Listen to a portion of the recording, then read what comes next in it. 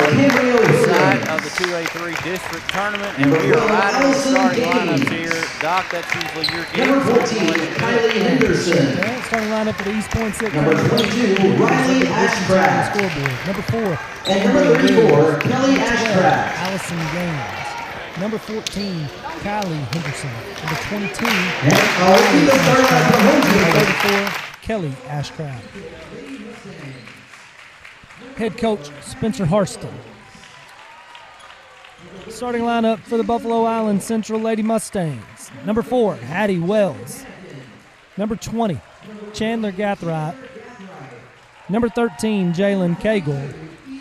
Number 22, E.K. McCord. And number 15, Joe Hannikin. Head coach Trevor Matheny. There you go. So Ryan Fletcher here. That was the Dr. Garrett Weaver, and a three-man crew tonight is Chip Lane as we are live here for this NEA Sports of the presentation, the 2A-3 District Basketball Tournament, guys. Semifinals action tonight. A game in which it pits the 2 and 3 teams together, right? Right. Thank you. Short and sweet. Great night. Thank you, Monty. Well, colors, but the school's been paying off. There you go. It is a big night. Looking forward to it.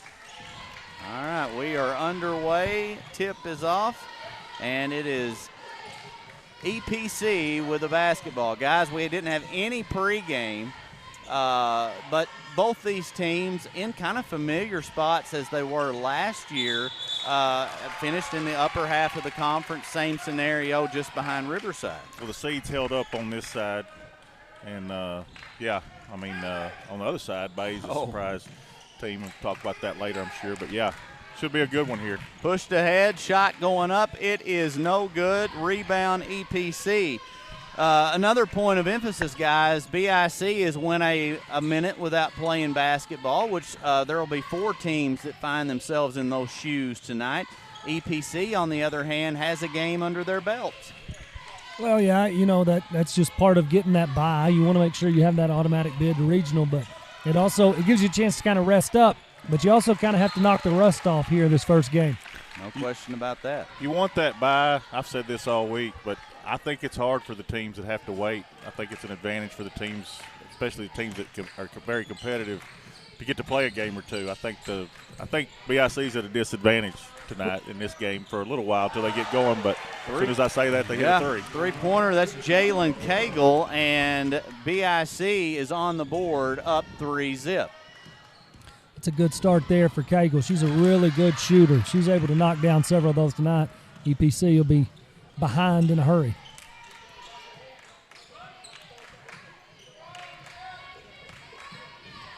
As the ball top of the key, looks to drive, fakes a shot, nowhere to go. Solid defense holds up for the EPC Lady Warriors. 6:25 to go here in the opening quarter. Turnaround going up. It is no good. Rebound by Gathright. Batted out of bounds. It will be in favor of the Mustangs and a new 35. Good move there by Gathright. Just didn't get it to fall.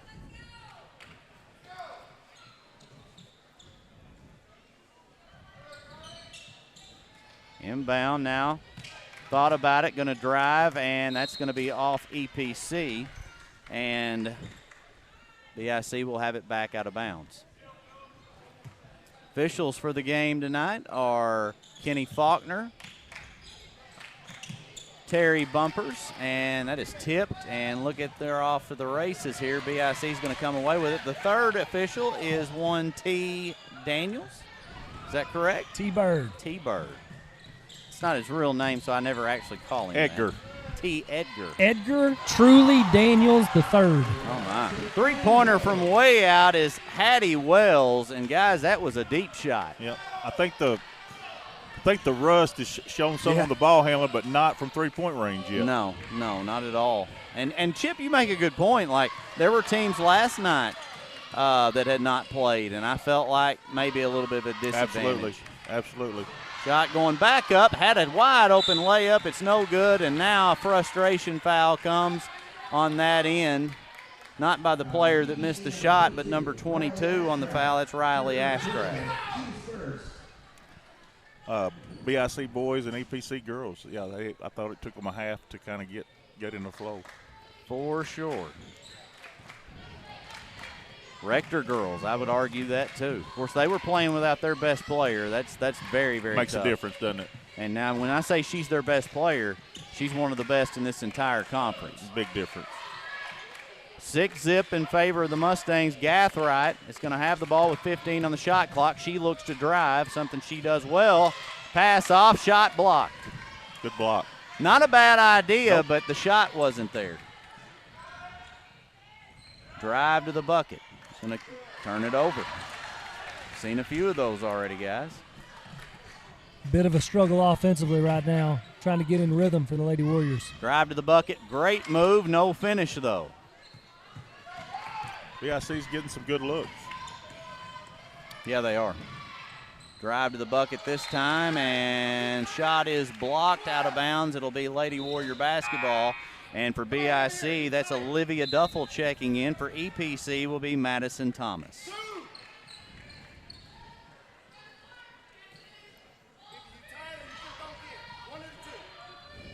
Over to the corner.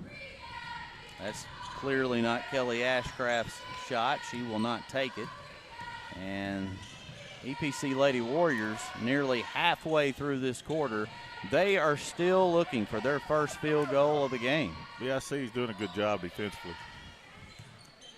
Drive, shot going up, foul is called, and with 7 seconds on the shot clock, they will head to the charity stripe. That will be Cambria Williams.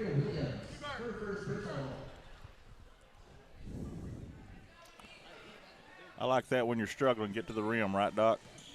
Absolutely. You want to try to generate Get something. to the free throw line. Yeah, get to the line, get some easy points on the board, get a chance maybe at a layup, offensive rebound, worst case scenario.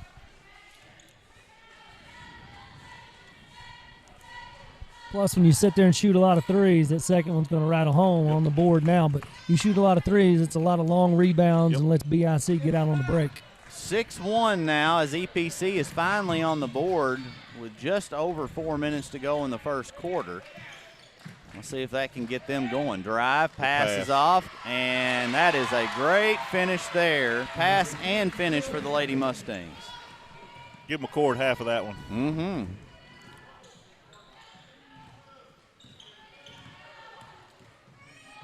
EPC goes in, back out. Nearly stolen. It is stolen. That is and a turnover, though. That was E.K. McCord on the steal, but a turnover. BIC three-pointer going up. It is buried, and it's 8-4. Just like that, cut the lead in half. A 4 o'clock start time here at Lake City, probably not ideal for any of these teams. Now to the bucket she goes. Shot, got a hand on that and maybe blocked it partially. I've always thought the 4 o'clock slot is a tough slot to play. That's both teams. And I'm going to tell you something, guys. Here in a minute, we're going to be sitting right in the line of where the sun comes in on these windows. I don't necessarily know how that affects the players out there based on how it comes in, but there are moments where they'll be dribbling in certain areas of the floor. I'm sure and it hits them from the side there. It can. Now, it's a partly cloudy day out there, so that might help the situation, but I've seen it just beaming in here before. Inbounds to Ashcraft. Her shot is blocked. Pushes it ahead. Gathright. Up, it's good. It's a great job there by Hannigan. Gets the projection, takes care of the basketball, and finds Gathright up the floor. Decent crowd here already for a 4 o'clock start time, and BIC will be playing boys and girls in back-to-back games. Unfortunately for EPC, they play the first and the last game, so they will be asked to stay a long time. Three-pointer up, and it is buried from the near corner. That is E.K. McCord, and BIC, guys, is that their third or fourth three? It's their third. Oh, third one, okay. Chip Lane's keeping some stats down there for us. He got a good night's sleep last night. He's ready to go. Yeah. Oh, that one's stolen away and just not a very good pass. To the bucket goes Ashcraft. She draws contact. No, that's a foul called against the Warriors. That's a great job at Gathright right there. There's not a whole lot you can do, kind of no man's land, if you will, but she stands tall. She's allowed verticality there, and she stands straight up. I'm just going to plant my feet and see what happens here. And I want to apologize. That was Kylie Henderson that went up for the shot, called for the charge. 13-4, and BIC is in control in this one. 1:35 to go in the opening period.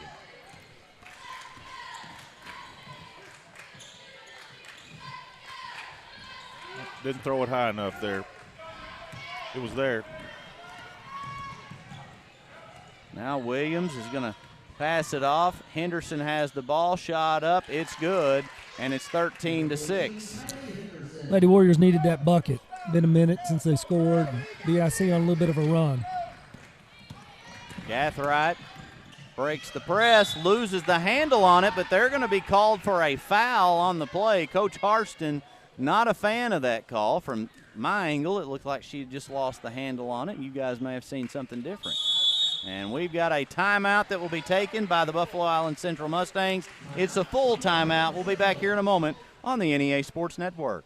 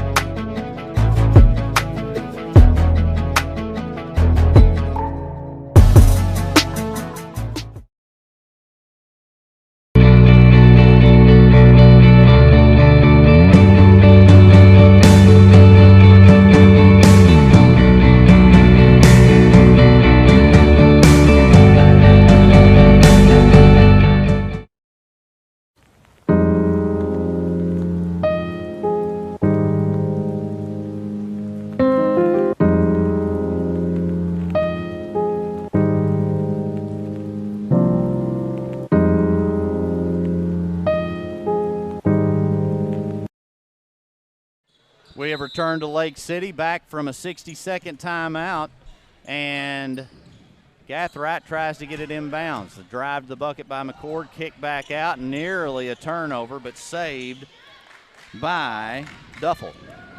Gathright. A handoff to the basket, and it will probably be out of bounds on EPC. As Cagle just kind of threw that one up there. I think she was anticipating a foul maybe. She let it bounce. She knew it was going out on them after the fact. No one went after the ball. Gathright spins. She gets her shot blocked. Good defense right there. Yeah, it was. Gathright guys really had her kind of a coming out party a couple of years ago here, and I believe over at Bay when they hosted district in the freshman, regionals wasn't here. she? Yeah, it was very impressive. It propelled them to a big postseason run. There's a foul on the Lady Mustangs. Doc, did you see who that was called on? It's on McCord. That's E.K. McCord. E.K. McCord. I had an official in my way. So now could be the final possession of this quarter as EPC has the basketball, down 7. They are running out of time, down to 10. Williams down to 6, 5. Down low, nearly it is turned over. Can Gathright get one off? If she's not aware of the time, that will end the first quarter. 13-6 in favor of the Lady Mustangs here on the NEA Sports Network.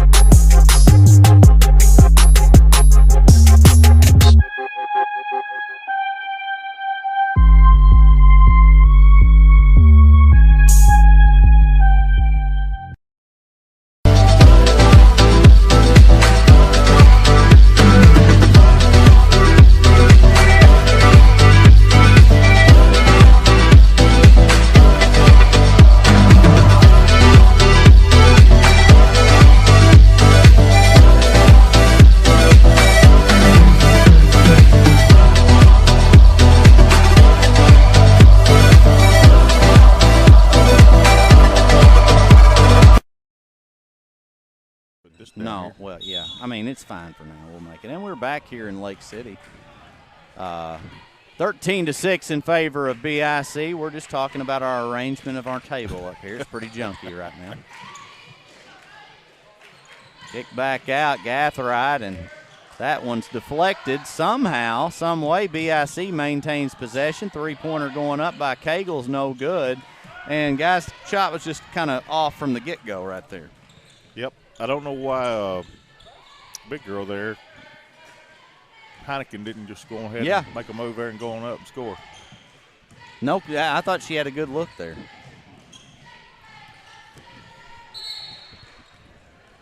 Chip's trying to give a good plug for a national franchise. That's all right. Sorry about that. I'm going to say it's happened to Heineken before. I apologize to Heineken, not you two. I was trying to be subtle, and y'all the ones talking about it. You know, why not? No, that would be Ryan. Yeah, that's me. I'm not subtle. All right, loose ball. BIC is going to come away with it. Let me say this. Heineken has had a good first 9 minutes. Oh, yeah. How many rebounds? How many blocks? Block shots. Altered shots. Good pass on the break there one time.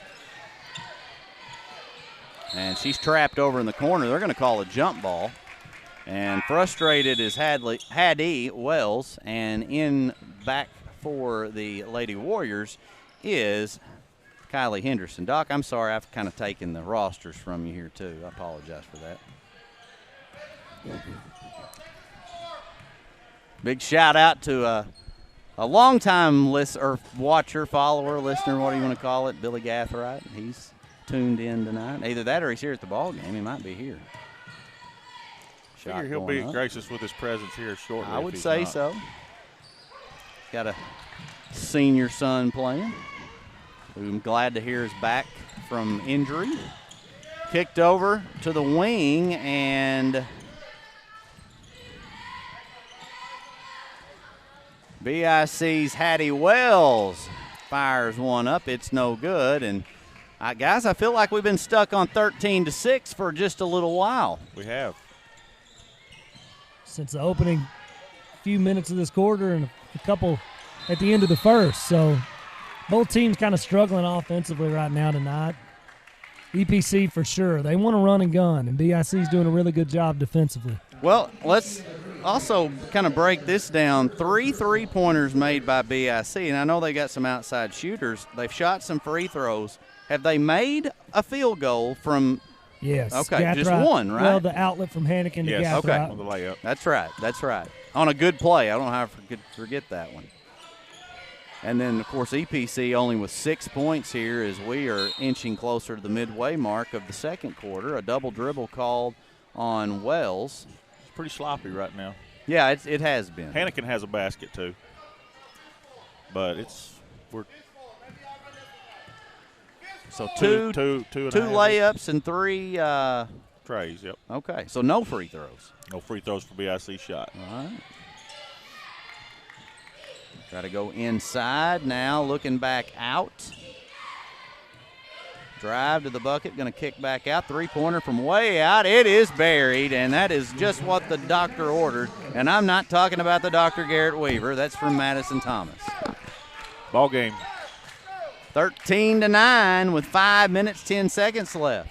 I'll give you credit, Ryan. That was a good one. Well, I mean, I didn't know. You didn't order it, and this one's coming out of bounds, and I'm going to save my own equipment. Kenny Faulkner here to take the basketball from me. Let it go on the record that Ryan Fletcher outbattled Doc for that ball right there. That was not a battle. Well, Lord knows you weren't going to get up and save anything. I tipped it so it didn't fall, and then did you tip it up? You butterfingered it into the hands of Kenny Faulkner. All right. Stolen away. Here comes a 2-on-1 to the hole and a nice finish. Nice move. 2-point basketball game. And that's from Gaines. Allison Gaines, a key player on this team. She had a very nice postseason performance last year that I remember. They've got to get her going. Over the corner, 3-pointer going up. It is short. Long rebound by Gaines. Gaines going to push it. Nice move and a foul. And Gatherite wanted that jump ball call. She might have a point, but I think there was a lot of contact. Replay. Yeah, I think maybe she got her on the arm too. I think she definitely had the ball, but I do think there was some contact. Good replay by our producer. What was a 9-point lead, BIC 13-4. Yeah. Now has a chance, not with that free throw, but had a chance to cut it to 1 right here. That's a good point, Doc. I mentioned that stuck on 13-6, and BIC is still stuck on their score, but not so much for the Lady Warriors. EPC struggling right now at the free throw line as well. That's at least 4 that they've missed. 1 for 4. Okay, they've missed 3.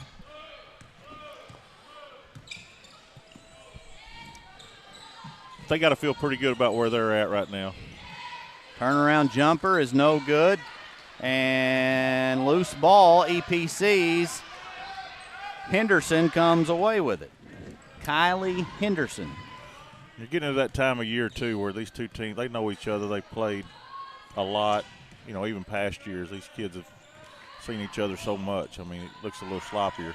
Three-pointer going up. It's in and out. Rebound by Gaines, and she'll go to the free throw line. It took a lot of strength right there by Gaines just to get that shot off. Gaines asserting herself right now. Needs to knock out a free throw or two.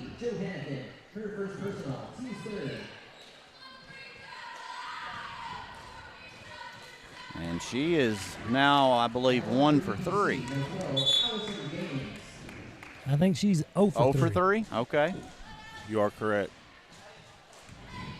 Obviously not where she wants to be at the moment. Let's see if she can end that drought. She got will. one. There we go. It was the old reverse announcer's jinx. There you go. I tried to set you up for that one, Doc. I Easy appreciate like it. that. You've had a lot of those in Lake City, so I'm just trying to give you another one. Not in this gym, but in Lake City. There's a foul called.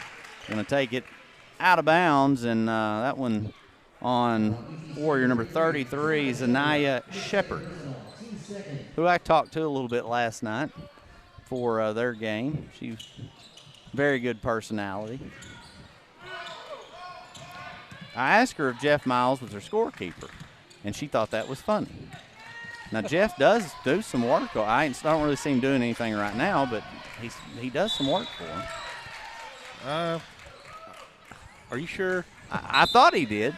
Okay. Maybe not. He's holding that clipboard. Moral support. That's right. He's been with them since the 90s at least. I remember Jeff Miles coming in the dressing room when I played. Really? Talking to our team. Well, I'm sure that motivated you. Yeah, it did, really. Did he do a backflip? Because he used to be able to do that. I don't remember that. In the NEA tournament, I'm not saying it was like Olympic level backflip, but it was of that nature. We talked about that on the air last night. Drive to the bucket, Gaines, and now we've got a jump ball. 13-12, BIC started this quarter with 13 points, and they have went the entire quarter stuck on 13, the unlucky number. Guys, what do you do to end that drought? You attack the rim, try to get to the free throw line, like we said earlier. Just like what that. she did. Just like that. That's exactly what you do. Good job by Gathright.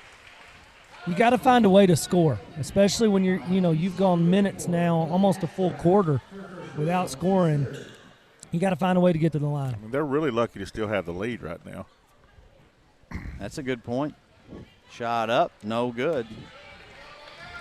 Free throw is going to be a major factor down the stretch in this one, so both teams going to have to find a way when they get to the line. Well, and guys, while we do have a pretty decent-sized crowd for 4 o'clock, it is just as dead as a doornail in here. It is. I mean, I feel like you could probably hear anything we say at this point. Now, BIC's got cheerleaders. Second half might get everybody still getting in hard. Basketball mode, but I bet it happens here pretty quick. 4 o'clock start time. I mean, even Doc struggled to get here. He's always on time. So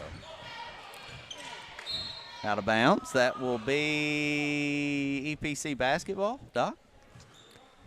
That would be the call, Ryan. BIC did get off 13 there. It's a 2-point game now. Points at a premium. Yeah, no doubt. All right, Gaines looking to go. Good pass. Mm-hmm. And a good finish. That is Kelly Ashcraft.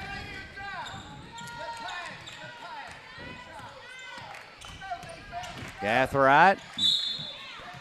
And she'll drive. I'm going to assume that one will be called on the floor. And what you guys mentioned, us trying to get to the hole, trying to maybe draw some contact since they're struggling to score. Now, that time she drove in on 4 different Lady Warriors. That's going to be stolen away by Gaines. One-on-one to the hole, she misses. And that's going to be Warrior basketball. Gaines a little shaken up there. I think she lost her footing as she was attacking the rim. Getting some help from the opposing team. Good sportsmanship. And we are going to have a timeout taken by EPC. We'll take one, too. We'll be back here in a moment in 60 seconds on the NEA Sports Network. Are you getting cranky? Monette Co-op Incorporated, located in Monette, Arkansas, proudly partners with Tailgate Time. Tailgate Time is here to support our local farming community. You can give them a call at 870-680-0222. Monette Co-op is a proud supporter of the BIC Mustangs.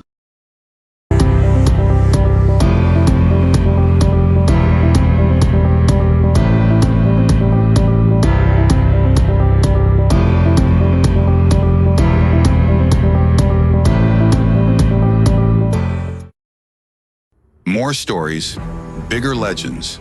Season 2 of the Final Jump Shot podcast. Available now on Facebook, YouTube, or your favorite podcast provider.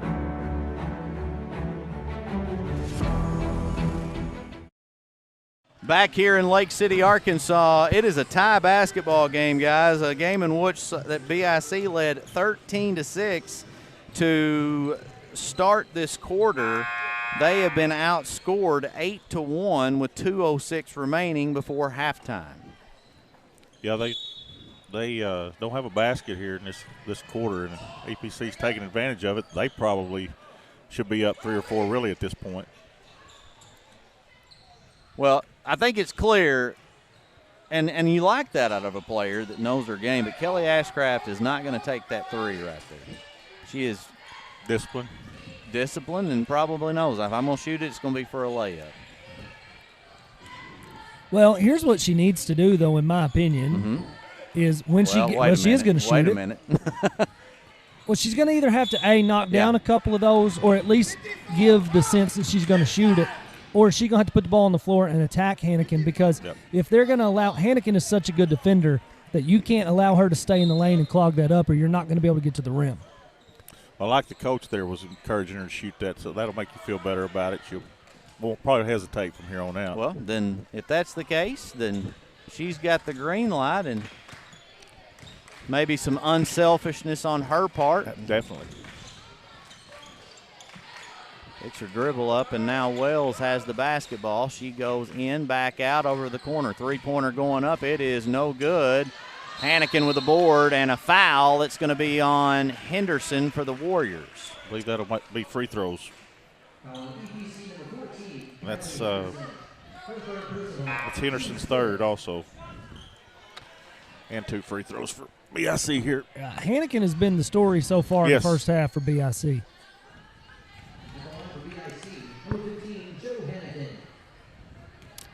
So, BIC will try to retake the lead, and not on that one. Guys, they have led the entire game until now, in which they are tied. It's a 10-1 run by the Lady Warriors. And it still is. Rebound for EPC. And as you guys mentioned, those could come back to haunt later on in this basketball game. Combined, what are we, Chip, from the free throw line? Both teams. Oh, it's rough. Feels like 3 for 10. I sort of say it's somewhere in that 25-30%. That's real quick looking at it. I'll tell you more, but there's 3 makes. The fact that I can tell you, I know one was made by Gaines because she was 1 for 4. That's going to be a push-off, easy call there. It probably was sold pretty well by BIC, but it did happen. It happened.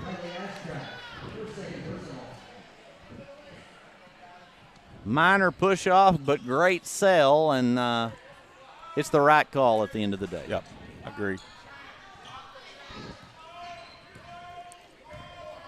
Now only about a 5.5 second differential, I believe, if I'm looking at that right, between the shot clock and the game clock. That's out of bounds. We're talking about the crowd. You just sense that from the teams too. Oh yeah, just the energy level right now is just. It kind of reminds me, guys, of those consolation games you see in the regional tournament.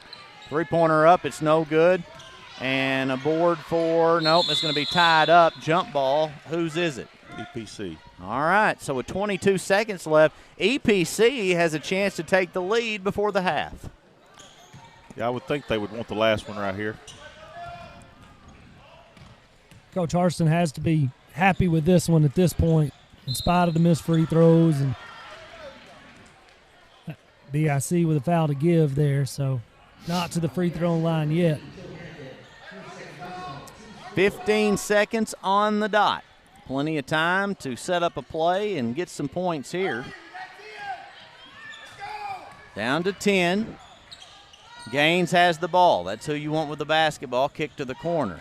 Drive, inside, running out of time. 3-pointer going up. It is good as it runs out of time. And EPC, who has not had a lead all game long, with the final seconds ticking away, they take a 17-14 lead. Guys? That's a big shot right there. I mean, you know, that's got to be a boost of confidence.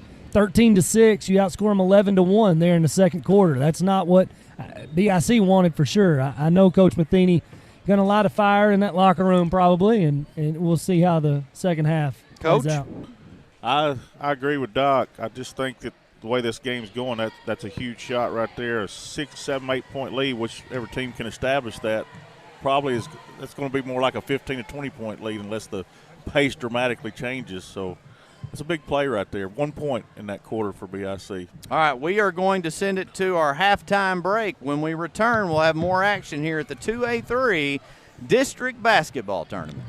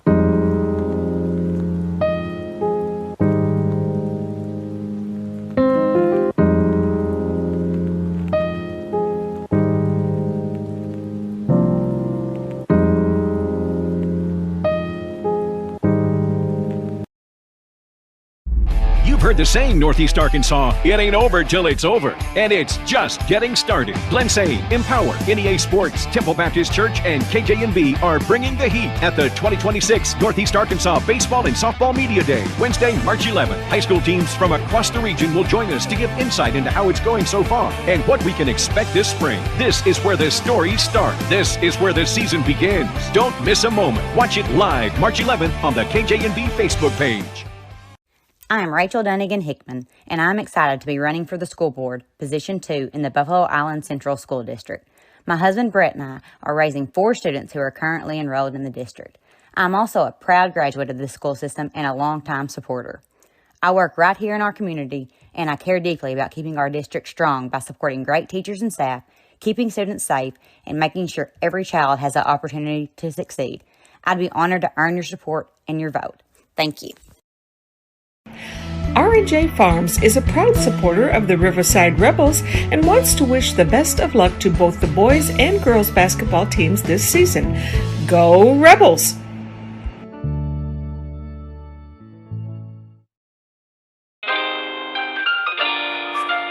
Southland Gin Incorporated, located at 900 Highway 135 North in Lake City, Arkansas, is a proud supporter of the state champion Riverside Lady Rebels softball team.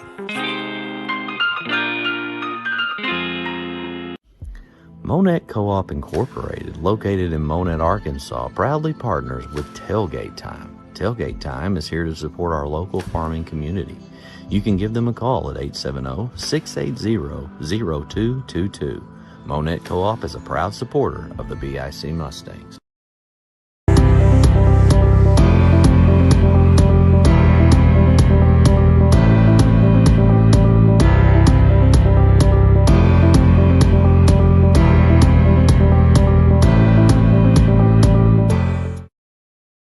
More stories, bigger legends. Season 2 of the Final Jump Shot podcast. Available now on Facebook, YouTube, or your favorite podcast provider. Since 1945, we've been more than just a bank. We've been deeply rooted in communities across Arkansas, growing alongside the families and businesses we serve. We started the Farmers and Merchants Bank in Stuttgart, Arkansas 80 years ago to ensure working folks could borrow money to run their farms, fund their businesses, and build their families' futures. Today, Farmers and Merchants Bank is proud to continue supporting our communities, including our students and athletes. Farmers and Merchants Bank, member FDIC, equal housing lender. Milligan Heating and AC works to serve the Northeast Arkansas community in meeting all of your HVAC needs. Give Justin Milligan a call at 870-243-2820. Central Dealerships is not one to brag, but actually we are. Central was awarded, yet again, General Motors Mark of Excellence. We have the perfect ride waiting for you and exceptional service. So find your next vehicle at a Central dealership today. For 140 years, homeowners and DIYers have trusted Barton's for their home improvement needs.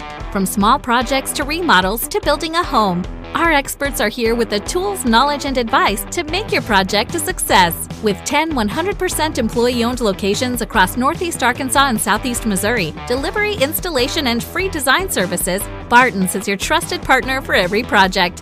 Visit us online at bartons.com. Build it better with Barton's.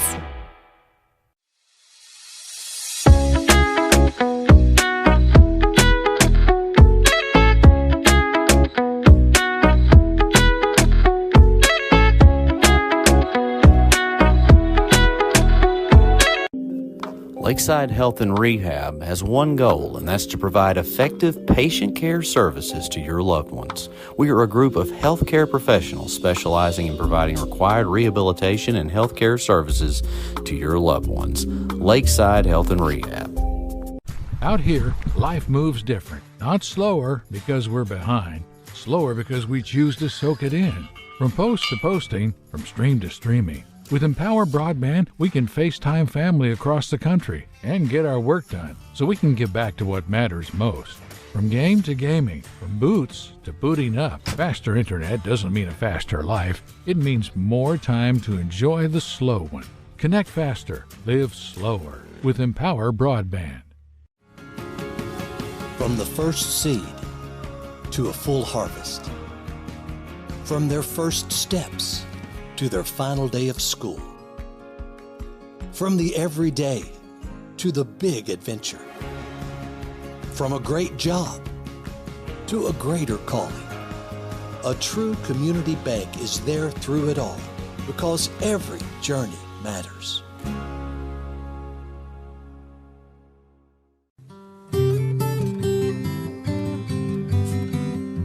Life is filled with important moments.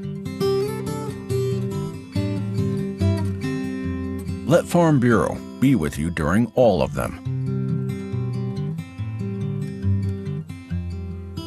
Our team is part of your community. Because at Farm Bureau Insurance of Arkansas, we will be there when it matters.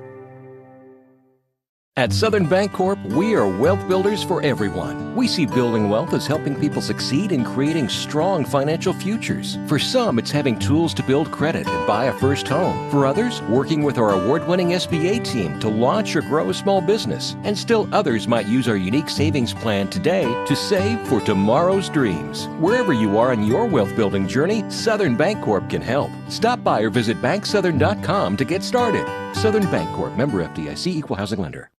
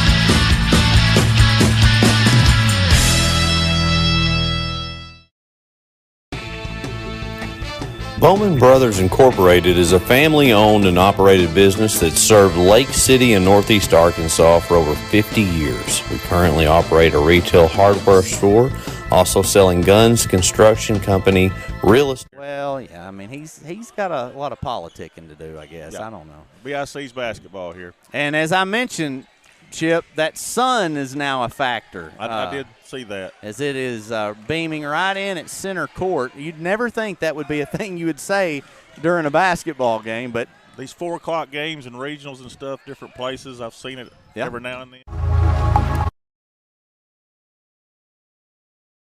He is in a press scenario or trying to break a press scenario. Somebody's trying to come up and get Looking the ball. that way and they're going to get that caught in their eyes maybe. So that could factor later on, at least in this 4 o'clock matchup. That pass dished off, and now a foul is going to be called on BIC. Gathright was wanting the jump ball. It's her second. I think both teams are trying to pick it up. You know, hadn't played a minute yet, but you can tell they're trying to get more energized and going. But it's just kind of a struggle right now, both ways. Well, I mean, and that's I mean, probably even hard as a player when you've got this style of atmosphere going on right now. Right.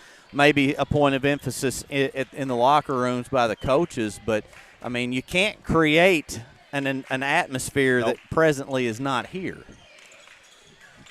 No, and I think it works in reverse too. The crowd may be just waiting for some better stuff to happen too. There's a good play right there. Yeah, and first basket for BIC in over a quarter. That is something else, and you know what you got to hope for if you're Coach Trevor Matheny, that they've got that scoring drought out of their way, and better days are ahead. You got to credit them defensively. I mean, they've done both teams, done well in that regard. Pass going on the inside. Williams is going to kick it back out. And dribbles picked up. Gathright all over. Gaines gets it in the paint. Turnaround jumper. It's no good. Rebound and saved. McCord pushed on ahead. We got a one-on-one to the basket. No call. Hannikin has it. Back up. Banks it in for 2. Pace picking up a little bit. That it is, 18-17. BIC regains the lead with 6:05 to play here in the third quarter. Gaines goes the free throw line, pass back out. Around the screen, and now Williams looks to drive, and a double dribble. BIC is definitely trying to pick up their intensity level a little bit on both ends, I can tell. I think EPC is too, but you can definitely tell a difference a little bit in the Lady Mustangs start of this quarter here. Mustangs have the basketball. Gathright handles it from the point position, as she has all game. Now drive on a wide open baseline, dished over to the corner, and a turnover. And a foul. That's going to be her third foul. That's tough. Huge. That's huge. So decision time here for Trevor Matheny with 5:30 to go in the third quarter. Does he leave Gathright in? And as of right now, he's given no thought to taking her out. I don't think he gave it one thought right there to take her out. Hopefully she can play smart here. Now, I will say, and I'm going to guess he's very aware of it, but I didn't see anybody say anything to him. Here comes Gathright up for a steal and a lay-in. Yeah, maybe that's a good reason why. Yeah. It makes a lot of good things happen. Well, she's just got to play very, very smart. Yep. She's aggressive. Yes, that you don't want to take that away from her for sure, but she can do it. See right there, she's always that's around the danger. the basketball. Now to the bucket. Shot is blocked by Hannikin. And BIC has been tough as nails here early here in the third quarter. Gathright gets her pocket picked. Loose ball out of bounds, and it will be Lady Mustang basketball. However, Coach Harston was wanting the foul on the play as they were saying Gaines got knocked down. I don't want to agree or disagree with anybody, but Gathright was lucky there. Yeah, for sure. I think she got fouled, and Coach Harston wouldn't be that upset if she hadn't got fouled. He wants that fourth foul on her for obvious reasons, too. I don't blame him. Three-pointer up. It's an air ball. I'll tell you something else, too, Chip, and you know this is better than anyone. Drive to the bucket. I'll finish that point in a minute as Gaines knocks it down, and it's a one-point game. it is tough being a coach. I mean, in all kinds of different scenarios. Just a little bit. Harston over here trying to defend his player, and then he gets called an idiot by, someone in the stands. That's tough. I mean, and he keeps his composure. You got to give him credit for that. You can't listen to that other stuff. It's tough. And Hannikin comes away with it. Thought about the three-pointer. Down on the baseline. EK misses that shot. Now drive again.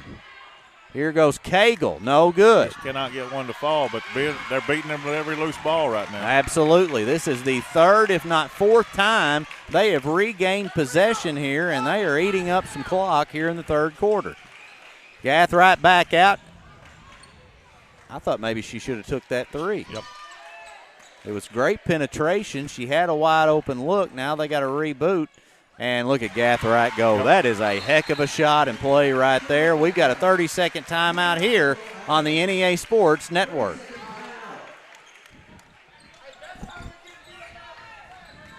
I'm Rachel Dunnigan Hickman, and I'm excited to be running for the school board, Position 2 in the Buffalo Island Central School District. My husband Brett and I are raising 4 students who are currently enrolled in the district. I'm also a proud graduate of the school system and a longtime supporter. I work right here in our community, and I care deeply about keeping our district strong by supporting great teachers and staff, keeping students safe, and making sure every child has the opportunity to succeed. I'd be honored to earn your support and your vote. Thank you. Back here from a 30-second timeout, and a 22-19 lead for the BIC Mustangs. And really, Chip, if you take a look at this basketball game, it's been BIC really in the first quarter, EPC in the second quarter, and really BIC has looked better here in the third. I agree. Yeah, it's they've really picked it up on this end. There's another Hannikin has been huge on the defensive end. Gathright nearly walked, somehow kept possession, getting it to a teammate. Cagle tried to go around Hannikin, and now with about 15 on the shot clock, BIC still looking to generate points. Back out, top of the key, McCord. Oh, boy. And did you see that down low? I did not. I missed that. I was watching that. She missed the layup well, and Hannikin was kind of clearing a path for her. Yeah, you can't do that, but she got away with it. And more importantly, with 2:30 to go back in the third quarter, Doc rejoins us. It's just something else. Good to be back. It's a good thing he's doing this for free. I mean, what can we say? Rebound, that's a block out, but who's it on is the question. Oh, they called that one on EPC. That is her fourth. It's Henderson's fourth. Doc, were you getting some inside information while you were away? Nope, just got stopped in the lobby. Well, dadgum, I was hoping you had some, an inside scoop somewhere. No scoops. Okay, no scoops. 3-point lead here for the Lady Mustangs. They've got the ball. Doc, I'll tell you what you missed, though. I see what I've missed. BIC's come out, and they've got a little bit more energy, I will say. 8-2 run here in the third quarter. Now, key factor right now, Gathright with 3 fouls, and just a few seconds ago got away with one. So she's got to be super, super careful. They need her in this basketball game. Absolutely. The intensity has picked up on both ends. Both teams still just having a little bit of trouble getting the ball in the basket. 3-pointer going up. It is no good. It's short. Hannikin with the rebound. She will go back up. She'll draw the foul. Here she is again. But Hannikin has no trouble finding loose balls and rebounds and block shots.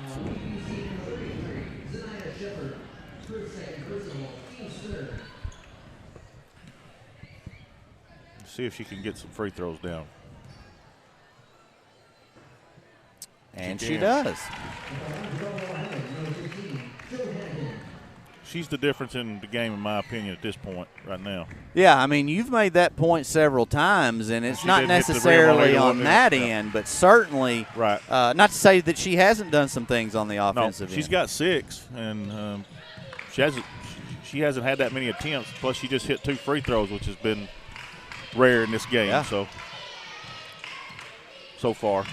Drive, nowhere to go. BIC wanted to walk. They're not going to get it. Fans are starting to wake up. They are. It's getting a little more exciting. Wide open layup missed by Shepard. Hannigan clears it out. She's going to carry the ball down the floor and gets fouled over on the sideline. I'd love to know how many rebounds Hannigan has at this point. She's getting close to double digits, I got to think. She's blocked some shots. She's just been involved very much in this basketball game. Very active.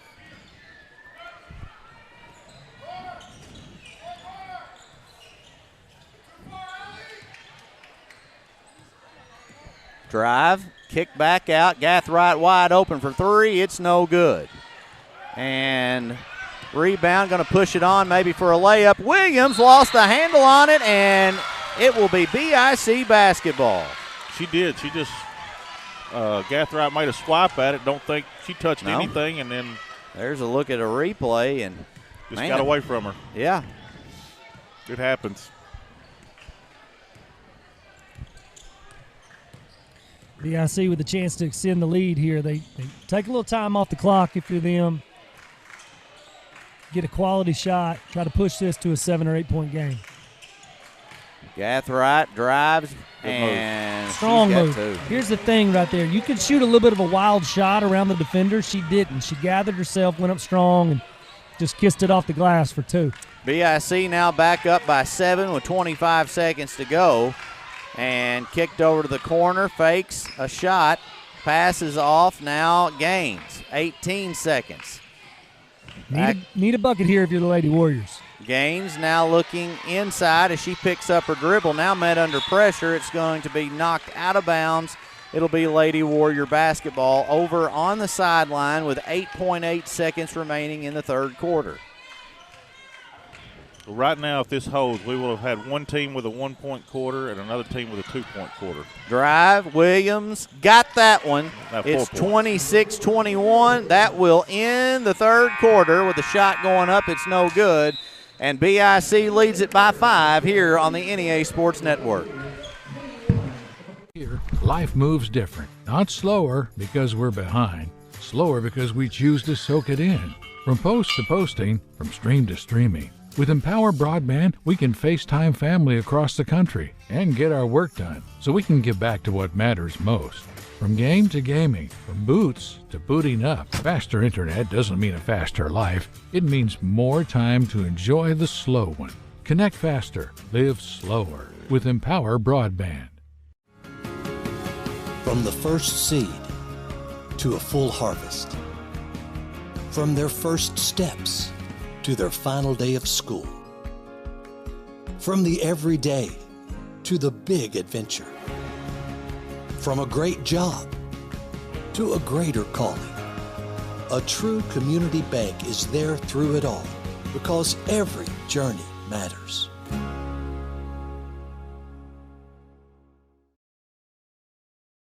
In Lake City, final period in game one, guys. It's been a close one, one that we had anticipated being a close matchup between these two teams that have matched up in similar situations like this before. BIC, the 2 seed, leading it by 5. That was a big quarter for BIC there.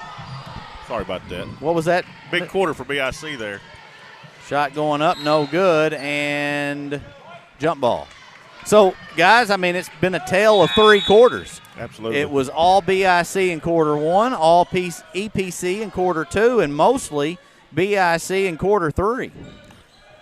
Well, who wins this one? That's the one that's going to matter at this point. That's true now. EPC not with as much of a deficit to come back from as they had in that last quarter, that's for sure. Thought about it. Gathright pulls up short, and that's an air ball. Didn't quite get set on that. Nope. Drive. Going to go back out. Working it around. Ashcraft on the drive. Shot blocked by Hannigan. Guess who? I mean, if she's got to be inching close to double digits in those as well. BIC wins this. She's player of the game. McCord 3, short. Rebound for the Lady Warriors. That was Thomas. Loose ball. And look at this.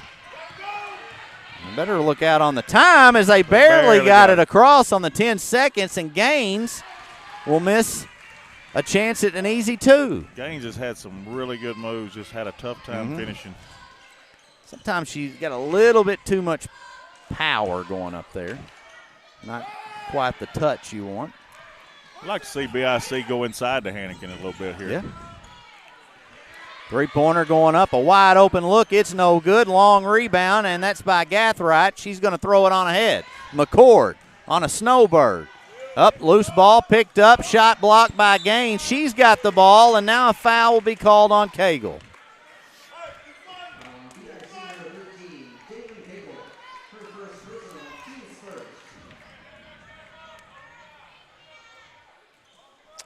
.6:17 to go, 26-21. EPC with the basketball, Williams to carry it up the floor.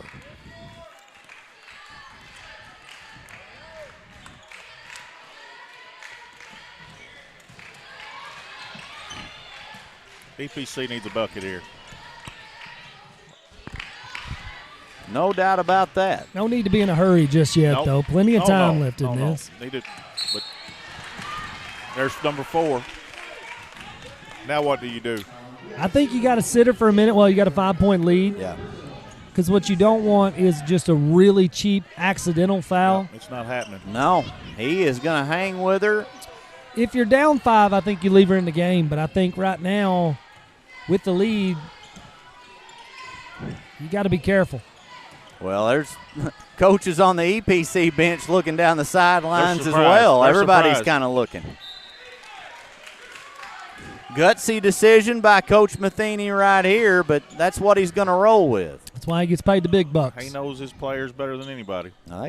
He does get paid pretty well over BIC. They pay those coaches. They do. It's a good gig. Oh, boy. That one was, I'm telling you, as close to 10 seconds as you're going to get. Well, I think it was 10 seconds because the ball has to be caught on the other side of half court or it is 10 seconds. Well, it can't be in the air. Now we're going to have a conversation, the officials. One side is mad, and then the other side may be mad here before this is over. No, they're going to keep it in that direction, and EPC is going to have the basketball. We're in another quarter. No points through the first almost 3 minutes now. It's been a defensive battle. Yes, sir. Drive. Williams will draw contact, and she will go to the free throw line.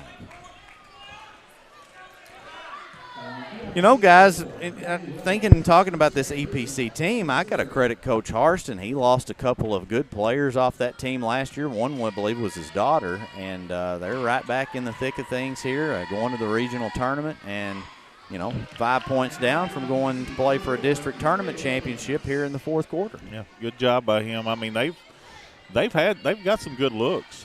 Gaines has been really hard to stop getting to the rim, just having a hard time converting. Shot up, no good. There's a rebound by Hannigan. Missed free throws.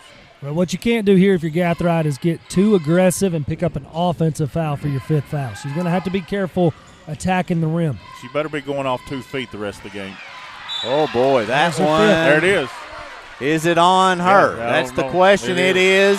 And Gathright has fouled out of this basketball game with 4 minutes, 51 seconds, and that is a tough call and scenario that just played out right there. Here's the thing about basketball, though. Sometimes, whether you intend to or you, sometimes you can't help it. You get tangled up in a spot where it's just incidental contact and it draws a foul on you, and it's out of your control.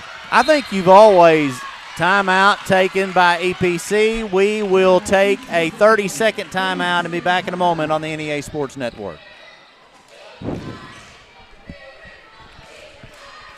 1945, we've been more than just a bank. We've been deeply rooted in communities across Arkansas, growing alongside the families and businesses we serve. We started the Farmers and Merchants Bank in Stuttgart, Arkansas 80 years ago to ensure working folks could borrow money to run their farms, fund their businesses, and build their families' futures. Today, Farmers and Merchants Bank is proud to continue supporting our communities, including our students and athletes. Farmers and Merchants Bank, member FDIC, equal housing lender.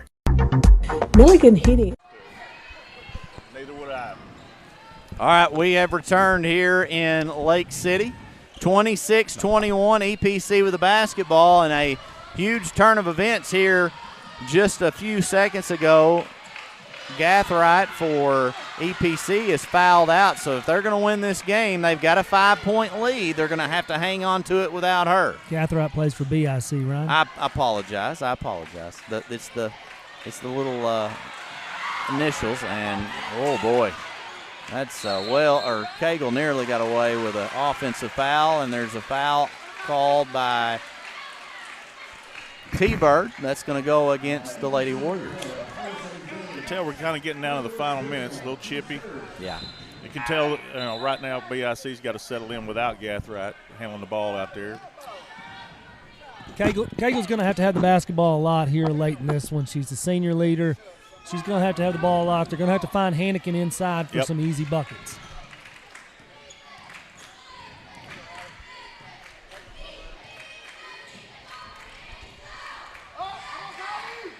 There's a drive kicked over the corner, down, three-pointer going up from way, way out, offensive board, and stick back by McCord. That is a huge rebound and put back there by E.K. McCord. Yes, it is.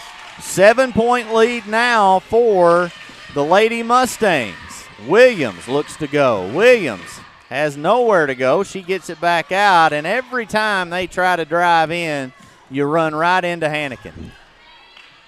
I'm telling you, she's a player of the game. Oh, she is. If they win this game, I think she's a player of the game either way. And that's saying something. Even if they, 7-point lead, 3.5 to go, but even if they don't win, Hannikin has been the most influential player on the court tonight. Yeah, well, they've got through a minute right now, and they've gained on they've stretched their lead out by 2 more points since the Gathright foul out. So far, so good. Shot up, good, and 28-22, and they've been stuck on that number 21, I believe, since the start of this quarter, that's guys. What they had at the start. Now, they closed that quarter out on a bucket and haven't had one until now. Comes from the charity stripe, 6-point lead. McCord breaks the press now, drives to the bucket, and EK gets her shot blocked. That's Kelly Ashcraft on the shot block, who's had a few as well. Now, loose ball on the floor, and somehow saved by the Lady Warriors. Kick to Gaines, three-pointer, corner pocket, no good. Rebound by McCord. And a foul. Here's the thing. Time is on your side if you're BIC. Now, you don't want to dribble around through traffic and lose the ball and not get a shot off, but you also want to be a little bit deliberate. If you can use a little bit of that clock. We're going to take a timeout and be back here in a moment on the NEA Sports Network. You've heard the saying, Northeast Arkansas, it ain't over till it's over. And it's just getting started. Glensay, Empower, NEA Sports, Temple Baptist Church, and KJNB are bringing the heat at the 2026 Northeast Arkansas Baseball and Softball Media Day, Wednesday, March 11th. High school teams from across the region will join us to give insight into how it's going so far and what we can expect this spring. This is where the stories start. This is where the season begins. Don't miss a moment. Watch it live March 11th on the KJNB Facebook page. I was going to let you do in the third one. Oh, we've returned here to Lake City. Doc's wanting to do play-by-play in the next ball game he was asking about. It just lets you do your other technical stuff. Well, there's nothing technical to do. I've hired it out. So I appreciate it, though. Okay. But in the third game, guys, just so we know, the Dr. Garrett Weaver will be doing play-by-play. Now nobody will tune in. I think y'all got me doing the right thing, so I'll just leave it at that. I'll let y'all fight out about the rest of it. He's Coach Lane's handling the color, and that feels weird to hear. But he's done a great job this year. Yeah. What a great season, 7th grade junior high. Proud of my guys. They did well. I mean, year. Yeah. Turnover. And loose ball. Gaines has it. Gaines headed to the bucket. She will draw a foul. And they made sure to foul her hard enough that would not turn into a three-point play. And, guys, the way that the Lady Warriors have shot the basketball, that decision right there may turn into a win. Well, that's a good foul. You can't give her the easy bucket. Nope. And Gaines is so good at getting to the rim. You've got, if she hits her free throws, you tip your cap. And she makes the first one there, but you've got to find a way to prevent her from getting an easy two. Second one on its way. It is good. 28-24, 2 minutes, 41 seconds to go. And Gaines has now hit her last 3 from the free throw line, so she's going to attack.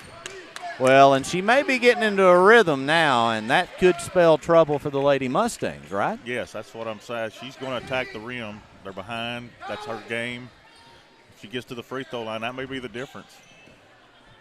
E.K. McCord is basically taking control at the point guard position.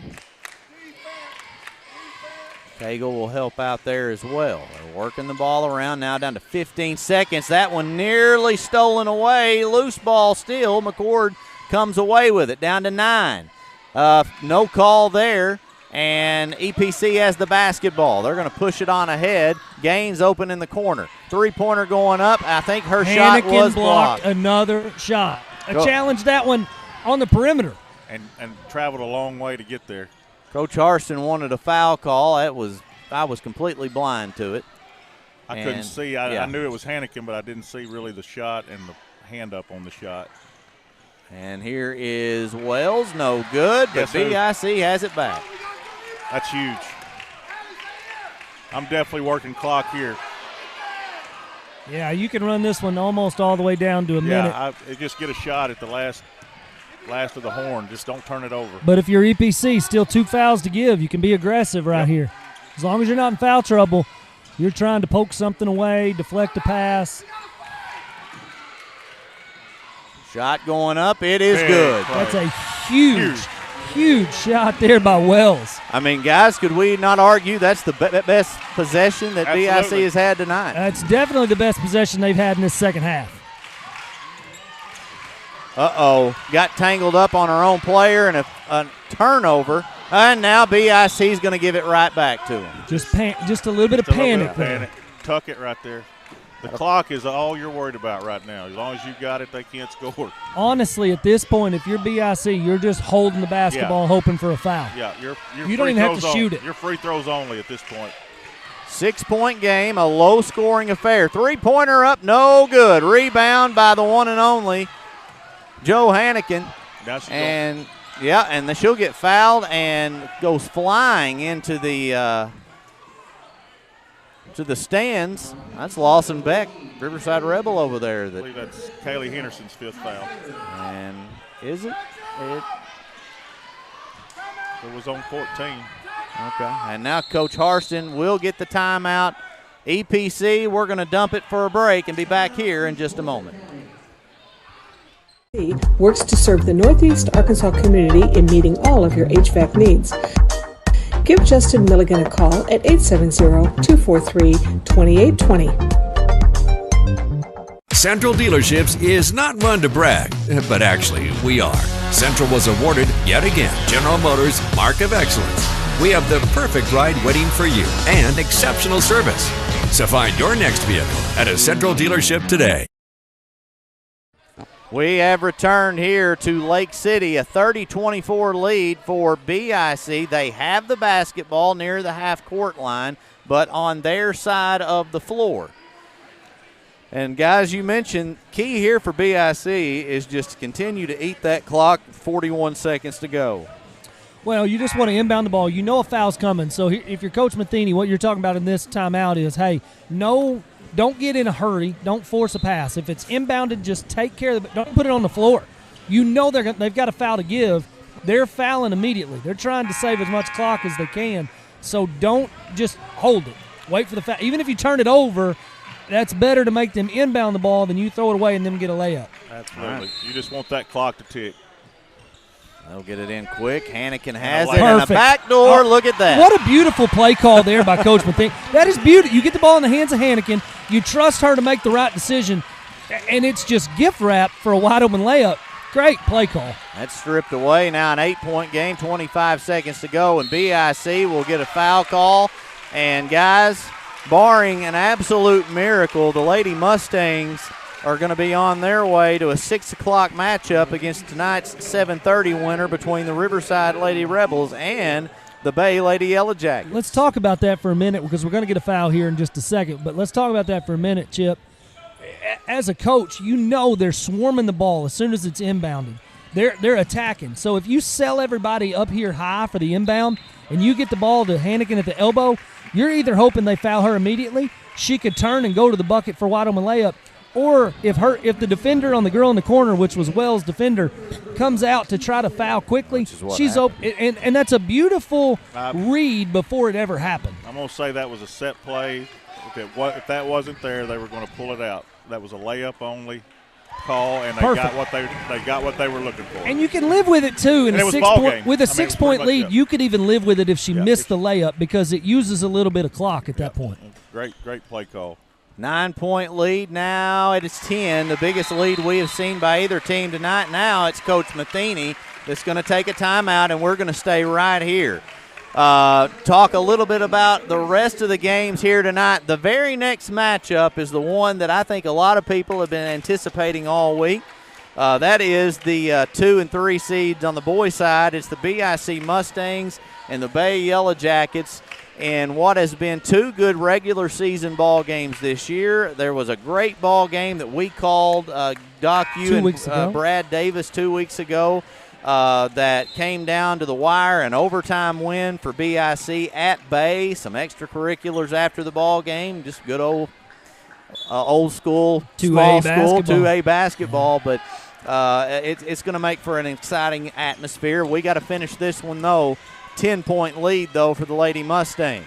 Gaines to the bucket, and I mean, my goodness. She didn't block it, but she altered it. Now, points there stuck back in by Kelly Ashcraft. We will continue to stay here as it's back to an 8-point game with 7.9 seconds to go, but kind of previewing what's ahead.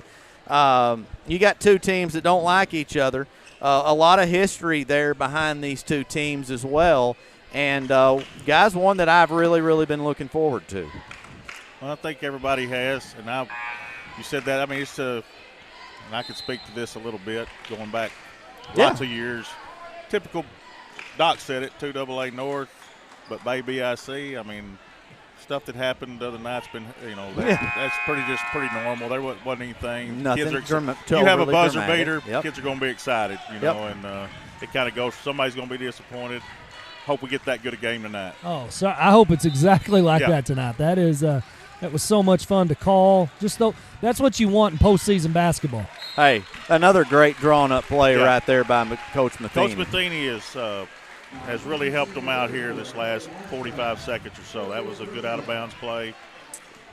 Well played. Hey, let's talk about I jotted down here at 4:50, Gathright fouled out. Right. And they've extended the lead. It was 20. I think it was 26-21 when Gathright fouled out. So an 8-5 run. They've outscored EPC, only by 3, but in a low-scoring game, 3 points is a lot. 9-5 now. And it's Hannigan yet again, and she has been in a game in which almost every player shot poorly from the free throw line. She has maybe been perfect. Well, I think she missed 1 or 2 early on. She missed a pair, she's early 4 for 6. That's the highest percentage probably in this one. So Gaines will make the layup to end this one. A final score as BIC advances to the finals of their district tournament. They win it 36-28. Guys, your final thoughts on this one? Hard-fought win, ugly offensively, both ends of the floor. BIC made enough plays, kind of pulled away there in the third quarter. Really, EPC just struggled a little bit offensively there in the second half, and BIC able to salt this one away. Heck of a game, Joe Hannigan. You can't speak enough about her tonight. She was incredible. They really pulled together, though, late when Gathright fouled out and made sure they sealed this one. And tip your cap to Coach Matheny and the Lady Mustangs. I second everything Doc said, and down the stretch, like he said, after the Gathright fouling out, they could have went a lot of different ways. They really done a good job defensively all night. Both teams had a little trouble putting the ball in the basket, but Hannigan and those girls that were left on the floor really done a good job closing it out. And Coach Matheny did do a really good job helping them out, getting them in some open play, getting them some easy baskets, right people at the free throw line. All right, we're going to send it to a commercial break. When we return, we'll have pregame here on the NEA Sports Network. You've heard the saying, Northeast Arkansas, it ain't over till it's over. And it's just getting started. Glensay, Empower, NEA Sports, Temple Baptist Church, and KJNB are bringing the heat at the 2026 Northeast Arkansas Baseball and Softball Media Day, Wednesday, March 11th. High school teams from across the region will join us to give insight into how it's going so far and what we can expect this spring. This is where the stories start. This is where the season begins. Don't miss a moment. Watch it live March 11th on the KJNB Facebook page. I'm Rachel Dunnigan Hickman, and I'm excited to be running for the school board, Position 2 in the Buffalo Island Central School District. My husband Brett and I are raising 4 students who are currently enrolled in the district. I'm also a proud graduate of the school system and a longtime supporter. I work right here in our community, and I care deeply about keeping our district strong by supporting great teachers and staff, keeping students safe, and making sure every child has the opportunity to succeed. I'd be honored to earn your support and your vote. Thank you. R&J Farms is a proud supporter of the Riverside Rebels and wants to wish the best of luck to both the boys and girls basketball teams this season. Go Rebels!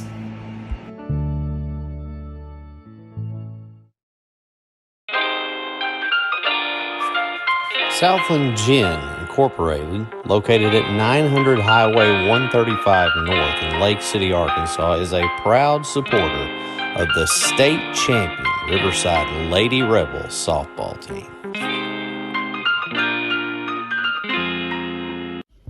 Monette Incorporated, located in Monette, Arkansas, proudly partners with Tailgate Time. Tailgate Time is here to support our local farming community. You can give them a call at 870-680-0222. Monette Co-op is a proud supporter of the BIC Mustangs.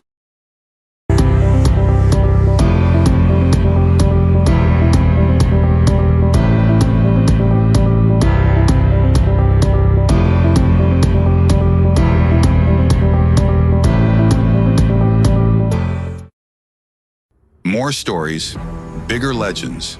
Season 2 of the Final Jump Shot podcast. Available now on Facebook, YouTube, or your favorite podcast provider.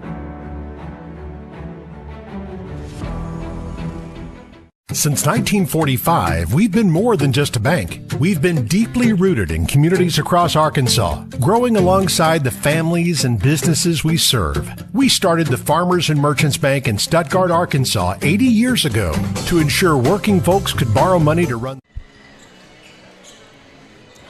We are live back here for the 2A-3 District Basketball Tournament, Game 2 of the semifinals here on this Friday night, February 20th, 2026. It is a rivalry matchup between the BIC Mustangs and the Bay Yellowjackets. BIC comes in, as you see there on the floor, warming up as a number 3 seed, and Doc, I got to think that it really starts with a senior leader in Leo Contreras. It does, but it's good to see Cal Gathright on the floor tonight, too. He didn't play the other night in that one for them, so it's really good to see him suited up back in action. I think both teams going to be at full strength roster-wise, and Contreras had a huge night the other night at Bay. He really put him on his back and gave them a chance late to win that one. So we talk about those two teams, those two players. Some youth on this team as well, and a couple players that have stood out for me is Xander Jackson and Rylan Hawkins, two guys that I believe one's a junior, one's a sophomore, but I've seen them play some really good basketball late in the season. Hawkins for sure the other night early in that one, he played really, really well and gave them kind of the boost and the charge that they needed to go along with Contreras, and I'm going to tell you, Hawkins is going to be a really good player over the next few years. He's a good player right now, and so they've got some guys that they've gained some experience over the course of this year, and now you're going to see that pay dividends as we get to the postseason. All right, we're going to take a commercial break, and when we return, we'll talk about the Bay Yellowjackets here on the NEA Sports Network. FDIC, Equal Housing Lender. Milligan Heating and AC works to serve the Northeast Arkansas community in meeting all of your HVAC needs. Give Justin Milligan a call at 870-243-2820. Central Dealerships is not one to brag, but actually we are. Central was awarded, yet again, General Motors Mark of Excellence. We have the perfect ride waiting for you and exceptional service. So find your next vehicle at a Central dealership today. For 140 years, homeowners and DIYers have trusted Barton's for their home improvement needs. From small projects to remodels to building a home, our experts are here with the tools, knowledge, and advice to make your project a success. With 10 100% employee-owned locations across Northeast Arkansas and Southeast Missouri, delivery, installation, and free design services, Barton's is your trusted partner for every project. Visit us online at bartons.com. Build it better with Barton. I'm Rachel Dunnigan Hickman, and I'm excited to be running for the school board, Position 2 in the Buffalo Island Central School District. My husband Brett and I are raising 4 students who are currently enrolled in the district. I'm also a proud graduate of this school system and a longtime supporter. I work right here in our community, and I care deeply about keeping our district strong by supporting great teachers and staff, keeping students safe, and making sure every child has the opportunity to succeed. I'd be honored to earn your support and your vote. Thank you.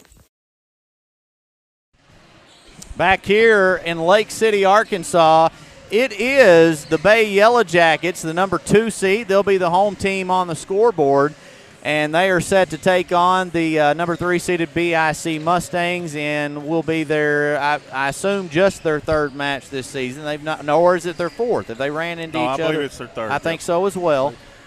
One thing that they do have back, guys, a shot in the arm, obviously, from a guy that was is the reigning conference MVP. He's been out. He suffered a MCL sprain, and that is Jacob Willard. Let's talk a little bit about Bay. It's good to see him back. They really need him offensively. He is a volume scorer. Can really, fill it up most nights. He's going to get you somewhere in that 18 to 24 range at minimum. Typically, especially in big games. He just knows how to handle that pressure and really does a good job. Cade Spencer, though, the other night had a huge game for them. Really kept them in it. He had 20-something the other night and just really he shot it well, but he got to the rim well, did a really good job. So looking forward to this one. There's a lot of offense on the floor. You're not going to lack for effort. Wyatt McElwain, another player on that team that can score the basketball. He's been a difference maker for them on some different nights as well. Doc, you did emphasize a point of getting guys back healthy. One thing that I have noticed, a guy that's usually the first to come in off the bench for Bay is Waylon Floyd, and he is not dressed out tonight. So I don't know what the deal is in that situation. So now Coach Halbrook, I always want to say it wrong, Halbrook, has called up some of those freshmen. Chip, has Taylor called up some of his as well? No, I think he made the decision to stick with who he has? To stay with it like it is. And so, no, I don't think any of those guys are dressed tonight. All right, well, we are going to go ahead and send it to another quick commercial break and be back here in a moment on the NEA Sports Network.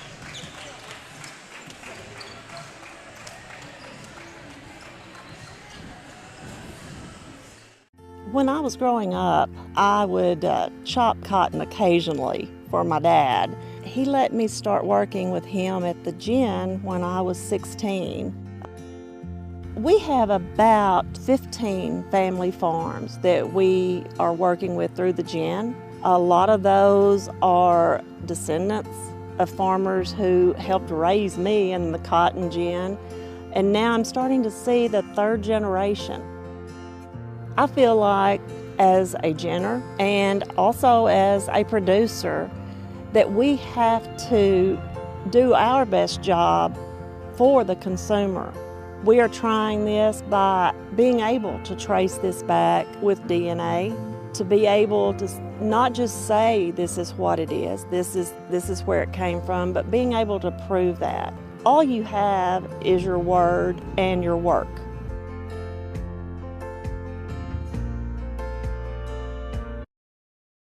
A nod of the 7. No. We are back here in Lake City, Arkansas. 30 seconds before this opening tip between the Bay Yellowjackets and the BIC Mustangs. History surrounded by this matchup. You got a guy that's a state MVP coaching the BIC Mustangs and gets his former team. Always an interesting intangible that you throw in there as well. And that's Coach Taylor Lane, who is looking to make the regional tournament. He's already done that. Now looking for a little extra here in the district. Starting lineup time. BIC Mustangs coming to this one as a 3 seed. Starting lineup. Number 0, Xander Jackson. Number 1, Leo Contreras. Number 3, Kel Gathright.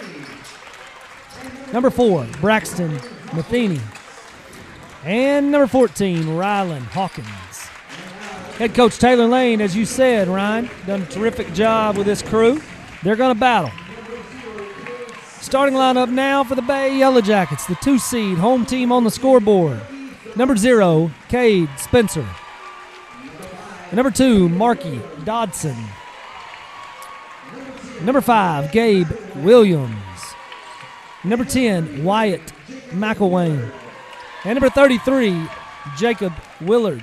Head coach Chase Halbrook. And there you have it. Starting lineups. We are about to be underway for the opening tip. And big thank you to our on-court camera person. That is one Clay Clayton. Would like to know how many times BIC and Bay have met in the semis or finals or later of this tournament. That's over a good the years. question. Frequently.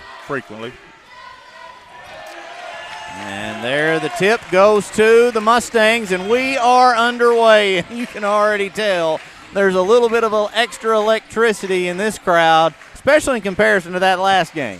Defense was chanted before anybody had possession of the ball. Hawkins for 3. It's no good. Cade Spencer comes flying in. He's got it. He'll push it ahead. Willard. Now, good work. Look, there, a defensive effort by Matheny, and he ties it up for a jump ball. I think that's a good call. Maybe there was a little bit of contact, but both players initiated that contact. Matheny had both hands on the basketball. I think the both hands got it more than anything. You don't see that very often. And they're going to call a block. No shot. They're going to say it was on the floor. And so the first foul of the night called. With 7:33 here in the opening quarter. Cade Spencer will take it out of bounds. Coach Taylor Lane looking for a bit of an explanation from the referee on that one. Same 3 officials as the last game. It is Kenny Faulkner, Terry Bumpers, and Daniels. No. And oh, man. Oh, man. No. That is not what you want to see right now. Yeah, I saw it buckle. And that is so unfortunate right there. Jacob Willard down. He's been nursing an ACL sprain. MCL sprain. My apologies. It just gave out on him, boys. And I absolutely hate to see that. We are not going to stay here for that right now. We're going to send it to probably an extended break, and we'll be back here in just a moment. Yeah, go ahead. Whether it's your home or your business, Delta Glass is Northeast Arkansas's clear choice for superior glass products and services. Delta Glass is known for their internally produced insulated glass units, providing quick and precise replacements for most all windows.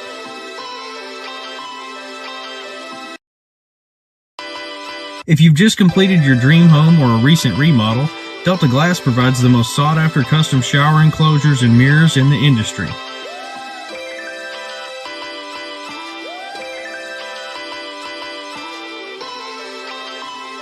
Storefront glazing can create an inviting professional atmosphere for any business facility. Delta Glass specializes in custom design and fabricated storefront systems for all sizes and styles.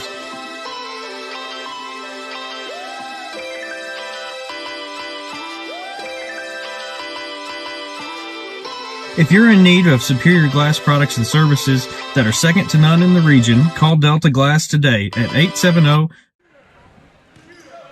We're back here from commercial break. Jacob Willard helped off the floor by his dad, who's an assistant coach, and they are going to go to work on him. Dr. Garrett Weaver, who's trained in that specific area of sports medicine, and he's going to help as well. So it'll be me and Chip Lane for a little bit in this ball game. That's a turnover. Just puts a damper on. First and foremost for Willard, hate it for him. Yeah. Don't know if that didn't look good. But both teams got to settle back in. I think everybody respects each other enough to know that's a big deal. And I mean, I hate it for him personally, but got a ball game to play here, and You know that can work out either way sometimes. Give Bay a shot in the arm or BIC get relaxed. It can work out a lot of different ways. But hopefully we still have a great basketball game. But prayers going out to Jacob and his family. Great bunch. Absolutely.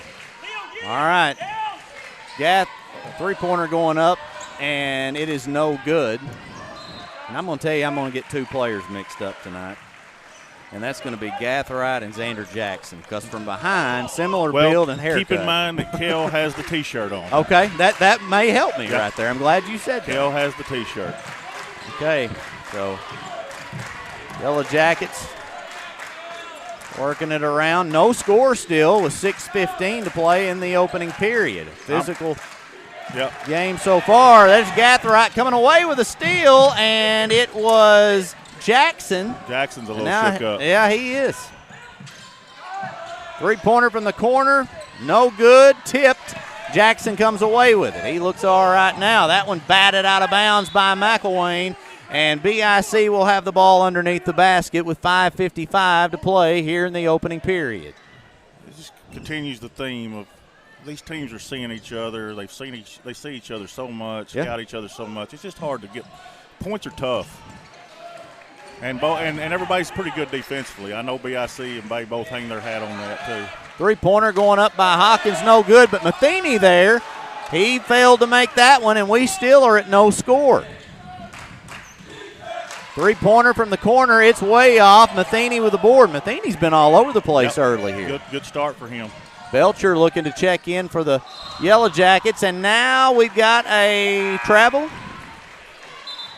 I know Halbrook was asking for the travel. I think that was the call. I think it was a play on there, but it was going to end up being baseball anyway. All right. 5:28 to go here in the opening period. Still looking for the first points in this basketball game. Marquis Dodson, who you can tell he's grown since last year. Yes, he has. Much Good bigger looking frame. kid. He is. Looks like a ball player. Yes, he does. Belcher back out, and he will walk straight into a charge. Good, Braxton Matheny. Yeah, and Matheny's playing the Joe Hannigan role at least early in this game. We got a timeout taken by BIC. We'll take 1-2 and be back here in just a moment.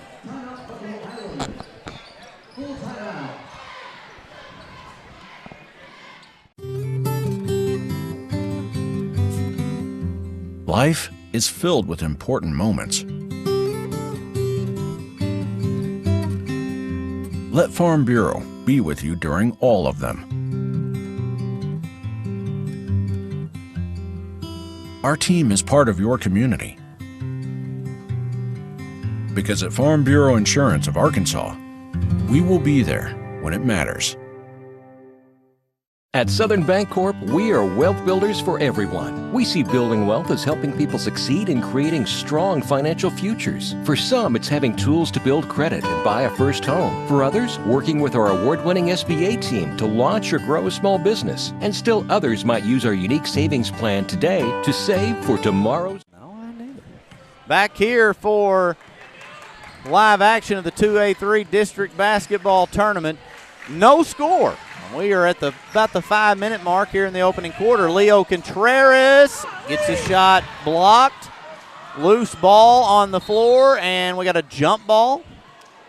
It's going to stay in favor of the Mustangs, and they will look to set up an inbounds play underneath the bucket with 17 on the shot clock. Contreras quickly gets it into Matheny. Matheny looking to measure, and turnaround jumper is no good. This really a struggle score right now. That one loose. With a lot of effort. Yeah.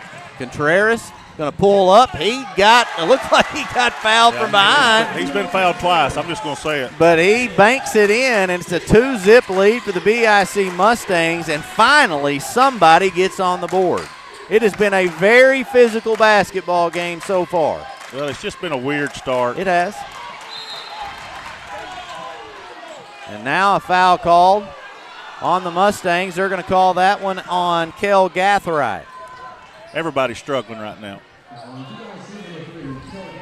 Well, and even a 5:30 start time, Chip, for a high school team is a weird time to start. It's a weird. And you've got one team that hasn't played in a week. There's a easy charge. And you got another team that just got to play last night and played fairly sloppy. I mean, there's no denying that. Yeah, and I still say, too, that's an advantage for BIC. But in this situation, when there's not a lot of difference in the seeds, playing a game helps.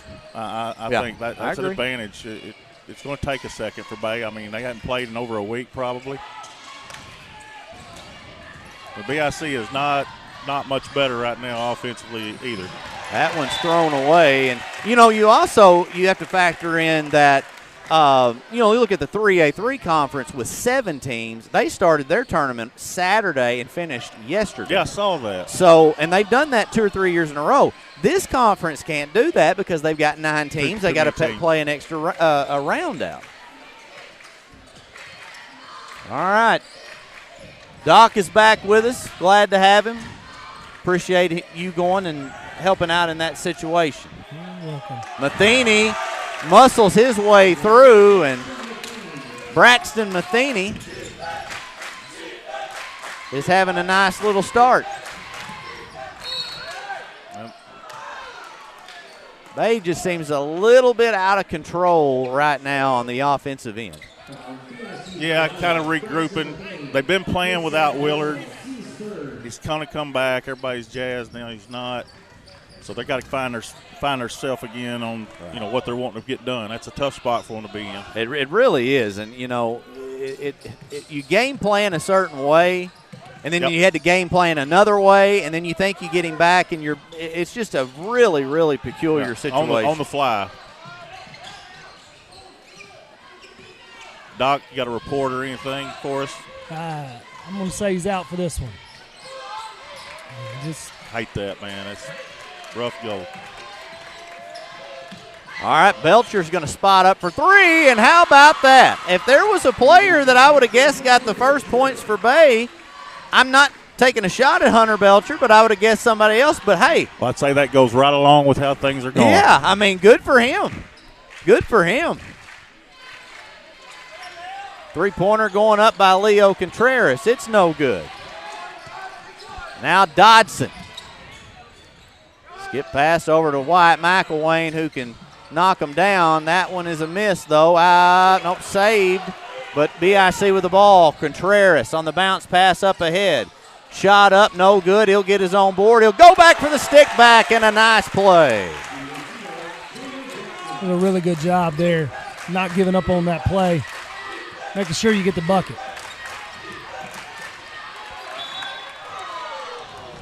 If you're Bay in this one, you got to find a way to keep this one close until you can regroup a little bit. Yeah, I think they're doing a good job right now. I mean, you start on the defensive end.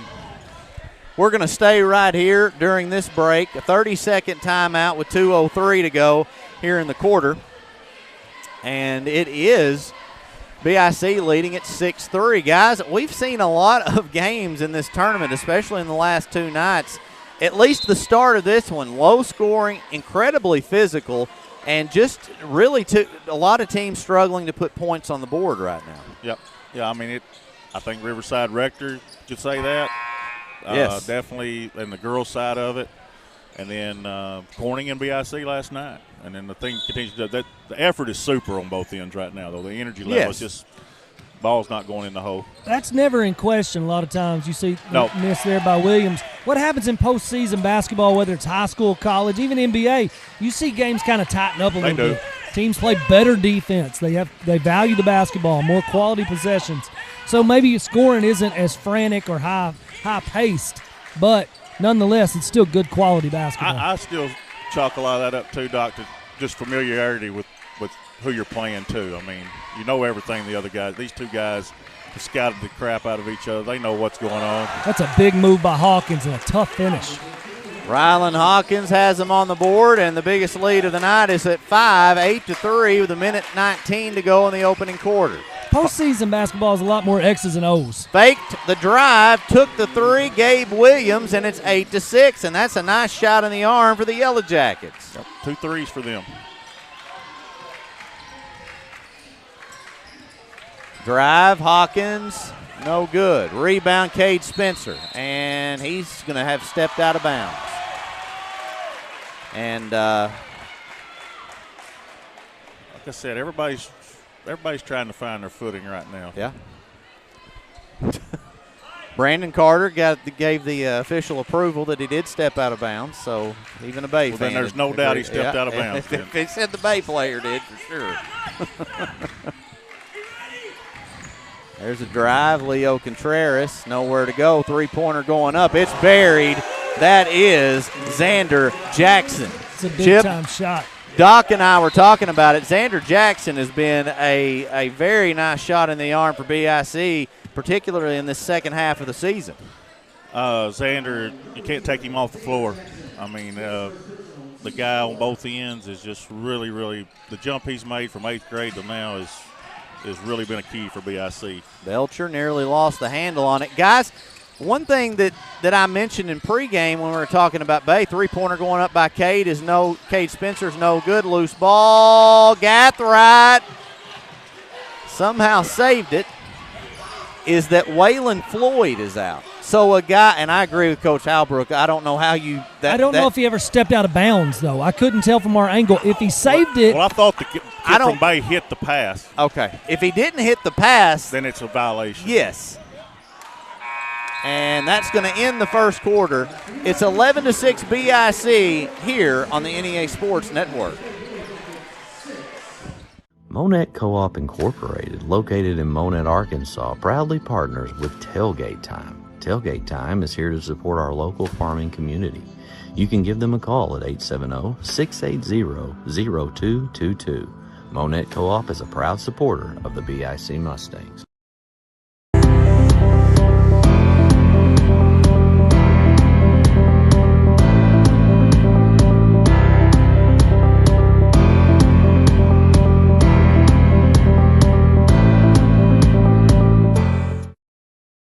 More stories, bigger legends. Season 2 of the Final Jump Shot podcast. Available now on Facebook, YouTube, or your favorite podcast provider.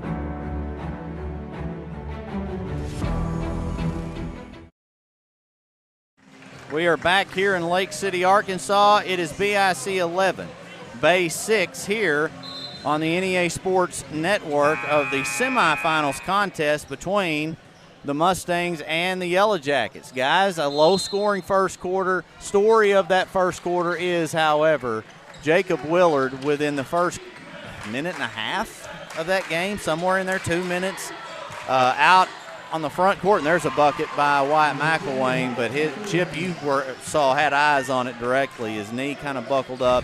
He had been coming back from an MCL sprain, and just a really just gut-wrenching scene for him. Doc, you went back and tried to help him in the situation. As I plugged you, I said, I like having you here because that's what you do. You deal in sports medicine, and hate to see that. So that certainly is a huge, huge factor and story in this basketball game. Yeah, you just, not to harp on it too much, but you just hate to see it. You want everybody competing at a high level, and when in senior year, that's a tough one.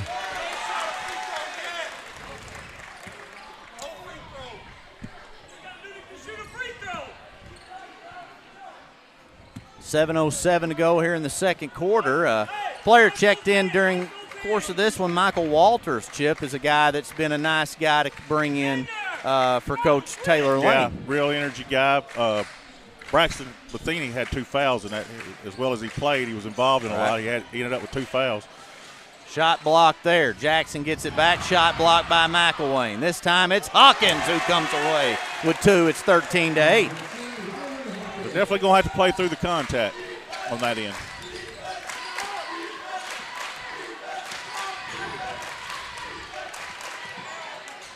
Three, under is up and good. Another by Belcher. How about him?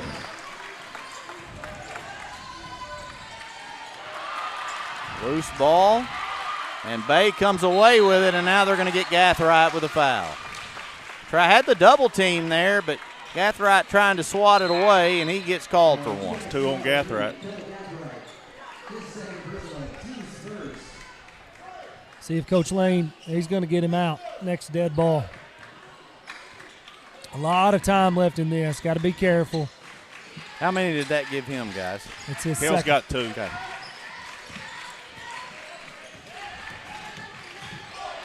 Nice move there by Williams. A nice little finish.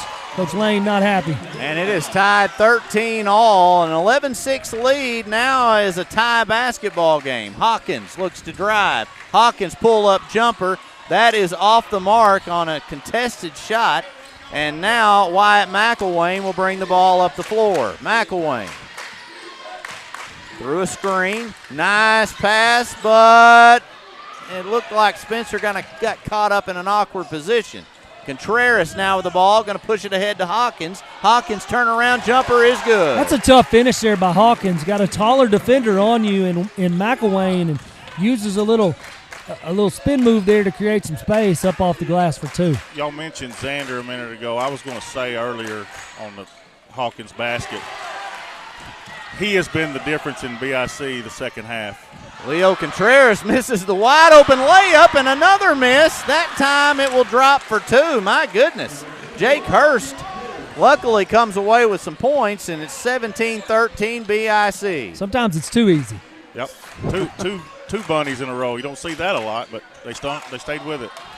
Drive, shot. No, they pass it off. Great pass and finish there by Gabe Williams. Hey, Williams and Belcher have come to play tonight. Yeah, they have. Marquis Dodson, credit him on the assist.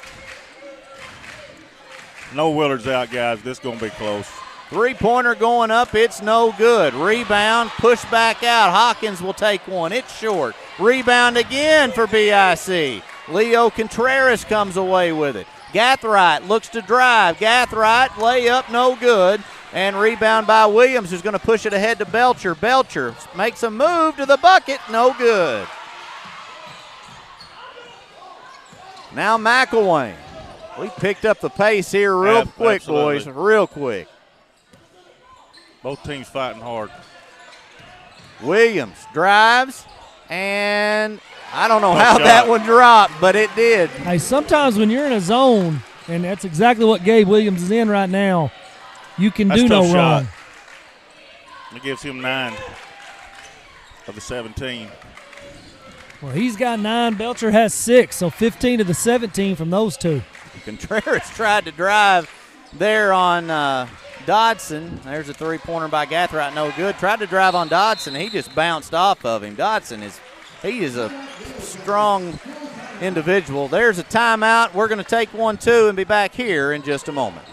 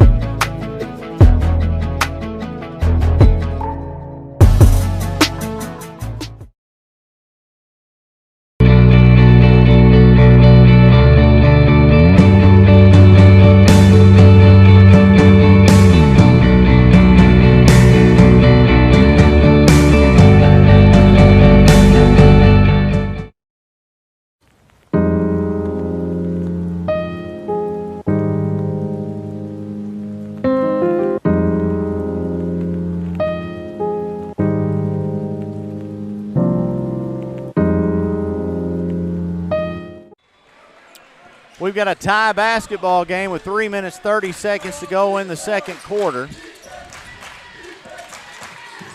Walk. Got away with one there. And now drive to the bucket, and a great move there by Dodson. He's just a tremendous athlete. Well, guys, I mean, he is, and I think maybe he needs to do a little bit more of that. Looked like he knew what he wanted to do on that. From a one-on-one standpoint, I don't know that anybody can keep him from getting to the rim. No. Bay now has the lead at 19-17. Drive, Jackson, he draws contact, it drops in, and he'll head to the charity stripe. That's his game.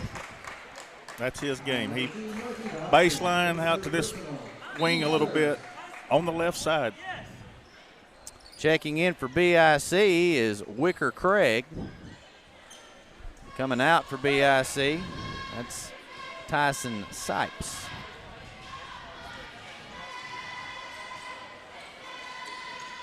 That one no good, tipped, and they're going to say it is Bay basketball.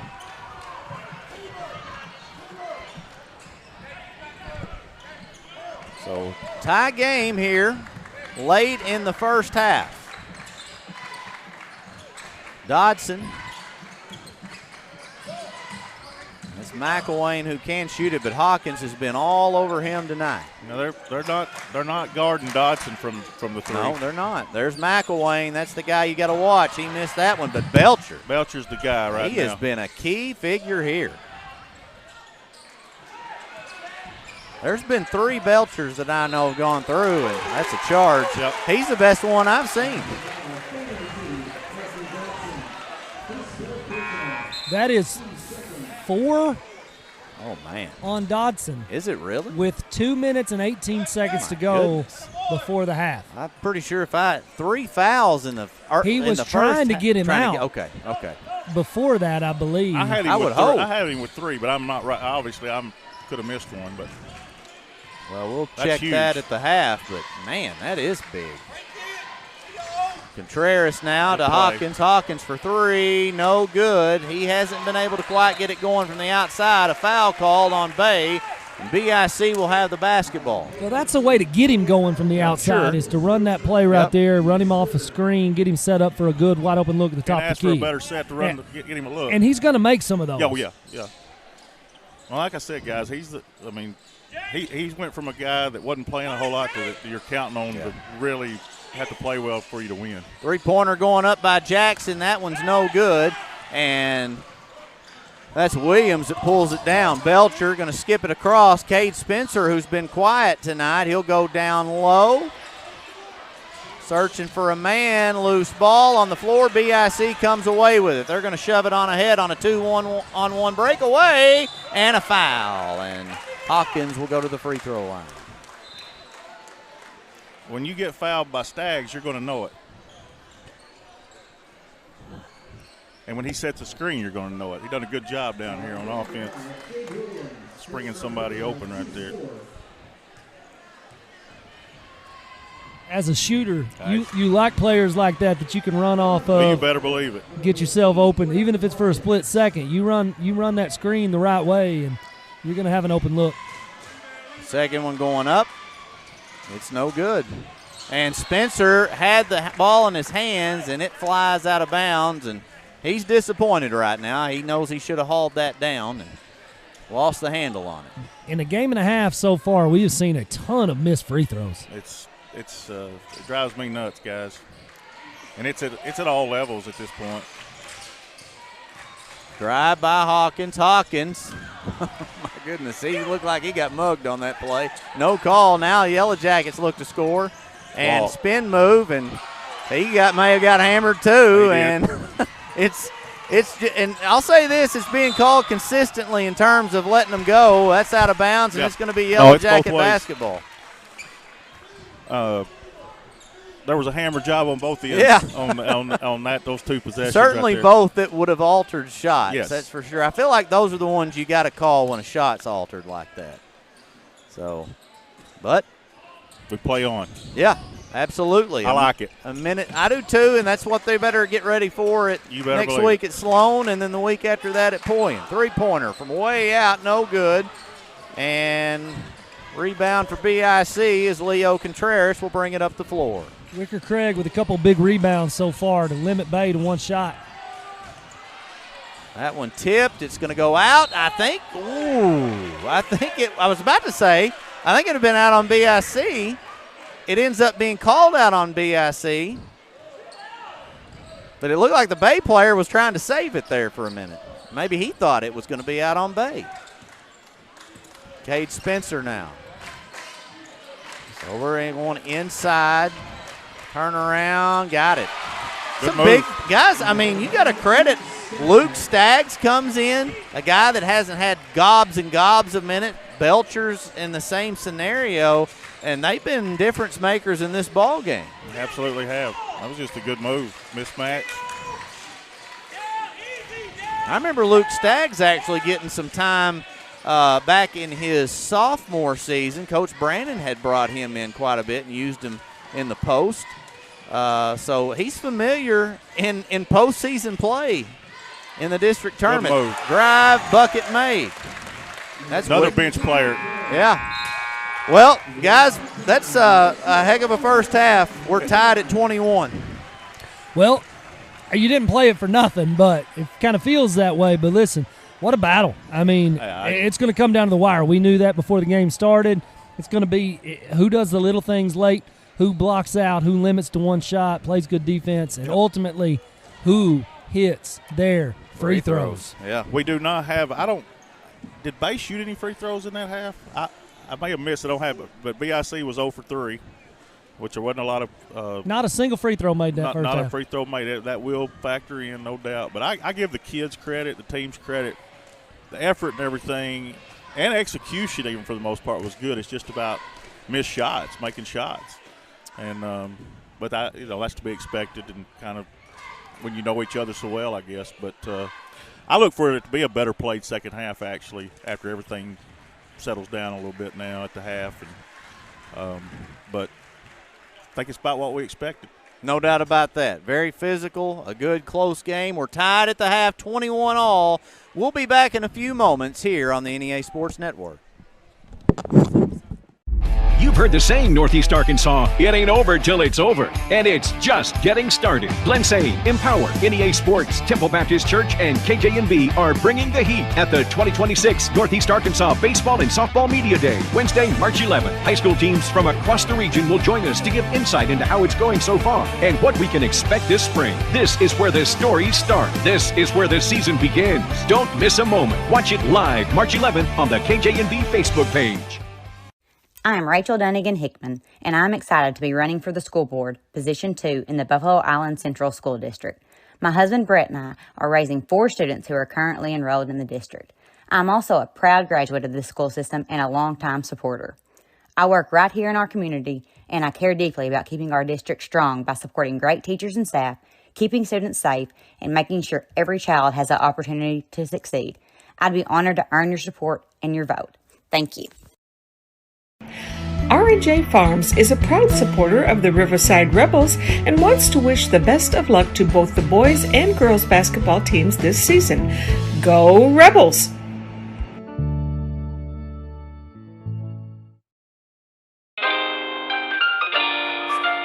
Southland Gin Incorporated, located at 900 Highway 135 North in Lake City, Arkansas, is a proud supporter of the state champion Riverside Lady Rebels softball team.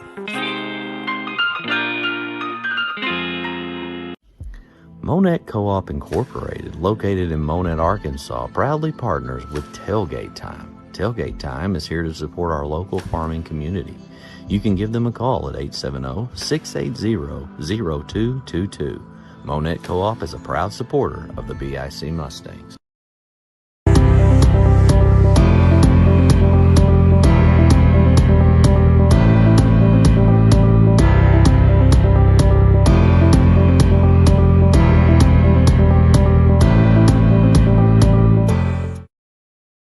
More stories, bigger legends. Season 2 of the Final Jump Shot podcast. Available now on Facebook, YouTube, or your favorite podcast provider. Since 1945, we've been more than just a bank. We've been deeply rooted in communities across Arkansas, growing alongside the families and businesses we serve. We started the Farmers and Merchants Bank in Stuttgart, Arkansas 80 years ago to ensure working folks could borrow money to run their farms, fund their businesses, and build their families' futures. Today, Farmers and Merchants Bank is proud to continue supporting our communities, including our students and athletes. Farmers and Merchants Bank, member FDIC, equal housing lender. Milligan Heating and AC works to serve the Northeast Arkansas community in meeting all of your HVAC needs. Give Justin Milligan a call at 870-243-2820. Central Dealerships is not one to brag, but actually, we are. Central was awarded, yet again, General Motors Mark of Excellence. We have the perfect ride waiting for you and exceptional service. So find your next vehicle at a Central dealership today. For 140 years, homeowners and DIYers have trusted Barton's for their home improvement needs. From small projects to remodels to building a home, our experts are here with the tools, knowledge, and advice to make your project a success. With 10 100% employee-owned locations across Northeast Arkansas and Southeast Missouri, delivery, installation, and free design services, Barton's is your trusted partner for every project. Visit us online at bartons.com. Build it better with Barton's.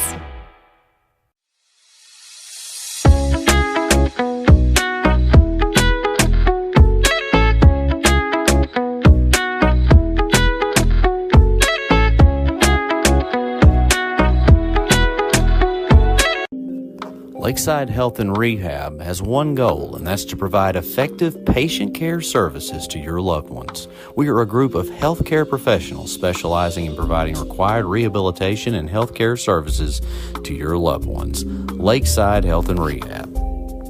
Out here, life moves different. Not slower because we're behind. Slower because we choose to soak it in.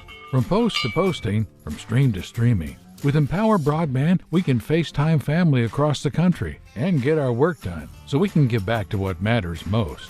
From game to gaming, from boots to booting up, faster internet doesn't mean a faster life. It means more time to enjoy the slow one. Connect faster, live slower with Empower Broadband. From the first seed to a full harvest. From their first steps to their final day of school.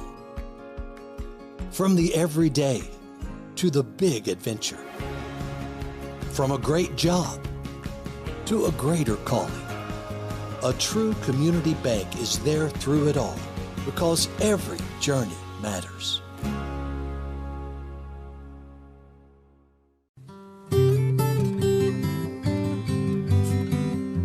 Life is filled with important moments. Let Farm Bureau be with you during all of them. Our team is part of your community. Because at Farm Bureau Insurance of Arkansas, we will be there when it matters. At Southern Bancorp, we are wealth builders for everyone. We see building wealth as helping people succeed in creating strong financial futures. For some, it's having tools to build credit and buy a first home. For others, working with our award-winning SBA team to launch or grow a small business. And still others might use our unique savings plan today to save for tomorrow's dreams. Wherever you are in your wealth building journey, Southern Bancorp can help. Stop by or visit banksouthern.com to get started. Southern Bancorp, member FDIC, equal housing lender.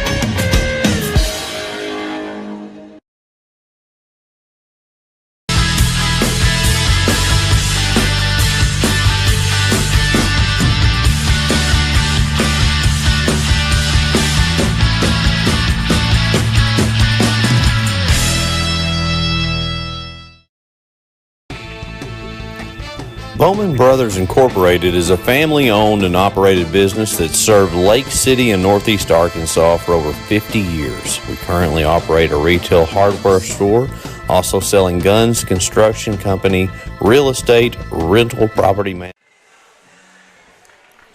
Back here at Riverside, Chip Lane, about to start second half. Doc and Ryan's checking on some stats some foul situation. We're having a conference at the scores table. We're about 10 seconds away from putting the ball in play. It'll be BIC's basketball. Doc's putting on his headset. Ryan's putting on his headset. I actually think the question being raised is timeouts. Okay. Was what I think was in discussion. Was that 4 fouls then on that? I got caught up in listening to that conversation. Well, anyway, we're playing basketball. Yeah, we definitely are. We're back here from our halftime break, and it is a tie basketball game.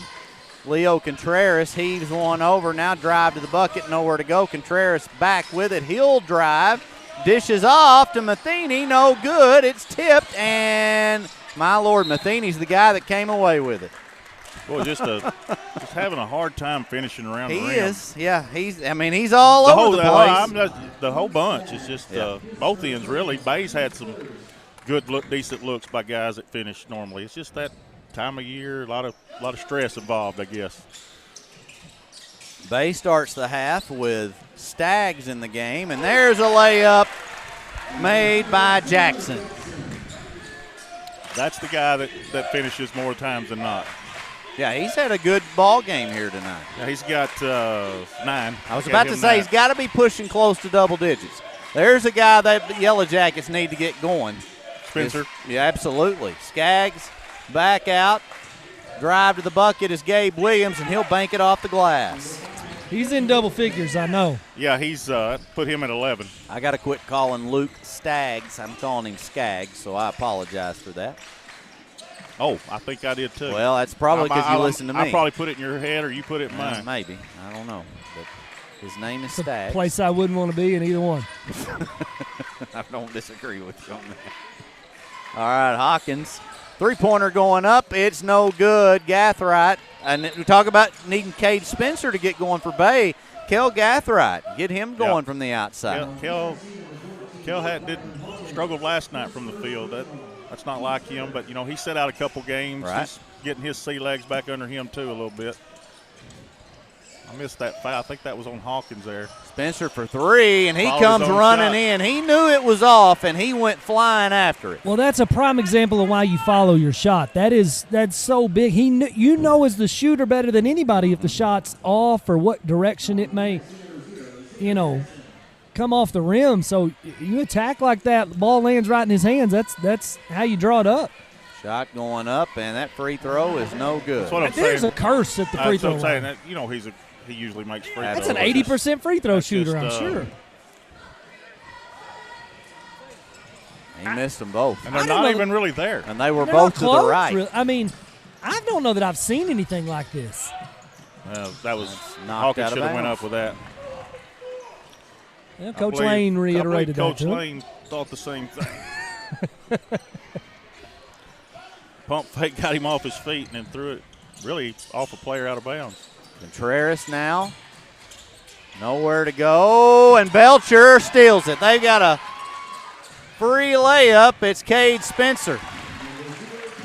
Well, I'll tell you this. If Spencer gets up the floor, nobody's catching him. He's him, and for BIC, Hawkins impresses me with his speed for his size, too. He can go. Got a long stride. Doesn't take him as many steps. Right. That's a tough shot there by Contreras.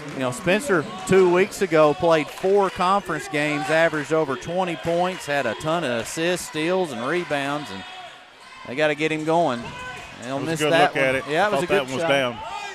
Contreras now across the timeline, and no call, and now a turnover. Well, I think there was a foul, then there was a travel. There was a couple of things there. Discombobulated right now. That's a block. Oh. Well, you had to call something there. I think that's the right call. I do. Now, I could be wrong. It's 3 on it was close. Matheny. We got the luxury of the delay. Here you go, guys, right here. What do you think, Doc? That's close. That is close. Looked like his feet were set, legal guarding. I don't know. That's a tough call to make live action. That one's stripped, and it'll go out of bounds. I'll tell you what, guys, I'm going to – both teams don't know really what to do inside right now. There's just a lot being let go right now on the shots. Well, I will also tell you all this, and this entire tournament has been allowed to be played pretty physical, and I have no problem with that. Me either. But if there's one team that I truly think that will favor is the team playing at 8:30 tonight, and that's the EPC Warriors. There's Gathride's three. Right on cue. They needed that. I need that, yeah. As Ryan has said 47 times tonight, that's a shot in the arm right there for BIC. Have I said that a bunch? A bunch. Okay, I like that phrase. I don't have a problem with the physical. I don't want to say that. I'm used to that. I agree. I just think on the shots. Yeah. If it alters the shot, I think it has to be called. Yeah. If it's a mere positioning thing that doesn't gain a major advantage. Hey, a good example just a minute ago, Contreras is dribbling the ball. I mean, there's guys on him. I mean, pretty heavily. They don't call anything. Maybe that's what you let go, but on the shot, you got to call them. Three-pointer by Gathright again, and, man, I thought that was about to go in. We got a foul, and they're going to call it on Staggs. He is frustrated. Jockeying for position down there. I think anytime you put two hands on a defender, whether it's a rebound, whether you're guarding, that constitutes a foul in my opinion too, because you're oftentimes displacing them. Drive by Hawkins. Hawkins gets the shot. Oh, my, they call a foul that time, and I really think Belcher got it clean. Hey, I'm going to tell you something. I've been impressed with Belcher right now. Big time. Defensively, offensively, he's not backing down. It's like he's waiting on this moment. Well, and as we talked about in pregame, Waylon Floyd, the first guy off the bench. When Willard was out, he was the guy that was starting. You didn't think that as big of a factor until Willard goes down 2 minutes into the ball game. Now you're without both of them, and you're asking Staggs, you're asking Belcher to get in there. And guys, to this point in this game, there's not much more they could do. No. And I'm going to tell you something. It doesn't matter about putting people at the free throw line right now. Anyway, nobody can make one. Chip, I'd be scared for me or you to shoot free throws. I'm going to tell you something. I think I might have a better free throw percentage, and we know what that would look like. Well, it's zero for BIC. If you can make one, you'd be in the money. I think I could do it. Williams muscles his way through, but it will not drop. 28-27, BIC. We are halfway through the third quarter. Drive, baseline, going up, and he got it. That's Xander Jackson again. He's Boy, it's a strong move. When he gets ahead of steam going baseline, he's tough. Baseline is his game. That shot is blocked. Out of bounds on BIC. Yep. There. Man, oh, man.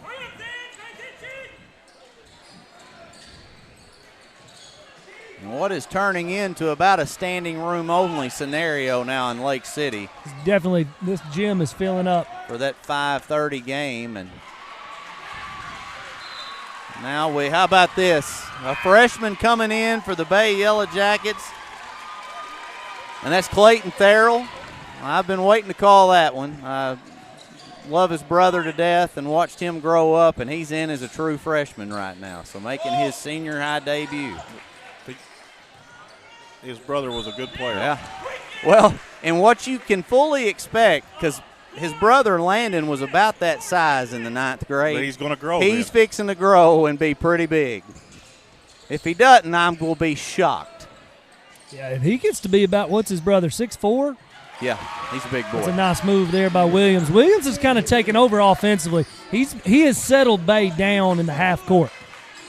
12 now for him. 13, isn't it? I thought he had 11. I might have miscounted. Well, you're right, Jackson. 13. Okay. Is that who scored that for? Spencer will drive. We're going to pull it back out. So right now you got two seniors, a sophomore, and two, I think, is Belcher, he may be a sophomore. Maybe two sophomores, a senior, a junior, and a freshman. Who hit the last basket down here for BIC? I didn't see. I was looking at you while you were counting. Belcher somehow maintains possession, and now a foul called on Hawkins. Yes, sir.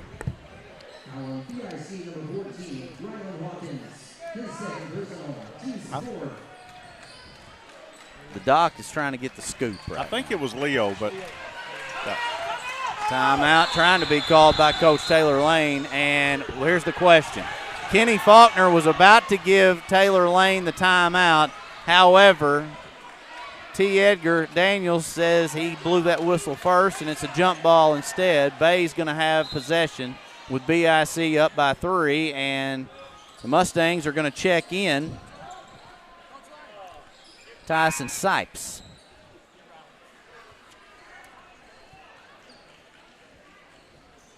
It's a pretty slick down there right now, too. Had bodies hitting the floor, everybody playing hard. Just about standing room only in this place now. Now, they got plenty of room upstairs where that weight area is. I don't know if they'll open that up or not, but McElwain looks, he gets it stripped. We got a one-on-one action going. Gabe Williams gets position. Now, shot is going to say blocked. My goodness gracious. Well, Kirby had it there in transition, looking to go up. Bay with a good hustle play, but I don't know. One thing he did there was kind of faded away. He made a good pump fake, and then he went back on his heels a little bit. I think if you go to the basket, you might get the call, but we play on. Jump ball. Drive, shot up, and there's a foul. Going to get it either way there. He got hit in the face there, so. Oh, now he did. Cord Kirby will head to the free throw line. Can he? Right now, the Mustangs 0 for 5. Somebody's got to get him off the schneid. He's going to make this first one. I'm telling you. Is the doc right? No. Nope. No, he's not. Usually the case. You just think you're bound to hit one. I will say that one was closer than I'm going to call he makes this one. There's one's going to have to go in. There it is. If you just let me call it, it would have been okay. Yeah. I feel like the percentages went up in my favor. they had to. To the basket, they're going to call a foul on the floor. 2 minutes to go in the third quarter. BIC with a 4-point lead, and checking back in for the Mustangs is going to be Michael Walters after this first free throw attempt by McElwain. I'm going to say these both go down. Well, what's the percentage right now? Well, if we were Apple TV, they would have that flashing across the bottom of the screen like they do in a baseball game. Now 1 for 3. That's Bay's first free throw make, but they've only taken 3. Okay. Spencer missed 2.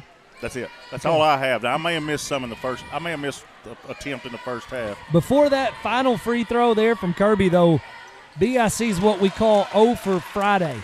Yeah. Oh, yep, they were. Yeah. That's hard to do almost 3 quarters through a game with as good a shooters as they have. Well, if it's a close ball game, it's going to come into play. 2-point lead for BIC now. Kirby has it over on the far side of the floor. Now Gathright over to Contreras. Contreras got a wide open look for Kirby. It is no good. Rebound by Williams. And now the Yellowjackets will look to tie or take the lead on this possession. McElwain to the hole, and there'll be a foul on the floor. He just threw a 97-mile-an-hour fastball to the face of Belcher, and he caught it. I mean, that was aggressive. Good thing he caught it. So McElwain back to the line. He netted the last 2, and he'll net another one. Yeah, he can shoot. He's true. Yeah, he's true.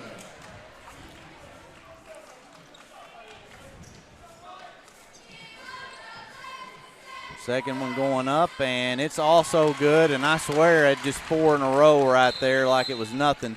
And we have a timeout, a tie game. We'll be back here in a moment on the NEA Sports Network. 30. Here, life moves different. Not slower because we're behind. Slower because we choose to soak it in. From post to posting, from stream to streaming. With Empower Broadband, we can FaceTime family across the country and get our work done so we can get back to what matters most. From game to gaming, from boots to booting up, faster internet doesn't mean a faster life. It means more time to enjoy the slow one. Connect faster, live slower with Empower Broadband. We are back here on the NEA Sports Network semifinals contest, 33-33 tie. And BIC has the basketball. The minute 27 to go here in the third quarter. Walters will inbound it to Contreras.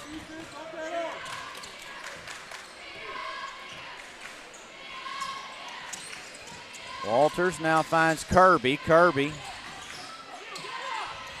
will go inside. Jackson got it.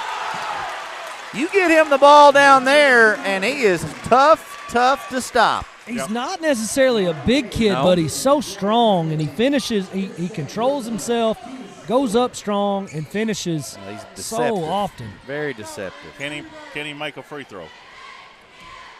Well, he joined the short list of players who have made a free throw for BIC tonight. He's 1 for 2. He's had 2 and 1 opportunities, converted one of them. He's got up to 14 points. McElwain now looks to drive. McElwain, and what is the call? It's going to be out here on the floor. It's going to be free throws. Yep. Chip, where does Taylor get his facial expressions from? I feel like those come from Ashley. I don't know. I don't watch him enough to know. Well, he's right here. It's possible. Just that frustrated look. She ever made that at you? Probably a few times. Not much.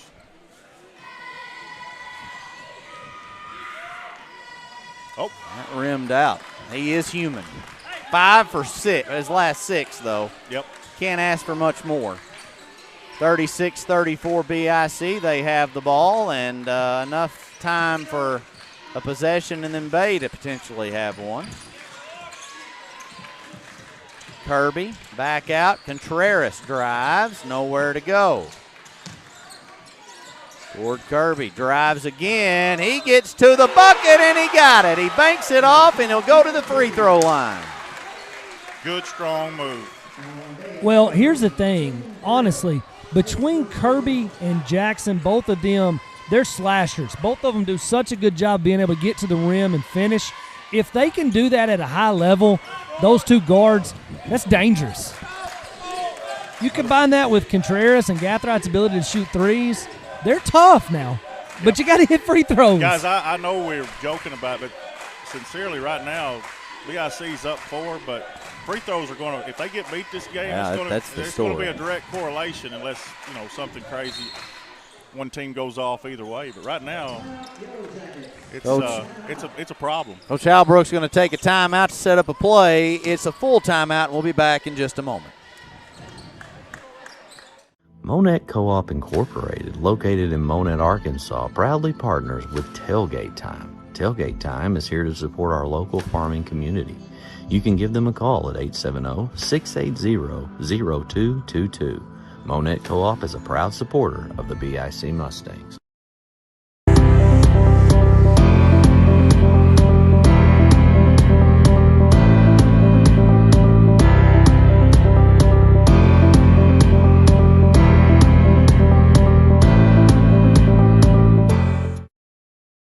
More stories, bigger legends.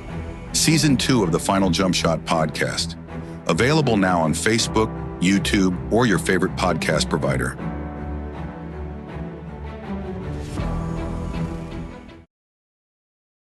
All 253 live current viewers for tuning into this titanic struggle. A 38-34 lead for the BIC Mustangs, and what a game it's been, and thank you for the viewership here tonight. We've still got 2 more coming at you after this one. Bay has 7 seconds now. Williams running out of time, looking for a man. Therrell now to McElwain. McElwain will lose the ball, and that will end the quarter. Well, no, it shouldn't. It shouldn't. That was a shot clock violation. Now they're going to have to get together. There should be about 1.2 seconds left. You're right. They're not even going to discuss it. They're how just do you not? They're not even going. How do you not? The table asked, and he said run it. Okay, so we are going to send it to a break and be back here in a moment on the NEA Sports Network.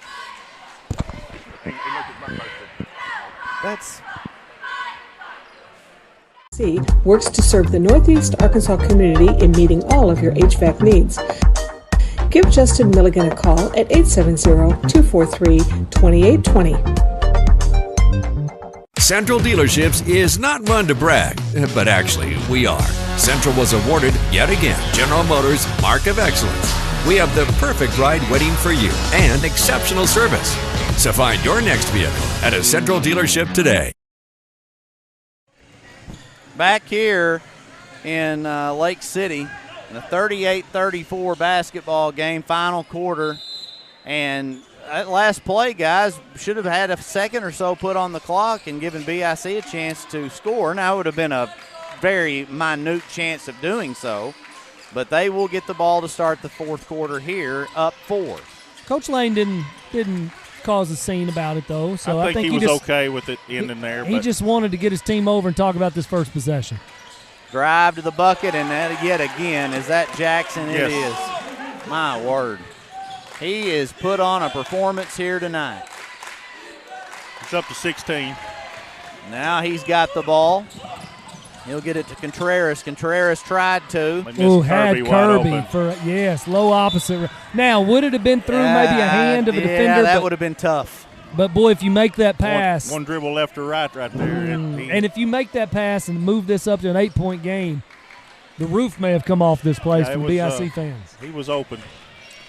6-point lead for the Mustangs. BIC trying to mount Bay trying to mount a comeback here.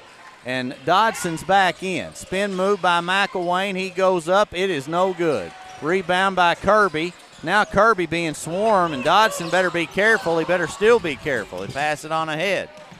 Here's one thing you really got to be careful of when you've got 4 fouls. And if you're an offensive player, you can make a heads-up move there. If you're being chased in transition by Dodson, if you stop or change direction right into him, and there's nothing he can do about it. So Dodson's going to have to really steer clear even in transition to make sure he doesn't pick up that foul. Drive by Contreras, back out for Kirby for 3. That is good. It was good from the very get-go, and it is 43-34 BIC with their biggest lead of the night. Cord Kirby was Mr. Third Quarter there, though. He had some really big minutes. He has come alive. If Cord Kirby gets going for BIC, then it's going to be a dandy postseason, right? It could be a real shot in the arm, huh? Be a good one. I wasn't going to dare say it again. I said a real dandy postseason, so switch it up. 9-point lead for BIC, their biggest lead of the night, and closing into the 6-minute mark here. They're going to have to find some offense. More standing around right now offensively, I feel like, for them. BIC is on the attack. Drive and back out. 15 on the shot clock. Good movement here, good patience. Now down to 10 on the shot clock. Contreras. Kirby drives. Turnaround jumper. It is no good. Rebound by Belcher. And does a good job, guys, to hang on to that one. I think you can live with that shot if you're Coach Lane with Kirby taking that. He's on a little bit of a heater. Yeah, he just hit a 3. It's late in the clock. May have a layup right here. Gathright, and it's good. And now double digits. And now a turnover by Bay. Gathright goes inside. Jackson, no good, and they will call a foul. I'm going to tell you this. I think I speak for Chip as well, but I'm shooting that 3 right there when I picked that up if I'm Cale Gathright. But that was a great unselfish play of him to find a cutting Jackson. And Jackson had a chance for a 3-point play, unable to make the layup. But nonetheless, that's a very heads-up play there by Gathright in transition, finding the cutter, giving him a chance at the free throw line. I agree with you 100%. And I will tell you, I happen to hear it because we have a house money thing that goes back to Brad Brennan on steals. Of course, it depends on where you're at in the game. Taylor was telling him to shoot it. Kale saw him and made the dish. So it's a very unselfish play because I'm telling you, Great I shoot play. that 10 out of 10 times. Yeah, he had the green light and made a better play, made a better decision. But he might have made it. Either way, you can't fault him. I think there. It led to 2 points. Williams looks to drive, turns around, gets it in, and that is a much-needed basket for the Yellowjackets, now down by 11. They have got to go in a hurry here with under 5 minutes to play, and BIC is going to milk some clock. Yeah, I would be very deliberate here. I'd be very surprised if they're not. Three-pointer is up by Jackson, no good. That's probably not the shot right there. I don't think it is. I think he's fine with him taking it, especially when he's your leading scorer on the night, but just not in that situation. No, personally, I don't like it. 4:30 to play here in the final quarter. Cade Spencer in a battle for the ball, and they're going to call holding on BIC. That's a 10-yard penalty. And an automatic, well, no, that'd be replay first down, right? Yeah. Okay. 3 on Jackson. Holding, yeah, it's been automatic first down defensively. 3 fouls on Jackson, you said. Yes. I didn't, and I missed it, but McElwain picked up his 4th on that last possession. So Dodson and McElwain both with 4 then for the Yellowjackets. Yep. 2 missed chances by the Yellowjackets to score right at the basket by Spencer and Dodson.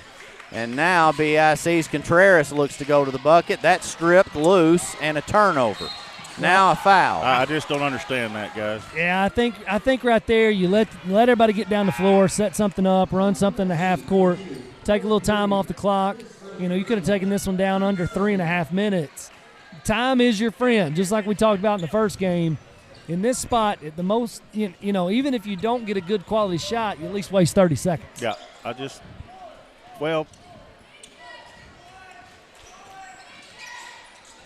you've worked your tail off to get an 11-point lead. You just need to get the best shot you can by utilizing the most time on the clock as you can. McElwain tried to get that one to fall. It will not. It was a good move to the bucket, but just couldn't get it to fall McElwain in. Just fouled out. He has fouled, and Chip, I believe you're right. That will be it for Wyatt McElwain. And now the Yellowjackets are without Willard and without McElwain and Floyd. 2 by injury, 1 by foul out. And now the odds continue to stack against them on making a comeback. Drive and good, and there's your player of the game right there. Pretty easy call. Puts him at 20. And his 4th and 1 tonight.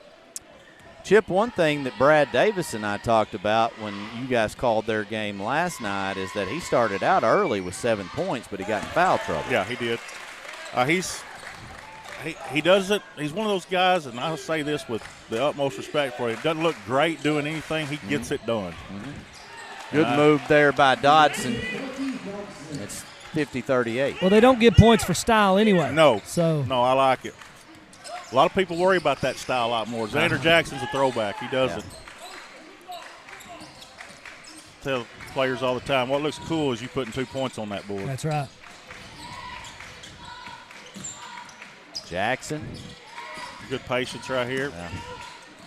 Cade Spencer is all over him, but there's a wide open 3 from Jackson, and there it is. There's the play. Well, that's the 3. In rhythm. That's the 3 you want, that's exactly. In rhythm. The kick out 3 where you're wide open. That's what you want to see.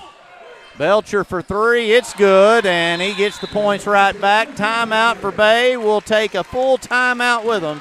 We'll be back here in a moment on the NEA Sports Network. Belcher kid's been good.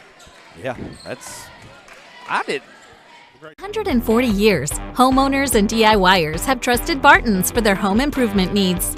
From small projects to remodels to building a home, our experts are here with the tools, knowledge, and advice to make your project a success. With 10 100% employee-owned locations across Northeast Arkansas and Southeast Missouri, delivery, installation, and free design services, Barton's is your trusted partner for every project. Visit us online at bartons.com. Build it better with Barton's.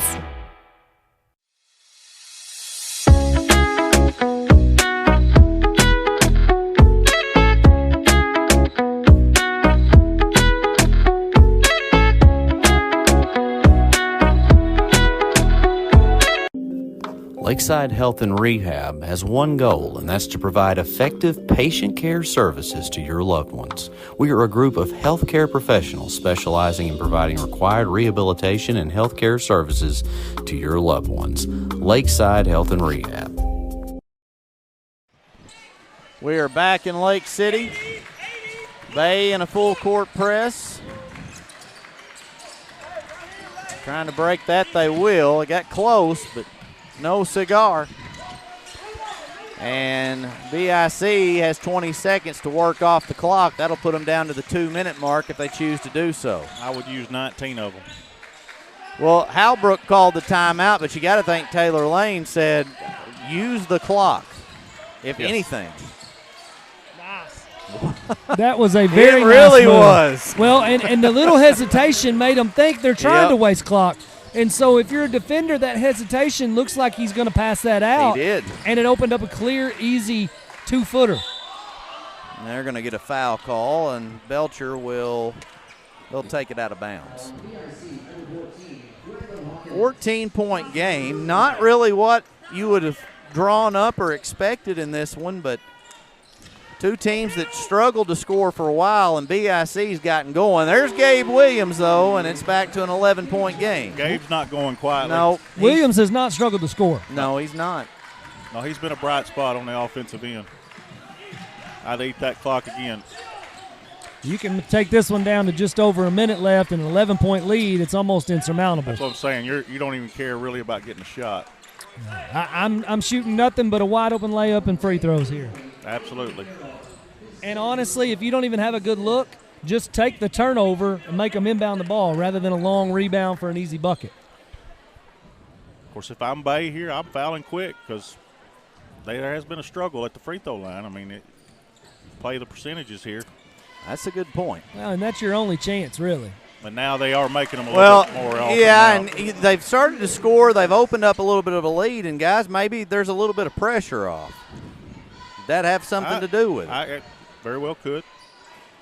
But 1 for 2 there, so I'd trade that out if you go get a bucket here. Williams. And gives it to Dodson, and it will be a foul.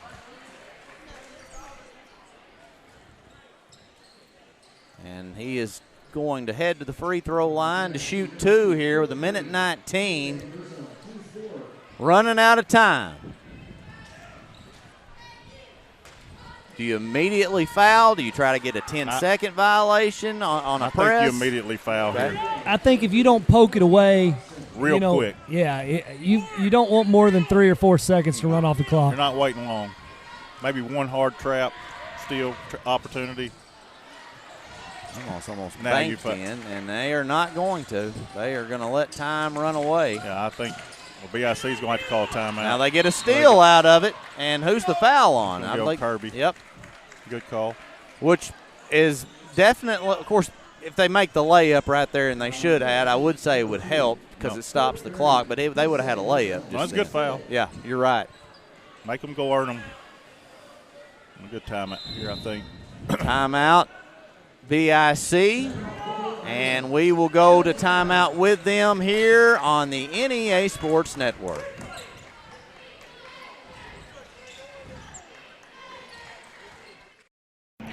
R&J Farms is a proud supporter of the Riverside Rebels and wants to wish the best of luck to both the boys and girls basketball teams this season. Go Rebels!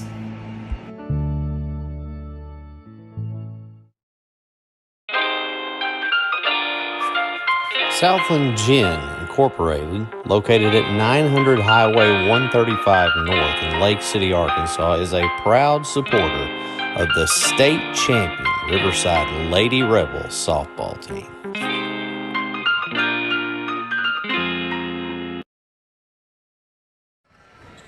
We are back here in Lake City, and it is BIC up 11 with 1:10 to play here in this basketball game. Guys, BIC has controlled this second half. Yeah, they have. They've done a good job. They've ran good offense. Bay's had a hard time scoring, but they've really played well. They've still got a chance here because BIC has not proven they can make free throws down the stretch yet. I mean, it's going to have to come quick, but – well, they're going to have to make all their free throws. Shot up, no good. You got to make these right here to have a chance. Dodson has missed his last 2. He's 1 for 4.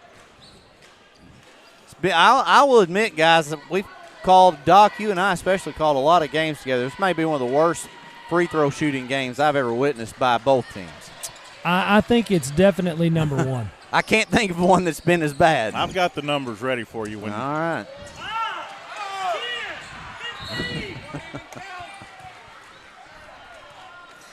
Coach Lane and Coach McFarland wanted a 5-second call, and Coach McFarland said it might have got to 10.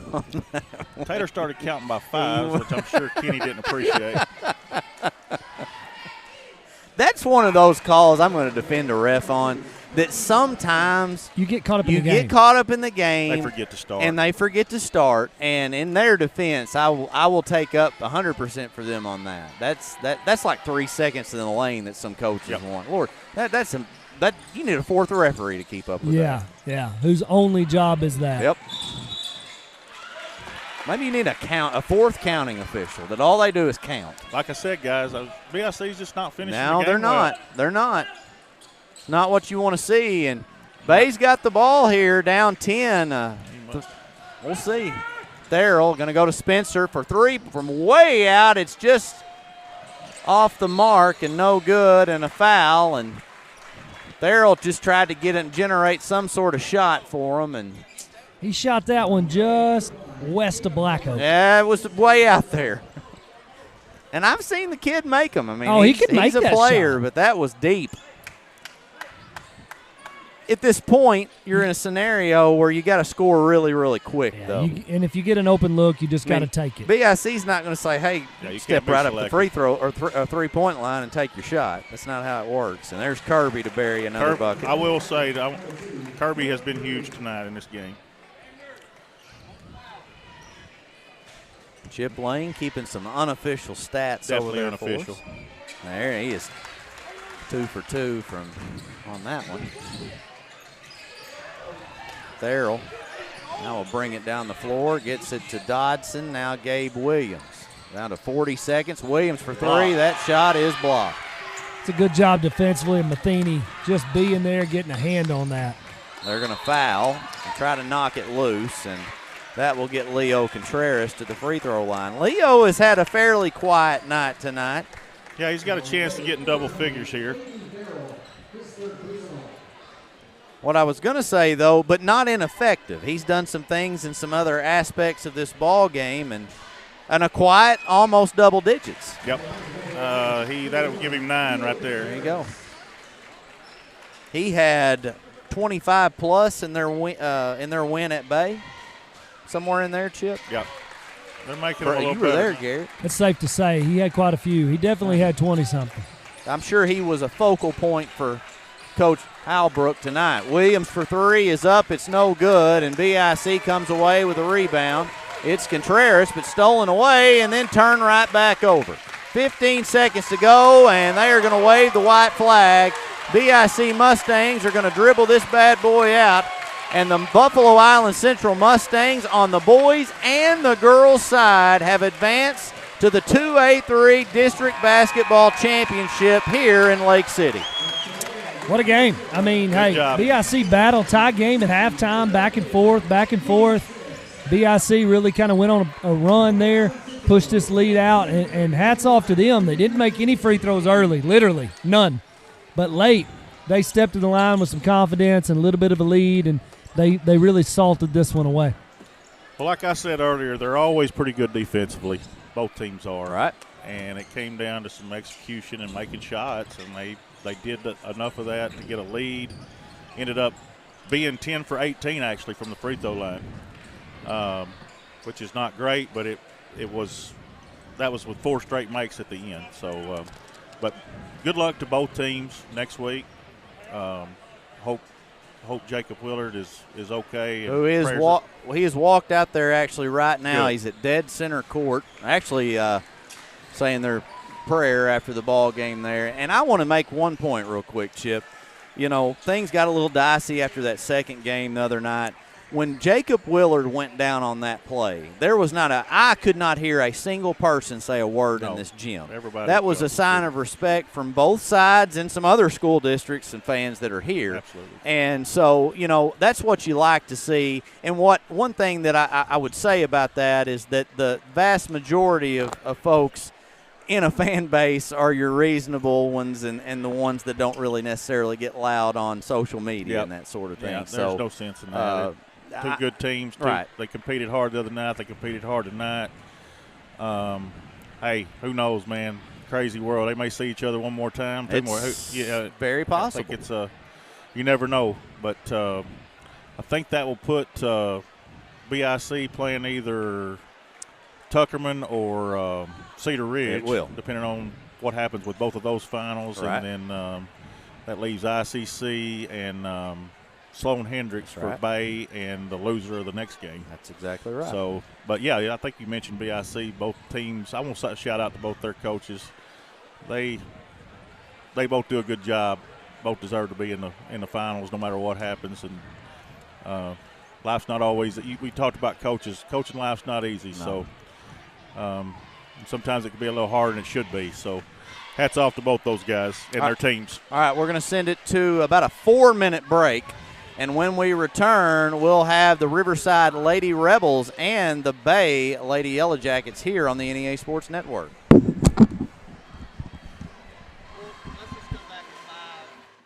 You've heard the saying, Northeast Arkansas, it ain't over till it's over. And it's just getting started. Glensay, Empower, NEA Sports, Temple Baptist Church, and KJNB are bringing the heat at the 2026 Northeast Arkansas Baseball and Softball Media Day, Wednesday, March 11th. High school teams from across the region will join us to give insight into how it's going so far and what we can expect this spring. This is where the stories start. This is where the season begins. Don't miss a moment. Watch it live March 11th on the KJNB Facebook page.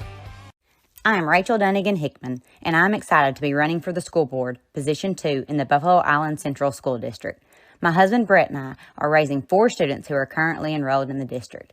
I'm also a proud graduate of this school system and a longtime supporter.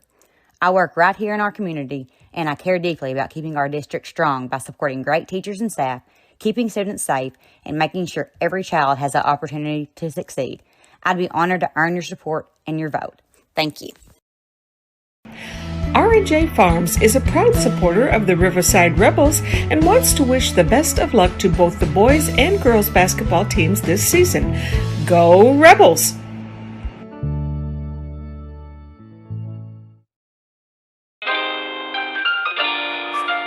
Southland Gin Incorporated, located at 900 Highway 135 North in Lake City, Arkansas, is a proud supporter of the state champion Riverside Lady Rebels softball team.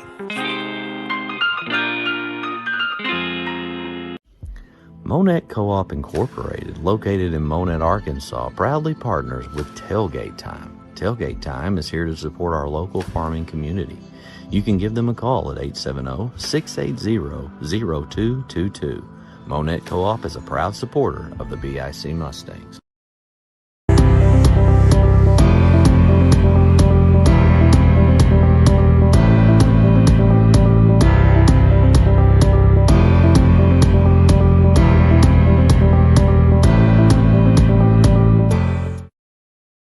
More stories, bigger legends. Season 2 of the Final Jump Shot podcast. Available now on Facebook, YouTube, or your favorite podcast provider.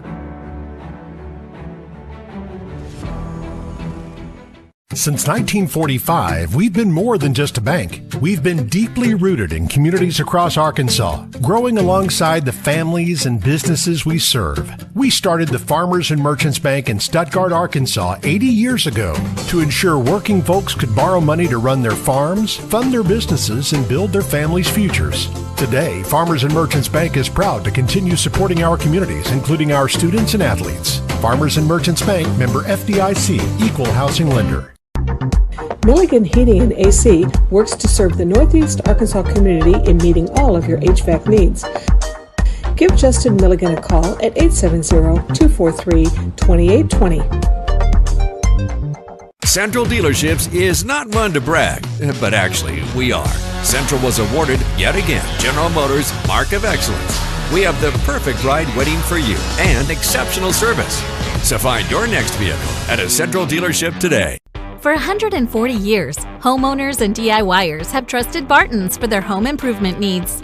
From small projects to remodels to building a home, our experts are here with the tools, knowledge, and advice to make your project a success. With 10 100% employee-owned locations across Northeast Arkansas and Southeast Missouri, delivery, installation, and free design services, Barton's is your trusted partner for every project. Visit us online at bartons.com. Build it better with Barton's. You've heard the saying, Northeast Arkansas, it ain't over till it's over. And it's just getting started. Glensay, Empower, NEA Sports, Temple Baptist Church, and KJNB are bringing the heat at the 2026 Northeast Arkansas Baseball and Softball Media Day, Wednesday, March 11th. High school teams from across the region will join us to give insight into how it's going so far and what we can expect this spring. This is where the stories start. This is where the season begins. Don't miss a moment. Watch it live March 11th on the KJNB Facebook page. I'm Rachel Dunnigan Hickman, and I'm excited to be running for the school board, Position 2 in the Buffalo Island Central School District. My husband Brett and I are raising 4 students who are currently enrolled in the district. I'm also a proud graduate of this school system and a longtime supporter. I work right here in our community, and I care deeply about keeping our district strong by supporting great teachers and staff, keeping students safe, and making sure every child has the opportunity to succeed. I'd be honored to earn your support and your vote. Thank you. R&J Farms is a proud supporter of the Riverside Rebels and wants to wish the best of luck to both the boys and girls basketball teams this season. Go Rebels!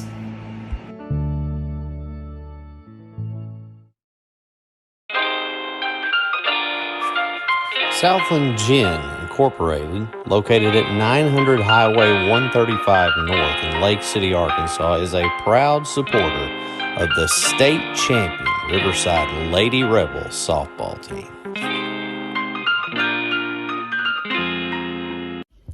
Monette Co-op Incorporated, located in Monette, Arkansas, proudly partners with Tailgate Time. Tailgate Time is here to support our local farming community.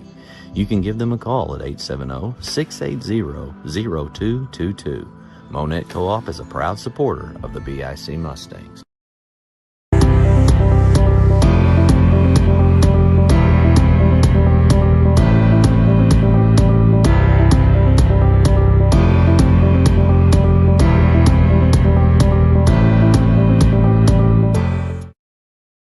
More stories, bigger legends. Season 2 of the Final Jump Shot podcast. Available now on Facebook, YouTube, or your favorite podcast provider.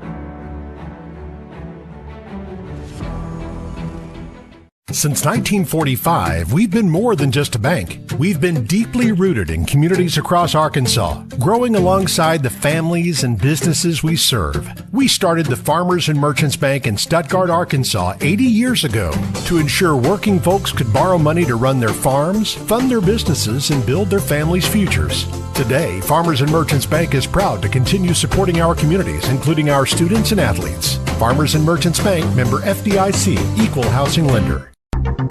Milligan Heating and AC works to serve the Northeast Arkansas community in meeting all of your HVAC needs.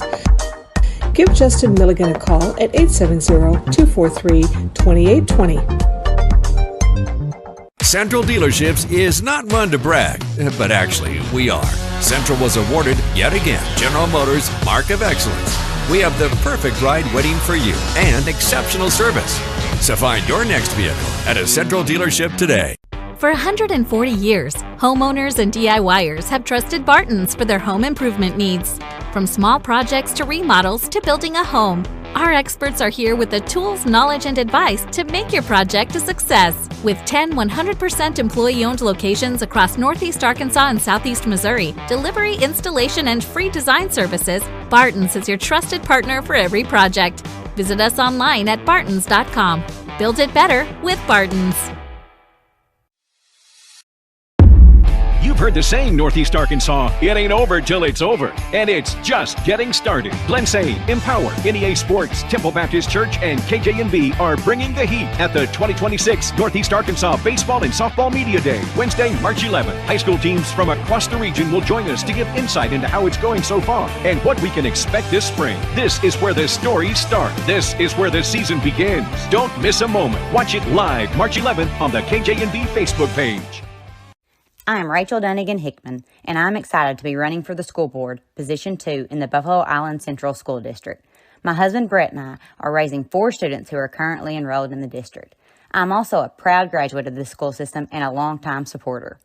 I work right here in our community, and I care deeply about keeping our district strong by supporting great teachers and staff, keeping students safe, and making sure every child has the opportunity to succeed. I'd be honored to earn your support and your vote. Thank you. R&J Farms is a proud supporter of the Riverside Rebels and wants to wish the best of luck to both the boys and girls basketball teams this season. Go Rebels!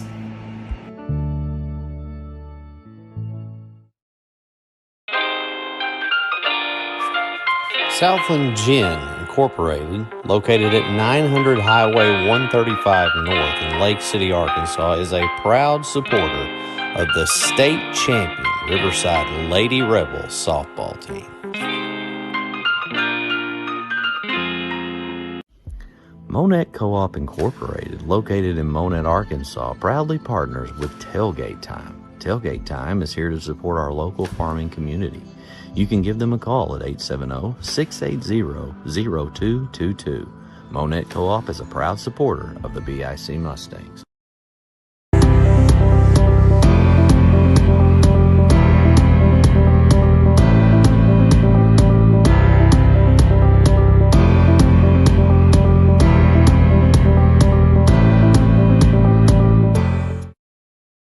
More stories, bigger legends. Season 2 of the Final Jump Shot podcast. Available now on Facebook, YouTube, or your favorite podcast provider. Since 1945, we've been more than just a bank. We've been deeply rooted in communities across Arkansas, growing alongside the families and businesses we serve. We started the Farmers and Merchants Bank in Stuttgart, Arkansas 80 years ago to ensure working folks could borrow money to run their farms, fund their businesses, and build their families' futures. Today, Farmers and Merchants Bank is proud to continue supporting our communities, including our... We are back. Welcome back. You've missed about 15 seconds of gameplay. Chip and I on the broadcast. Chip, good to be just a two-man crew for a minute. We'll get a little more talking in. Yes, maybe. sir. Riverside with the basketball. They're going to get to the free throw line in the form of Arden Vaughn. She's going to draw some contact there. She's going to go to the line to shoot two. Full house, Garrett. It is a full house. Good crowd here tonight. Vaughn's first free throw on the way is going to rim out. If it's anything like the other two games, I hope to goodness not for everybody's sake, but a lot of free throws have been left on the table. Well, you got the Cinderella team versus the best team in the conference, no doubt. So Bay Yellowjackets, Riverside Rebels, the 9 seed, I believe, yeah, Bay Yellowjackets. That's right. The 1 seed Lady Rebels. Playing their fourth game, right? That fourth game this week, I believe, yeah. And Riverside hasn't played in a week and a half? It's been a minute for sure. Lady Yellowjackets with the basketball, pass deflected off Briley Travis, out of bounds. Starting lineup for both teams. For the Bay Lady Yellowjackets, we're going to timeout, but we're going to stay here for just a minute and let us talk about the teams here. Bay Lady Yellowjackets, they'll start number 3, Ava Spencer. Number 5, Lark Ellis.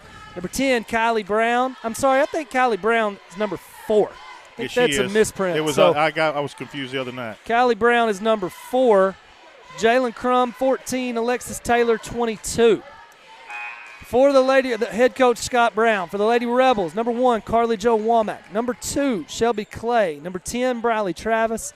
11, Arden Vaughn. 14, Riley Akins. I'm not sure on Bay's record. I know Riverside comes into this one 30-3 at the moment. Well, I'm pretty sure until this week, Bay had one conference win, and they have really righted the ship. They have. Kudos to them. Bay with the basketball. Ava Spencer now. Pass deflected to be taken away by Vaughn. Vaughn up the floor, off the glass for 2. The super sophomore now has all 3 points for the Lady Rebels. 7-11 to play here in the opening quarter.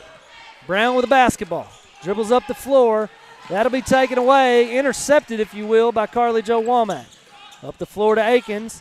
Fakes the 3, dribbles up, jumper a little strong. Rebound to the Yellowjackets. Crum with the basketball. He's going to hand it off to Brown. That pass is deflected too. Riverside prides themselves on the defensive end of the floor. Going to be a lot of deflected passes. They've done a good job this first minute and a half. Totally different animal we're looking at here tonight. They definitely challenge you. Yeah. Spencer with the basketball. She dribbles top of the key. Ball deflected off Brown's hip, and it'll roll out of bounds to the Lady Rebels. Riverside to take it out. The Aikens to inbound. Womack with the basketball, looks to set up the offense. Left wing to Clay. Clay looking into Vaughn. Pass deflected off the hands of Brown and stay with the Lady Rebels. Good looking set right there. Vaughn was open. Just got a bait, done a good job deflecting the pass. Did a good job sealing. Yeah, that's just a little bit better job defensively. Ball inbounded to Womack. She's going to get her shot deflected. Brown in transition. Left hand up off the glass. No good. Rebound Briley Travis. Clears it out. Womack looks to push. Crosses the timeline. Left wing to Vaughn. 3 on the way. Bottom. 3-point basket. Arden Vaughn, all 6 now for Vaughn. 2 minutes into this first quarter. Good-looking sophomore. She can play.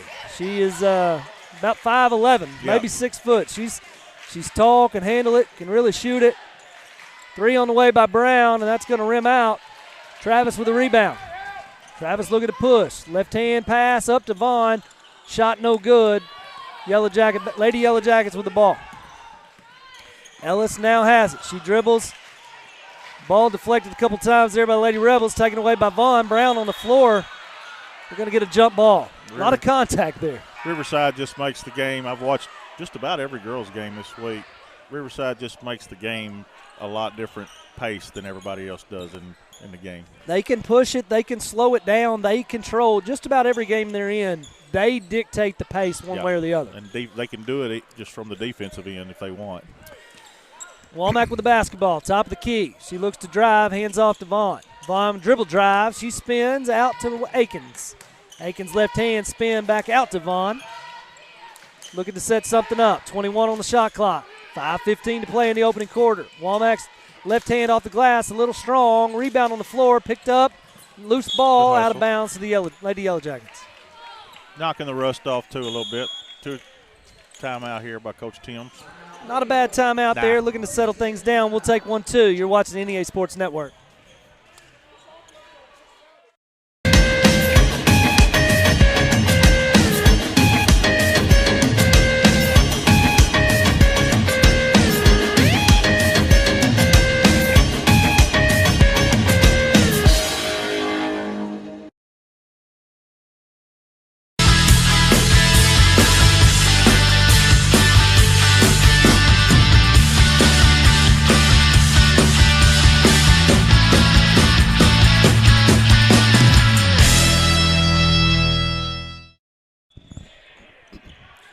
We are back.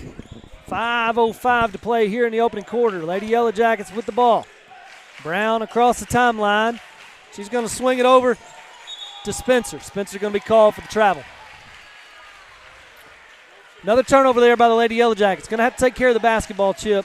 You cannot give the ball back to Riverside. Yeah, they don't need any extra possessions. If you want to have a chance in this one. But they have a lot to do with those turnovers, too. Womack hands it off to Vaughn. Vaughn dribble drive. She's going to kick it out to Travis. 3 on the way. Off the glass, no good. Rebound, Lady Yellowjackets. Spencer looking to push. Spencer now right hand up off the glass. No good up front of the rim, but she's going to draw a blocking foul on Carly Jo Womack. That'll be her first, team first, and it'll send Spencer to the line for 2. Good play by both players there. Not a lot you can do. You got to commit one way or the other and just see what happens. First free throw by Spencer off the mark. Second on the way. Lady Yellowjackets on the board. 6-1. Spencer's had a good week. She's a good little player. Hey, hats off to the Lady Yellowjackets. Absolutely. No matter what happens tonight, they're great on house job. money. Yeah, they've played really, really well this week. Womack left wing to Clay. Clay looks inside to Vaughn. Left hand. She's going to turn. Ball is deflected. That's a good job defensively there by Alexis Taylor. Ellis 3 on the way, and it's going to miss the iron. But an offensive rebound thrown away. Be a turnover. That'll be a turnover again. So little out of sorts right now, Lady Yellowjackets. Fatigue is going to sit in at some point, too. And they're being pressured more than they've been pressured. They're in their 4th game against the best team. I mean, it's an uphill battle right now, but hey, like they've done what I think they probably set out to do, whatever they do tonight. But, you never know. You never know. Womack with the basketball for Lady Rebels. Left wing to Vaughn. Vaughn looking for an opening to drive. None doing. Travis now back to Vaughn. One-on-one with Brown. She's going to swing it over to Akins. 3 on the way. Back iron, no good. Brown with a rebound. Looks to push, spin move. Vaughn going to be called for the foul. Wrong place, wrong time. That'll be 2 on her, I think. Going to have to be a little careful if you're Arden Vaughn. She's coming. That's coming her out. first. That's only her first. The other foul was on Carly Jo Womack. So I thought the block charge or the block was on her, but I guess I missed that. Going to take the basketball out now, just beside the Riverside bench. Brown going to inbound the ball to Ellis. I'm sorry, to Spencer. Spencer going to get the ball at the top of the key to Taylor. Taylor, nothing doing there. Deflected off the hands of Riley Akins. Bay just looking to set something up offensively right now. Yeah. Spencer to inbound. Ellis with the basketball. She dribbles 2 defenders now in a trap. She dribbles through. Spencer now being pressured by Priest. Scout Priest into the game for the Lady Rebels. Ball inside to Brown. Brown on Womack. Shot up, going to rattle around the rim, no good. Loose ball rebound, Scout Priest. Priest gets the basketball to Womack, looking to push. Riverside has numbers. Up the floor to Akins. Akins drives in. No foul.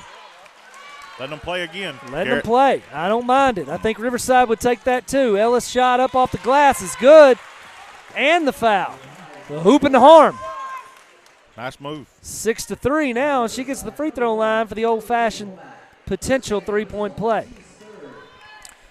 That's the second foul now on Carly Jo Womack. Bella Richardson into the game for Lady Rebels, as well as Arden Vaughn. Going to leave Womack in this one. She's a veteran. She's savvy. She knows, hey, I can't pick up another here. Be smart. 6-4 the score. Ellis converts. Well, they've kind of held off the first storm here. 4-0 run now. Yep. By the Lady Yellowjackets. Richardson's 3 on the way. Going to hit the back iron, no good. Rebound is Priest. Riverside does a good job of offensive rebounding as well. Priest with the basketball. Now Travis in the corner. She's going to draw the foul. A lot of contact down there. It's a good job of not turning it over. Priest to inbound. 2:38 on the clock. Womack back to Priest. 3 on the way from the corner. Is going to roll around the rim and in. 9-4 now the score. Scout Priest knocks down the long-range jumper. Brown pushes ahead. Ball's deflected, but back into the hands. Kata Onk. Onk is checked into this one for the Lady Yellowjackets. Bay to inbound. It's a lot easier to say Bay than it is Lady Yellowjackets. Yeah, it's a lot. 3 on the way by Brown. A little strong. Rebound by Travis. Riverside just speeds up those shots, too. Close out quick good. Womack on the left-hand drive. Deflected. Spencer up the floor now to Brown. Layup is good. So Bay now cuts it back to a three-point game. 9-6 the score. Minute 50 to play here in the opening quarter. 3 on the way by Richardson. Going to rattle out. Rebound to Vaughn. Vaughn up for, I'm sorry, she leaves that one short. Uh-oh, and she's Vaughn down, is Garrett. not. Turned an ankle, I think. That's not good. It's not good either.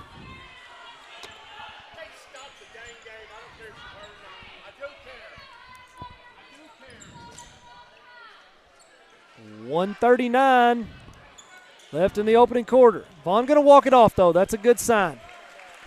Just kind of tweaked it a little. That's good news for the Lady Rebels. The Riverside world was holding their collective breath there for a second, too. Absolutely. We've seen enough of that tonight. Still will be till they see her potentially check back in the game. Yes. 9-6 the score. Brown with the basketball. She's going to spin. Good defense there by Riley Akins. Almost forced a turnover. Almost a 10-second. Riverside just swarms you. Bay may be the Yellowjackets, but Riverside does the swarming. Swarming. They are literally everywhere on the defensive end of the floor. It looks like there's 7 girls out there. And that's tough if you're an opposing team. Yeah. Brown now with the basketball. Jumper on the way. That's short off the front of the rim. Rebound, though. Offensive rebound. Stick back there by Taylor. 9-8 the score. Bay just keeps hanging around for right now. Hanging in there like a hair in a biscuit. Richardson with the basketball. She's going to dribble around. Hands it off. 3 on the way by Travis. Long back iron, no good. Taylor with a rebound. Taylor establishing herself early in this one. She's had a good week, too. Well, this whole Bay crew has, but she's about the only size they got, and she does a good job in there. Riverside forces another turnover. Travis in transition. Left hand a little bit strong. Got to get a block call on Brown. And we're going to get a technical call. The foul is originally going to be called on Kylie Brown. Then a technical foul is going to be called on the Yellow Jacket bench, Coach Brown. So Travis will go to the free throw line to shoot 2 on the original foul. First one off the rim, no good. I feel like we're shooting at the fair right now. You know? It's been weird, Garrett. I mean, it's just. Are these rims regulation at this point? Second free throw is good. 10-8 now as Womack's going to step to the line for the technical.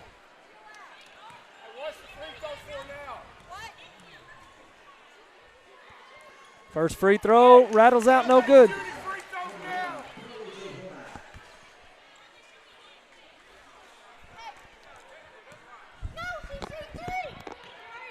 Little bit of confusion here. I think they're.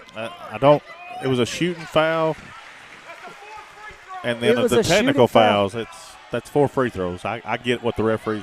I'm not sure why they're confused, honestly. I mean, it was pretty obvious. It was on the shot. The foul was called. Unless he thought was on the floor. It had to be. It had to be the thought, but they signaled 2.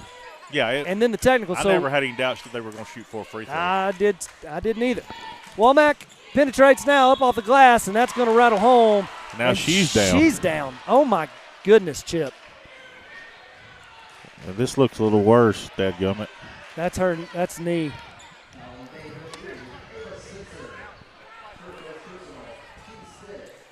Chip, I'm going to step away for just a second. Yeah, go ahead. Handle this for yes, sir. 36 You go do what you need to do. Yeah.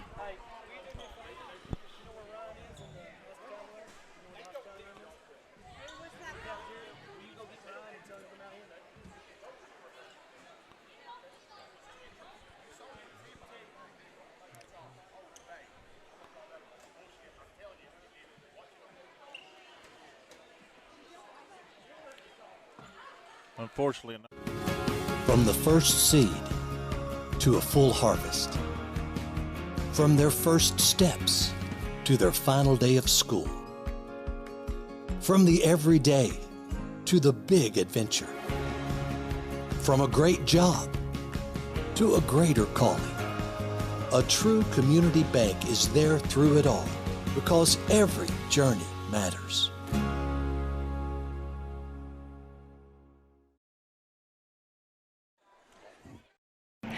R&J Farms is a proud supporter of the Riverside Rebels and wants to wish the best of luck to both the boys and girls basketball teams this season. Go Rebels!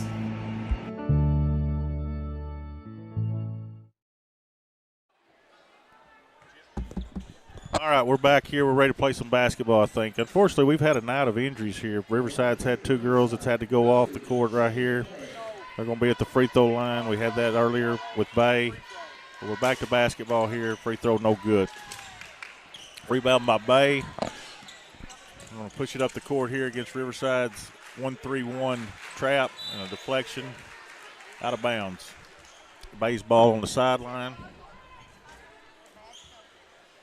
Lark Ellis will inbound it to Brown. Brown looks it over, swings it over to Spencer. And we got a steal here by Riverside, by Bella Richardson. We got a missed layup by Aikens. Brown's pushing it back up the floor. A little out of controlled pace right now. Riverside's going to keep pushing it. They got the numbers. And we're going to have the end of the first quarter there. Crazy quarter, but Riverside's going to end that first quarter up 13-8. And we will keep it right here for a few minutes. Arden Vaughn is checked back in the game. We're going to keep it here. Going to keep it here. Like I said, a crazy quarter there. Vaughn, good to see her checking back in the game. We'll get a check on the other player that went off as soon as we can. Doc has went to check on her, see if he can provide any help there. But Bay hanging around. Cinderella story this week. It's been a great 3 nights for them. They're looking for their 4th upset win, and this would be one that would be really, really, really big. But still a long way to go in this one, but hats off to Bay no matter what happens. They're going to come back out here to be that Bay basketball to start the second quarter. And we're back underway. Spencer has it. Again, looking at the 1-3-1 trap from Riverside, throws it down to the corner. Brown's got it at the nail, out for 3. Number 5 is off. And Riverside with the rebound, Bella Richardson. Richardson brings it up the right side of the court. Over to number 2. Swings it in the corner to Travis. I can't see what. Loose ball on the floor. Bay comes out of there with it.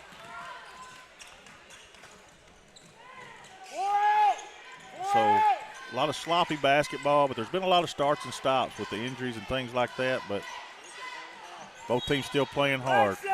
Ball goes out of bounds off Bay. Riley Eakins is back in the game for Riverside. Riley Travis sits down. Bay triggers it in to Spencer.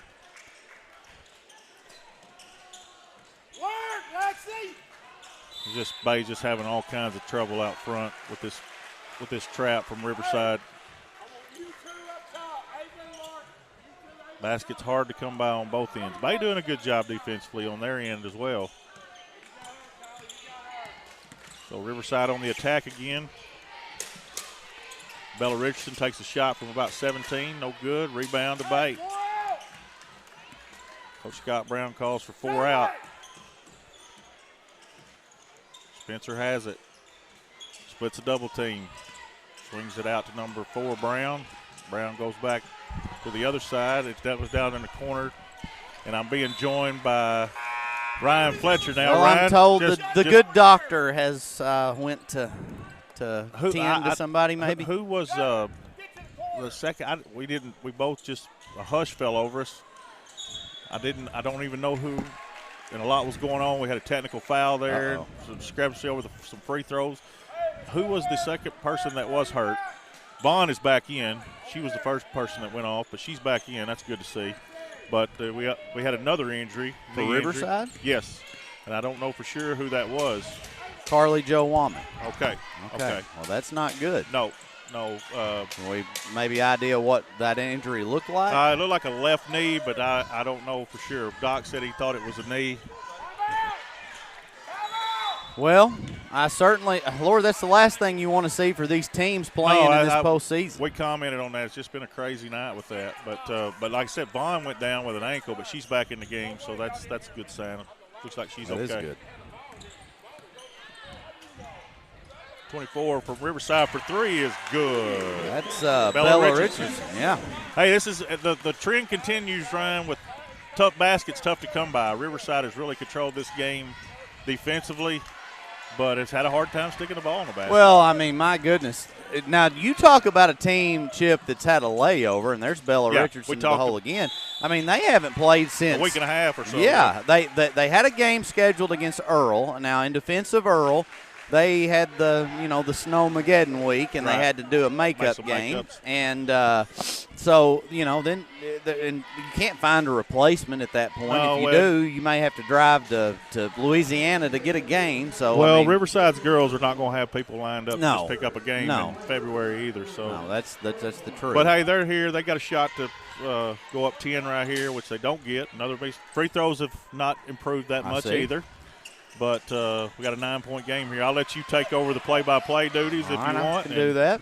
Good and pass there's here. A pass to Riley Aikens. She's back as well, and Scott Brown is going to take a timeout. He is not very happy. And we'll take one, too, and be back here in a moment on the NEA Sports Network.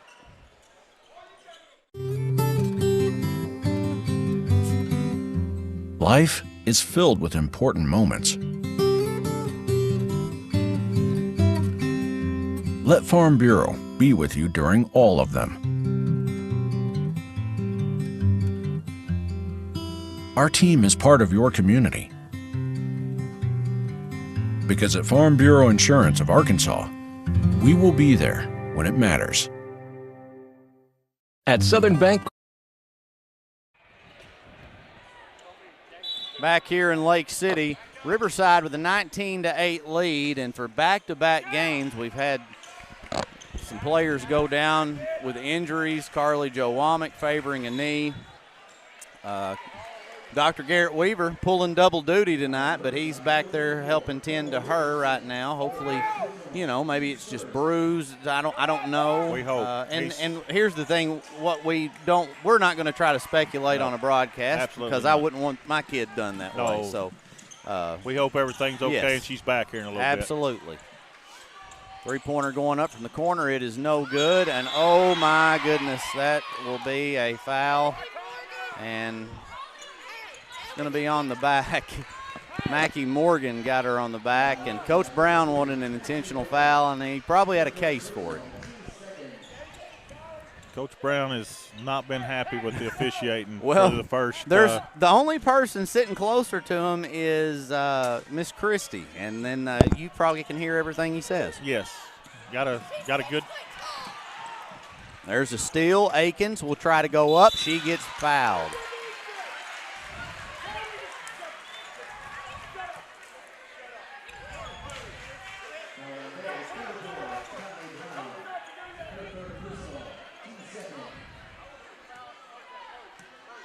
All right, Aikens to the free throw line.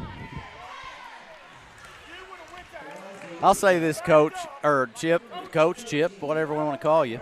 You're both.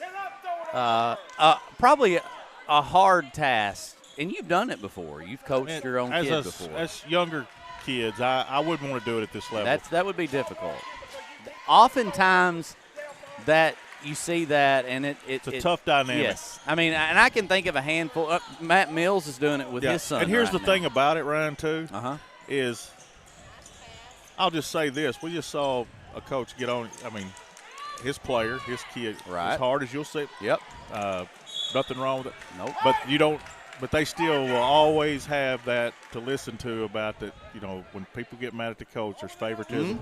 Oh yeah. And generally, in my experience, the coach is harder on their own kid than anybody. Absolutely. I'm afraid I would have been that way. I'm proud I didn't do it. I was when they were younger. They'll tell you that. I'm sure. But it's a lot to deal with. It'd be a tough dynamic. No doubt about it. 20-8 in favor of Riverside. Everybody else gets to go home and leave the coach, and the coach gets to leave the players. That doesn't happen in those situations. and I'll say this for Scott. I mean, he's done it with three of his girls. It's not like he's all used to it. And all of them really, really good players. Yes. Yep. Absolutely. I think Kylie might be a little bit smaller. Well, she's for That's sure what I was smaller. thinking. She is. Good player, right, though. Yes, she is. She's had a good week. We got a timeout. We'll take a break and be back in a moment. We are wealth builders for everyone. We see building wealth as helping people succeed in creating strong financial futures. For some, it's having tools to build credit and buy a first home. For others, working with our award-winning SBA team to launch or grow a small business. And still others might use our unique savings plan today to save for tomorrow's dreams. Wherever you are in your wealth building journey, Southern Bancorp can help. Stop by or visit banksouthern.com to get started. Southern Bancorp, member FDIC, equal housing lender. City, Arkansas, side of the 2A-3 district tournament. Crowd has dwindled down a little bit. You had all those BIC fans here, and some have stayed, most have left. I will say this. I don't know if you feel this way, Chip, but it is burning up in this place. No, I'm warm.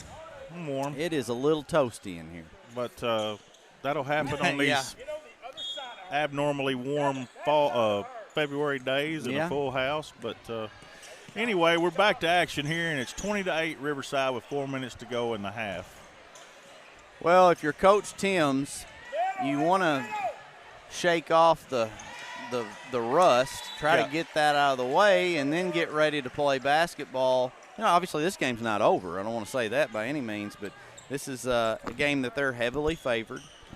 Bay in a scenario where they're very proud and happy to be in this spot, because coming in as a 9 seed, you know, the Vegas odds wouldn't have had them there. No, well, I believe we talked about it.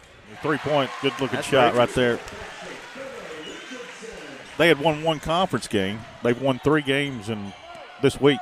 So, you know, that's one of those special little runs that happen in the postseason sometime. Good for them. They're facing an uphill battle now, but they're going to battle the whole way. And there's a girl that's had a really good week, Ava Spencer, with a 3. That she has. Last night, Brad and I were talking about it. Lark Ellis had 7 threes on night 1, a couple threes on night 2, and then 4 threes last night. Now, I don't know if she's had one tonight or not, but a lot of teams don't get to play that many tournament games in a week.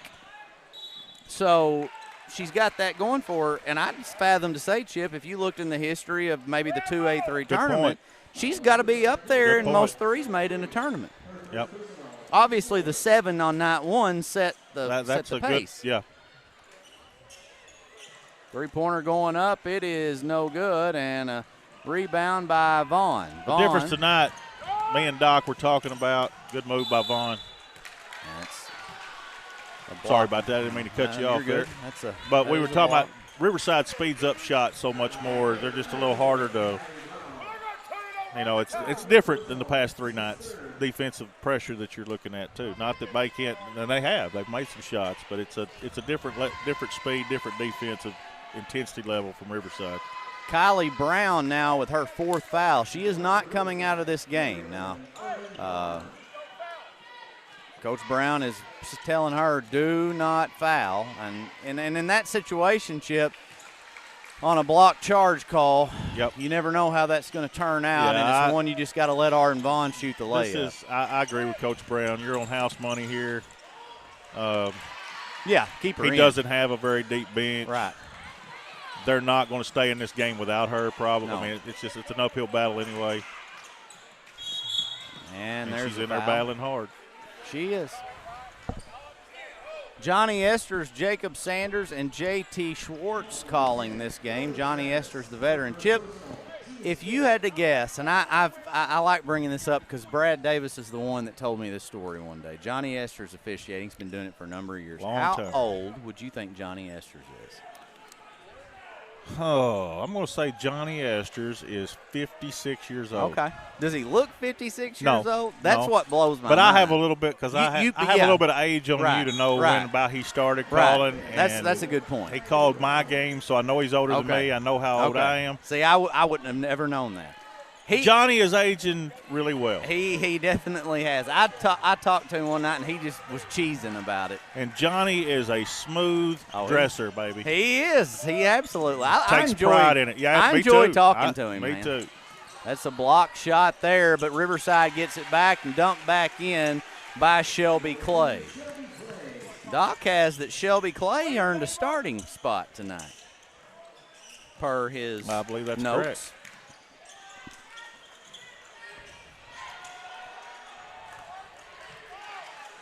They get the ball back. That's Briley Travis. Gets it to Akins. Akins for three, and it's no good. And it's Travis with the offensive board and stick back. Chip, I'll say this too. For the rest of the postseason, we're going to be calling some games at the regional next week, but usually when you get to state, we'll be the only team left that pronounces Riley Akins' last name right. So it'll all be Ekins. It will be Ekins the rest of the way. Yeah, heard that over the years. Many, many times. And Womack. It's Womack, not Womack. Did you know that? I did. Yeah. It's a common mistake by folks. Shot going up, no good. 28-11, a minute 25 to play in this half, excuse me.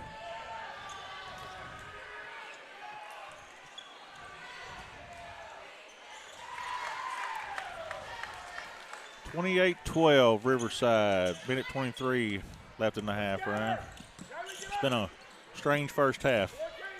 Well, and I mean, same scenario. That's one thing that you can look at this point moving forward into the championship game tomorrow night. BIC played their first game tonight. Riverside played their first game tonight. So they're both going to have that second game, to play. Nobody's kind of, I feel like, at a disadvantage going into that one.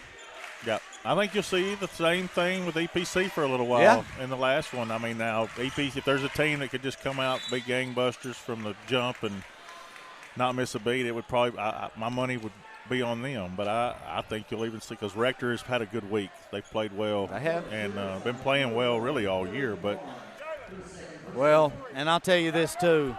If I wanted a coach planning and game planning on an upset, I'd want Matt Mills. He will have they'll have a plan, and it'll be a good one. Absolutely. One of the best coaches around. Always has his teams, it seems like, in a regional or state tournament. And they are in the regional again as the 5 seed. They've had some big moments with Riverside on this court the past couple of years, haven't they? They sure have. Three-pointer going up, and it's no good. Rebound Bay. That is Alexis Taylor. Alexis has had a good tournament. Alexis, I said that earlier. She's about the only size Bay has, and she has battled a good week. I'm going to tell you this, and the way they pick all tournament teams now, in my opinion, they take too many to begin with. And it's like, well, if you finish first, you get all 5, and if you finish second, you get 4. But for Bay in this particular tournament, you got the 3 guards that have all had a great tournament, and then you got Taylor. And so they don't play a third-place game, so it would be hard to argue that those 4 don't deserve an all-tournament selection. Yep. Somebody will be disappointed, but that's part of it, I guess. I always think you just need to give it to who deserves it. Yeah. And if now, in that scenario, and you'd know this question better than I, do they factor in, is it just all tournament, or is this an all conference? Now that I think about it, the all conference selection, nothing, you don't gain anything from this week as a player or as an honor. I wasn't sure. Anything that all conference has already been selected. Okay. Now next week, and it's up to the whole school. But then it's an all tournament. Oh, it would be an all tournament team, which would be more to what you're talking about. And if you win your first game, you're going to play 3. In the regional tournament. I felt like it in the past. There has been a scenario where I've witnessed at times. I've seen the first place team, it seems like, gets 5 and whatever. Yeah, now, that may be determined by who was off or who won the conference. I said, what I can tell you on that is in the regional tournament, the host school decides how they do it. Okay. All right, well, we're going to take a halftime break. We'll be back here in a moment as Riverside leads it 29-14 on the NEA Sports Network. You've heard the saying, Northeast Arkansas, it ain't over till it's over. And it's just getting started. Glensay, Empower, NEA Sports, Temple Baptist Church, and KJNB are bringing the heat at the 2026 Northeast Arkansas Baseball and Softball Media Day, Wednesday, March 11th. High school teams from across the region will join us to give insight into how it's going so far and what we can expect this spring. This is where the stories start. This is where the season begins. Don't miss a moment. Watch it live March 11th on the KJNB Facebook page. I am Rachel Dunnigan Hickman, and I'm excited to be running for the school board, Position 2 in the Buffalo Island Central School District. My husband Brett and I are raising 4 students who are currently enrolled in the district. I'm also a proud graduate of the school system and a longtime supporter. I work right here in our community, and I care deeply about keeping our district strong by supporting great teachers and staff, keeping students safe, and making sure every child has the opportunity to succeed. I'd be honored to earn your support and your vote. Thank you. R&J Farms is a proud supporter of the Riverside Rebels and wants to wish the best of luck to both the boys and girls basketball teams this season. Go Rebels!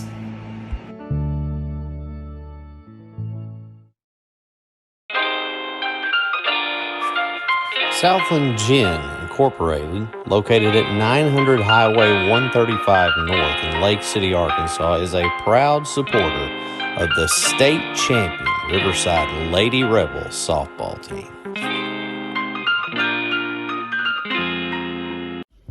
Monette Co-op Incorporated, located in Monette, Arkansas, proudly partners with Tailgate Time. Tailgate Time is here to support our local farming community.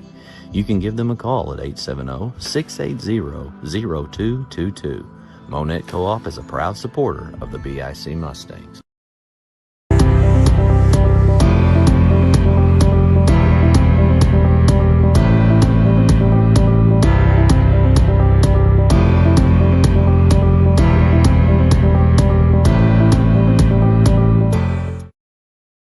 More stories, bigger legends. Season 2 of the Final Jump Shot podcast. Available now on Facebook, YouTube, or your favorite podcast provider. Since 1945, we've been more than just a bank. We've been deeply rooted in communities across Arkansas, growing alongside the families and businesses we serve. We started the Farmers and Merchants Bank in Stuttgart, Arkansas 80 years ago to ensure working folks could borrow money to run their farms, fund their businesses, and build their families' futures. Today, Farmers and Merchants Bank is proud to continue supporting our communities, including our students and athletes. Farmers and Merchants Bank, member FDIC, equal housing lender. Milligan Heating and AC works to serve the Northeast Arkansas community in meeting all of your HVAC needs. Give Justin Milligan a call at 870-243-2820. Central Dealerships is not one to brag, but actually we are. Central was awarded, yet again, General Motors Mark of Excellence. We have the perfect ride waiting for you and exceptional service.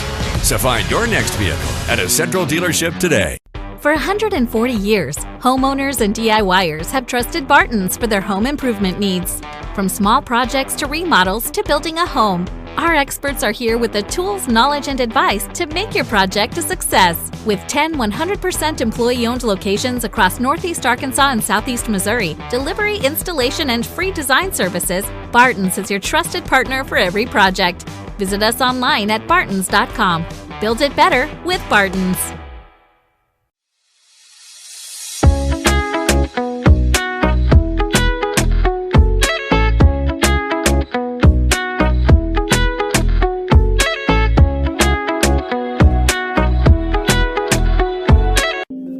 Lakeside Health and Rehab has one goal, and that's to provide effective patient care services to your loved ones. We are a group of healthcare professionals specializing in providing required rehabilitation and healthcare services to your loved ones. Lakeside Health and Rehab.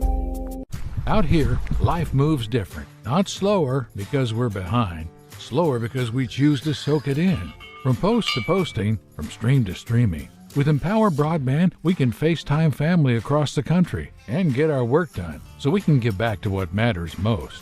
From game to gaming, from boots to booting up, faster internet doesn't mean a faster life. It means more time to enjoy the slow one. Connect faster, live slower with Empower Broadband. From the first seed to a full harvest. From their first steps to their final day of school. From the everyday to the big adventure. From a great job to a greater calling. A true community bank is there through it all because every journey matters.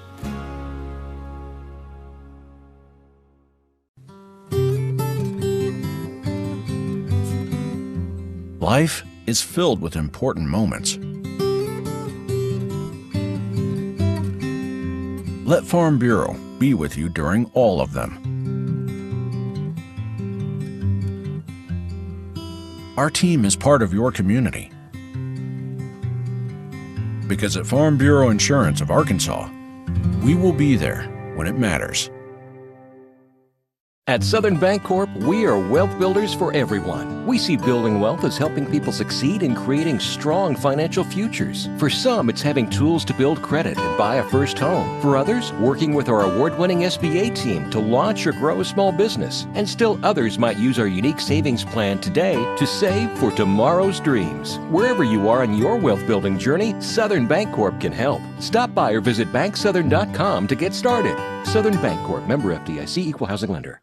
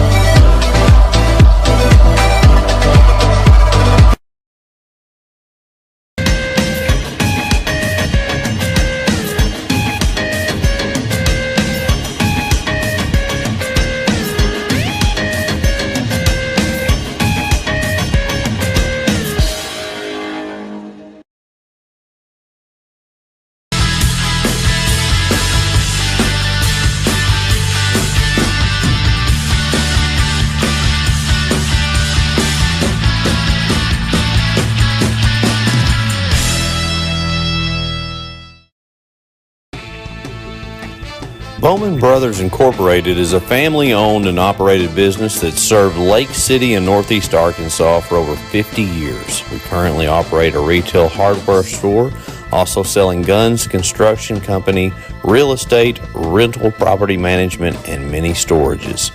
Located in Lake City, Arkansas on Highway 18, Bowman Brothers proudly supports the Riverside Rebels.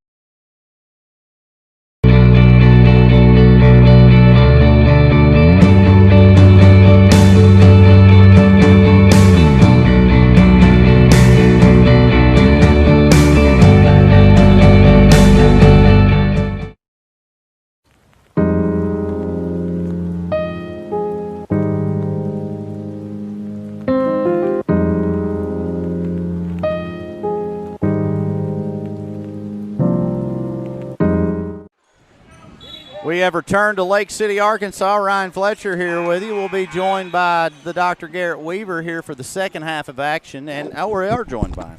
So back just in the nick of time.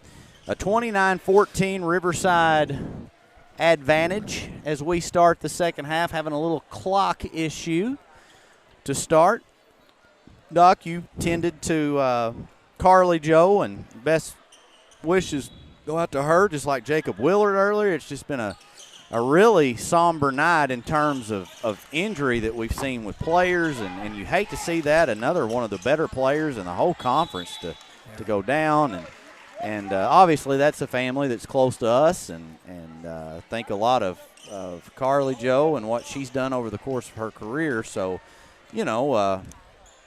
just all we can do is hope and pray that it's not too bad. Yep. It's a 3 by Bella Richardson, who since I've sat down in the second quarter, has 3 threes. She's shooting it at well. that point. Yeah, she's shooting it well for sure. Well, it's an 18-point game. She had hit those 3. It's only a 9-point game, so definitely a difference maker. Well, she shoots better than her dad, I can tell you. Oh, that yeah, right he'll now. tell you that too. Well, good. Well, he won't, but I'll should. tell you that for him. Now a 16-point lead. It's Kylie Brown playing with 4 fouls. She got her 4th foul about 2 minutes and 50 seconds to go in the quarter.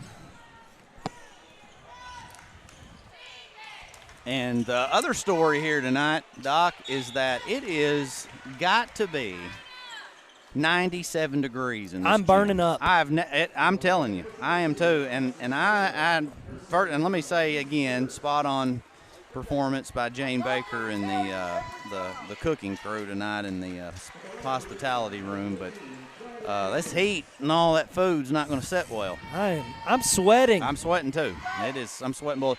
EPC and Rector, they're going to have to play in it here in a minute. Yeah, it's warm for sure. 34-16. Are you good with the play-by-play? I need a minute. Yeah, absolutely. Okay. You've been pulling double duty. Well, I'm happy to help. That's not the issue. I know that.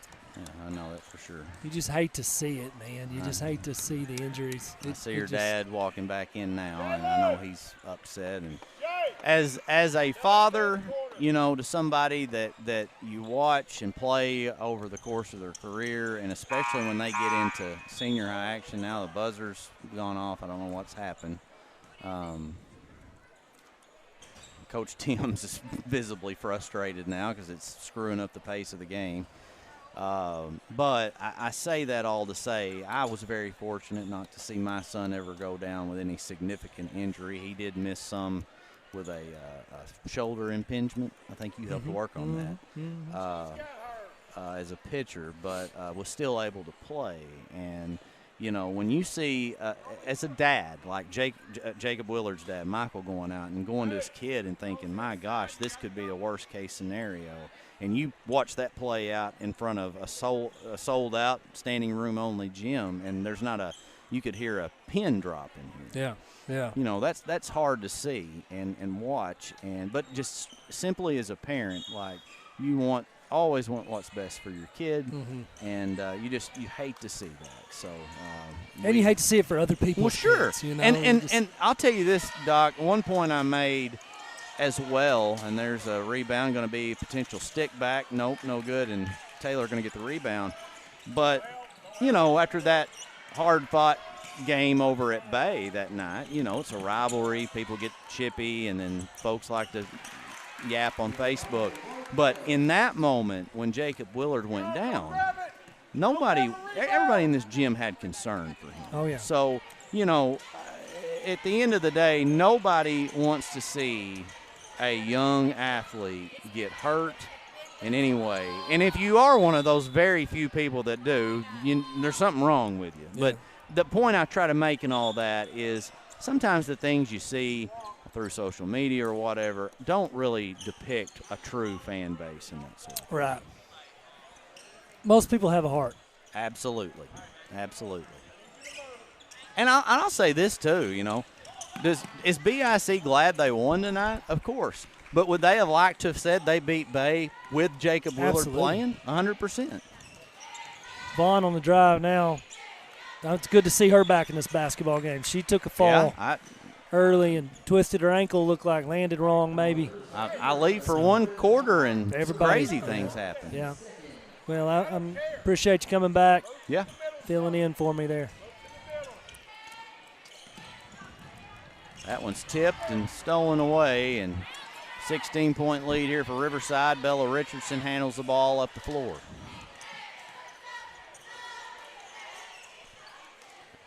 Riley Travis skips it over to, is that Priest? And it's going to be a charge. It's Riley Akins. See, and I did that the other night. I cannot keep them. And she didn't even play the other night. Yeah. She was out. There's just 3 or 4 of them. It's confusing. We got a timeout. It's a full timeout. We'll be back here in a moment.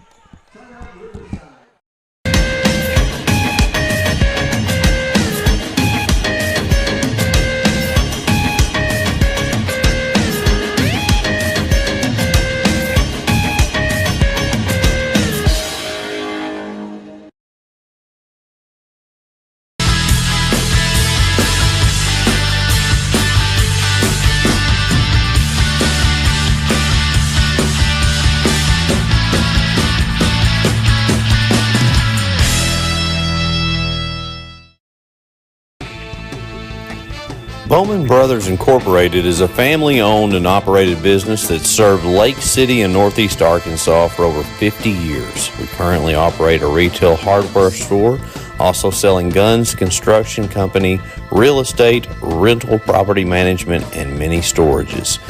Located in Lake City, Arkansas on Highway 18. We have returned here to Lake City, 34-18 in favor of the Lady Rebels, and there's a hard foul by Akins. Just couldn't stop herself. No. Shelby Clay's going to check in for Akins. It's a 14 foul on Lady Rebels. Next one this quarter be 2 free throws. It's a bunch here with 5:08 to go in the third quarter. Flurry. It'll go out of bounds, and it will be Yellow Jacket basketball.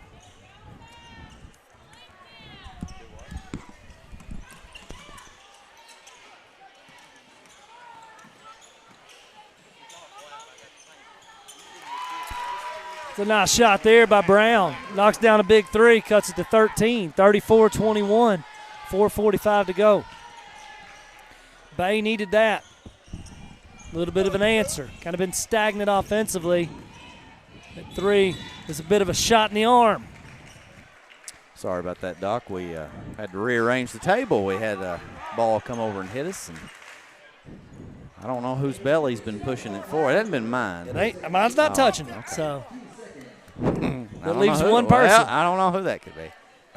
34-21, 4:36 on the clock. Arden Vaughn, that one rimmed out, popped up, and I thought maybe it might drop back down, but it did not. And second one here for Arden. Doc, you've had the opportunity to watch Arden play more than I have. Now, when I have got to watch her play, it's been something special, but she's ultra talented. Yeah, I mean, if you're player of the year as a freshman, that says a whole lot. But is she already, or does she maybe like another year before we can say she's the GOAT at Riverside? I don't think you. I think it's a little early. Okay. Similar to the Patrick Mahomes talk, Yeah, it's a little. I'd say Arden's a lot closer than Patrick is. I'm just saying it's been a lot of really good players here at Riverside, and that's not a discredit to Arden. That's just simply saying that's right. you would be doing a discredit to all those other really good players. 100%. To say that she's got an unfinished resume. Right. Now, But she that's is not to say we tremendously expect her over the next 2 seasons to only average like 9 a game, and we expect her to do really big things. I don't think that's going to happen. I would agree. Fun to watch. Has great parents, by the way, too. That Yes, three she is does. off by Ava Spencer. Ava Spencer has great parents as well. I know them. So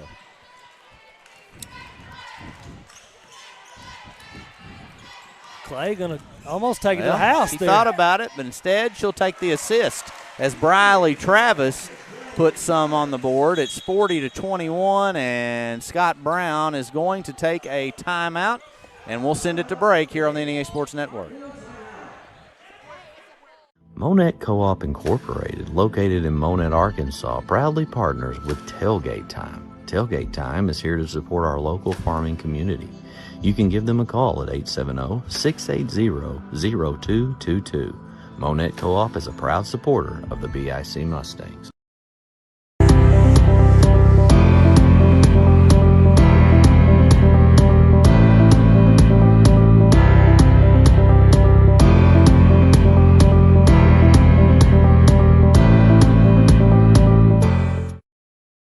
More stories, bigger legends. Back here in Lake City, 40-21, and Riverside very much in charge of this one with 3:37 to go in the third quarter, and just about 10 and a half minutes, or 11 and a half minutes, away from potentially heading to the championship game of the district tournament. BIC is awaiting the winner of this one. Doc, I don't necessarily know how they set up tournament times and that sort of thing. Obviously, 7 o'clock is the most ideal tournament time for any team. Only one team can have that. But they also have – BIC gets to rest a little bit longer for their game than Riverside would, and they're a 2 seed. So wouldn't you? In my thinking on that, I would think the 5:30 game would be better. They're shot up by Arden Vaughn, and it's good. It's not enough of a difference really to matter at this age, you know. And I think with that, you'd rather play in the prime time of the game.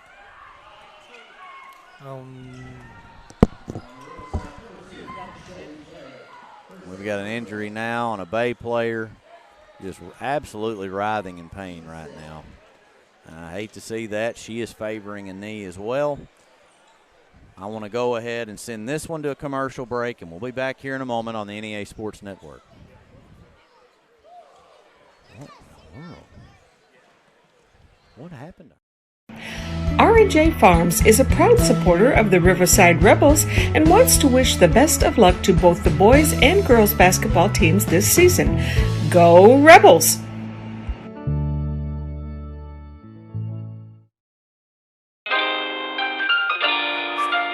Southland Gin Incorporated, located at 900 Highway 135 North in Lake City, Arkansas, is a proud supporter of the state champion Riverside Lady Rebels softball team.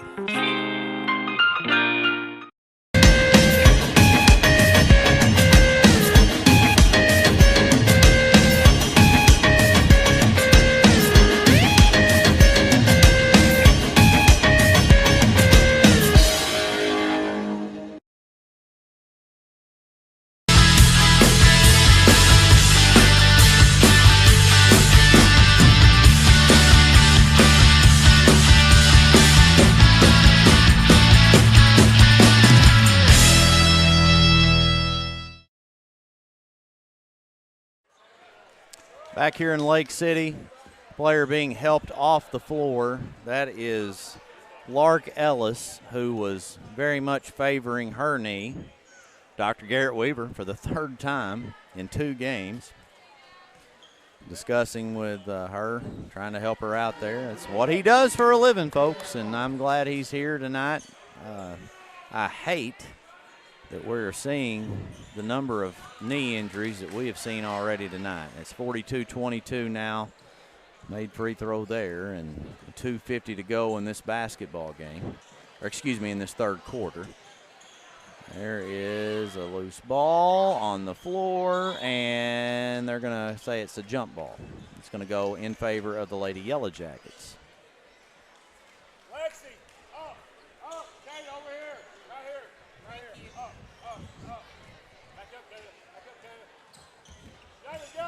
Brown brings it up the floor. And better hurry. They will get it across the half-court line. It's Crum back out to Ava Spencer, who flails one up. It's no good. They get the offensive board, and that's a three-pointer, and it's good. Ava Spencer for 3, and it's 42-25. Drive shot, it is a foul. So with 2:05 to go, it'll be Shelby Clay shooting a pair of free throws.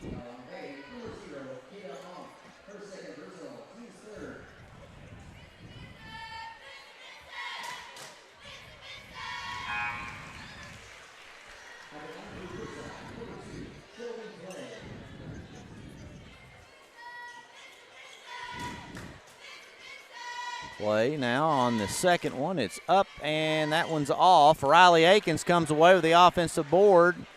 Shot going up by Arden Vaughn, no good. Akins tried to strip that one as well, but Ava Spencer is going to bring it up the floor. Spencer will slow it down. She's trying to get it and nearly turned it over. Brown pulls up for 3. It's no good. Rebound in favor of the Yellowjackets. They'll get a new 35. Drive baseline. And a foul will be called. The minute 40 to go in this third quarter of action.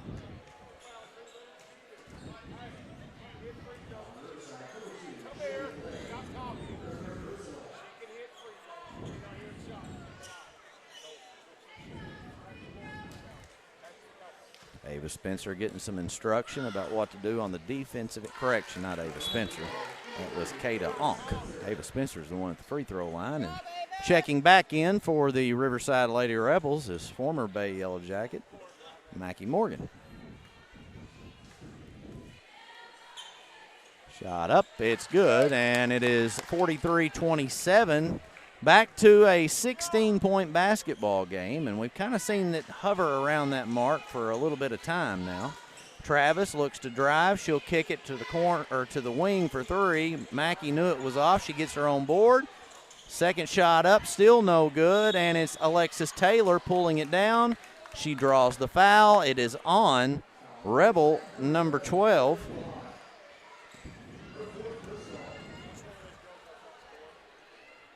Or did they say Rebel number 11, excuse me, Arden Bond. That's her fourth. So in foul trouble. The minute 22 to go in the third. Taylor nets the first one. Now to a 15-point game. Talked to Coach Timms just a little bit today about the run that Bay has went on, and he talked about it being an impressive run and how they would have to play some good basketball to win tonight. Taking this game very seriously. It'd be easy to maybe if you're a Rebel and to look at their record and say, well, we got this. However, they have put together a streak of wins and are playing good basketball now. They've run into one of the better teams in the entire state in the Riverside Lady Rebels. Morgan for three. It is up and it is nailed. It is 46-29.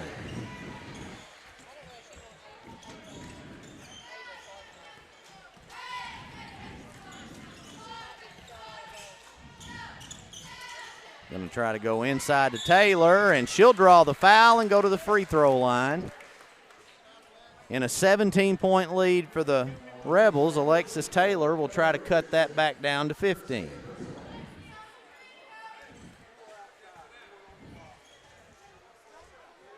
First one up, no good.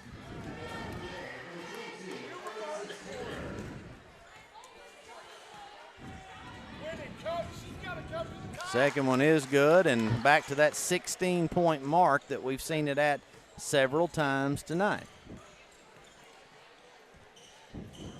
Mackie Morgan. Now Shelby Clay has it. Clay to Richardson, and kind of a guards just kind of rotating back and forth with the basketball. Clay now loses her footing, and she'll be helped back up by Brown. And it is slick out here. I'll say this too. It is very, very hot in this gym. So I would guess that there is sweat and some perspiration on the floor. It does look like the AC is on. So it's one of those weird, and Chip Lane made a good point when he was on the broadcast. It's for this time of year, it's supposed to be a little bit cooler outside than what it is. So there's a takeaway to the bucket, and that is Scout Priest.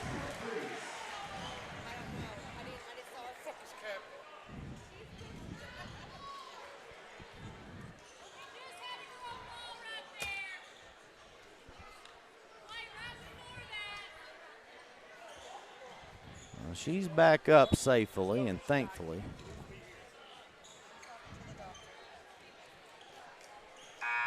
And that will end the quarter. So Riverside leading this one 48-30.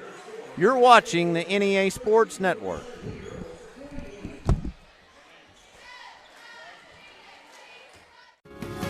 From the first seed to a full harvest. From their first steps to their final day of school.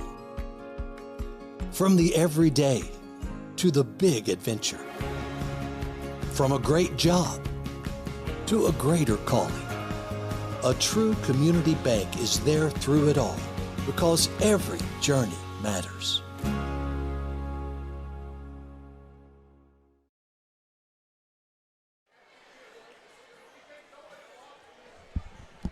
We have returned here to Lake City, Arkansas, the site of the 2A-3 district tournament, to look at the Riverside Lady Rebels playing their first game of the tournament here in the semifinals. as they got a bye. Bay, of course, has played every single night this week except the night that there was no games on Wednesday, so they're playing in their 4th game of the week. Riverside leading at 48-30. They've very much been in charge for the majority of this ball game. At one point, Bay did knock it to a 9-8 game, but then after that, Riverside has taken control. Dr. Garrett Weaver back here with us. Yes, I am. I hope I get to stay for a little bit. Me too. I prefer that unless you have to do your usual bathroom break, I hope that is the only reason you get back up for the rest of this night. I'd or like to go to get eat you a too, bite but- to eat. You can go do that for sure. I'm sorry, Ryan. I wish I. No, it's all right. Alexis Taylor turnaround makes that one back to 18. And, no, I've said that. I said I'm glad you're here and glad you can help and tend to that. Looked like a knee scenario as well. Mm-hmm. Okay. And I'll say this too, Doc. You weren't here when I talked, and Chip was on with me, but like we're calling this game. I don't ever want to throw something out there like, oh, this is what this could be or what Right. it is. I'm certainly not a medical doctor. I don't like it when people speculate on broadcast or people go onto Facebook and make posts. That's for when parents are ready and, Right. that player's ready for that, whatever it is, minor, major, whatever to come out. Well, you can say a knee injury. You Yeah, don't know. I mean that's obvious. Truth And then be told, without imaging, yeah, we don't really know. So hard to say. There's no sense in speculating. Just say, knee injury, not going to return tonight, that kind of thing.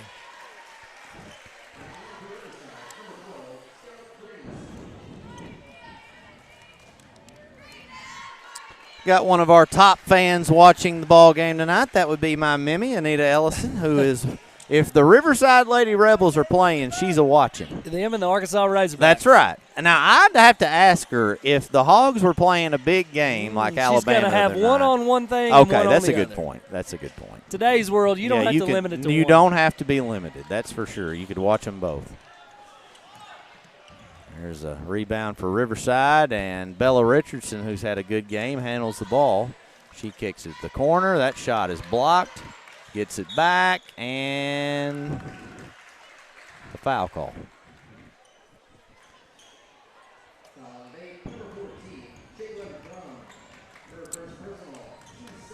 And now into the game for the Lady Rebels, Veda Mae Womack. And she, by the way, is watching from Atlanta, Georgia. Wow. Yeah. What's she doing in Atlanta? Well, she has her very sweet great-granddaughter that lives there, who, by the way, is named Ellison after her That is sweet. last name. But for a second, I thought you were going to say her great-grandmother.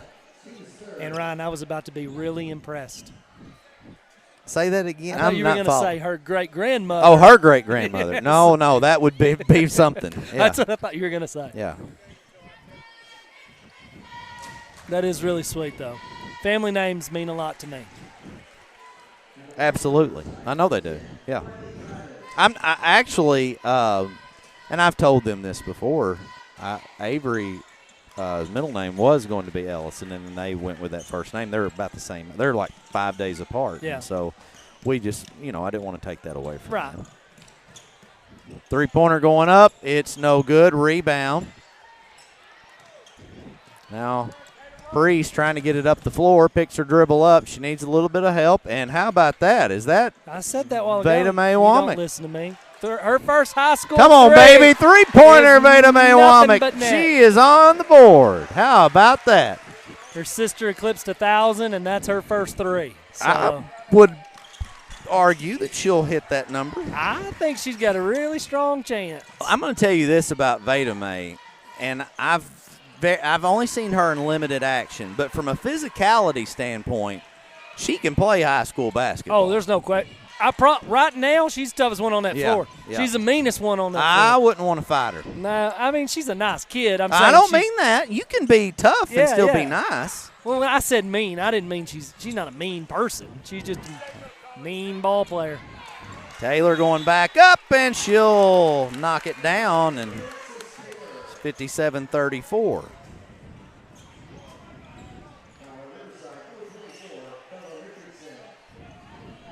Or is it 57? They must have put those points up there quick.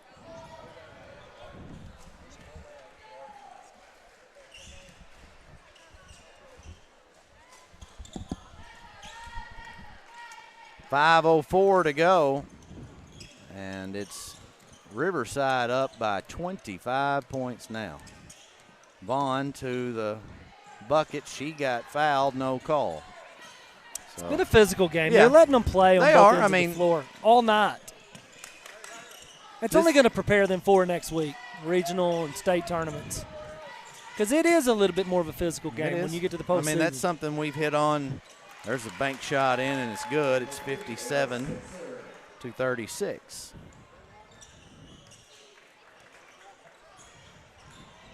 Well, I'm proud to see Veda May in there. Look at her go. Attacking. A little bit too much on that one, but she got to the hole pretty well.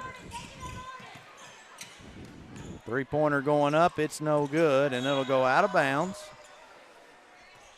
And it'll be Lady Rebel basketball. Doc, I think it's fairly safe to say at this point Riverside will be playing the BIC Mustangs in the finals of the 2A-3 district basketball tournament tomorrow night, and Coach Tyler Timms has another chance to win another district here for Riverside. He certainly does. And I mean, it's just, you know, there was a point back in, it seemed like the late 90s up until, you know, mid-teens or whatever, where Marmaduke was into just a factory of just putting out talent and talent and talent. But then you really start looking back at this Riverside girls program. And even when Coach Hoffman was here, like, I mean, there was some really, really good teams that made state tournament runs. It's been close to a decade now of really good. And you look down at what the junior high has done. The Veda May has never not won a district tournament in her junior high career in 3 years. So well, I mean, that probably extends even further than that. Yeah. So, and then we got a timeout that will be taken by Bay. We'll go ahead and take a break and be back here in just a moment. Monette Co-op Incorporated, located in Monette, Arkansas, proudly partners with Tailgate Time. Tailgate Time is here to support our local farming community. You can give them a call at 870-680-0222. Monette Co-op is a proud supporter of the BIC Mustangs.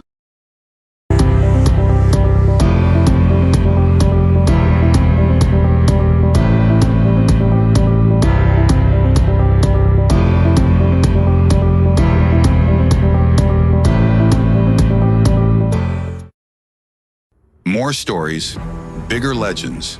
Season 2 of the Final Jump Shot podcast. Available now on Facebook, YouTube, or your favorite podcast provider.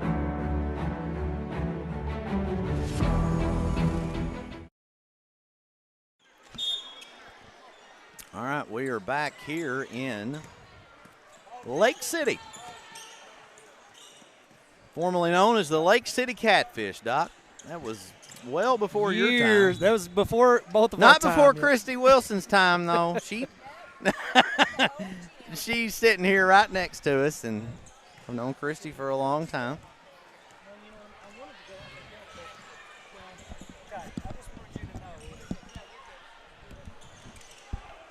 That's stolen away. Let's see if the Yellowjackets can get some points. Ava just lost the handle on that. She'll shoot it for three. Just no good. Arden Vaughn going to come away with a board. Vaughn up with it. She'll draw a foul, and she'll go to the free throw line.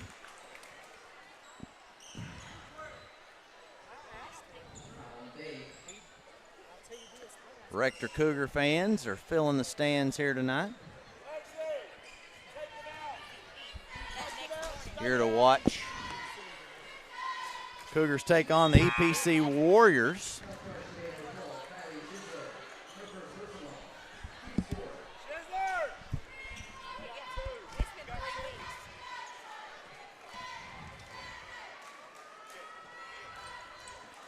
The struggle continues for everybody from the free throw line tonight. Yeah. Man. Just a lot of missed free throws all the way around. Aiken's going to be out in transition. It's a good job of gathering herself and going up strong. Chip Lane has rejoined us. He sure has. He says his belly is full. Well, this table will be at half court before it's all said and done. I can't believe you just said that. Well, Ryan already talked about how it was I being didn't pushed say out onto the floor. I didn't say it was because of Chip. I didn't say that. We have not said anything bad other than right to your face, I promise. All right, that batted out of bounds, 2:42 to go. 59-36, Riverside. Bella to Clay, Clay to Akins. Akins spins, and with her left hand nearly knocked that down. That would have been a pretty play. Look at Arden fight. And now she'll go to the charity stripe.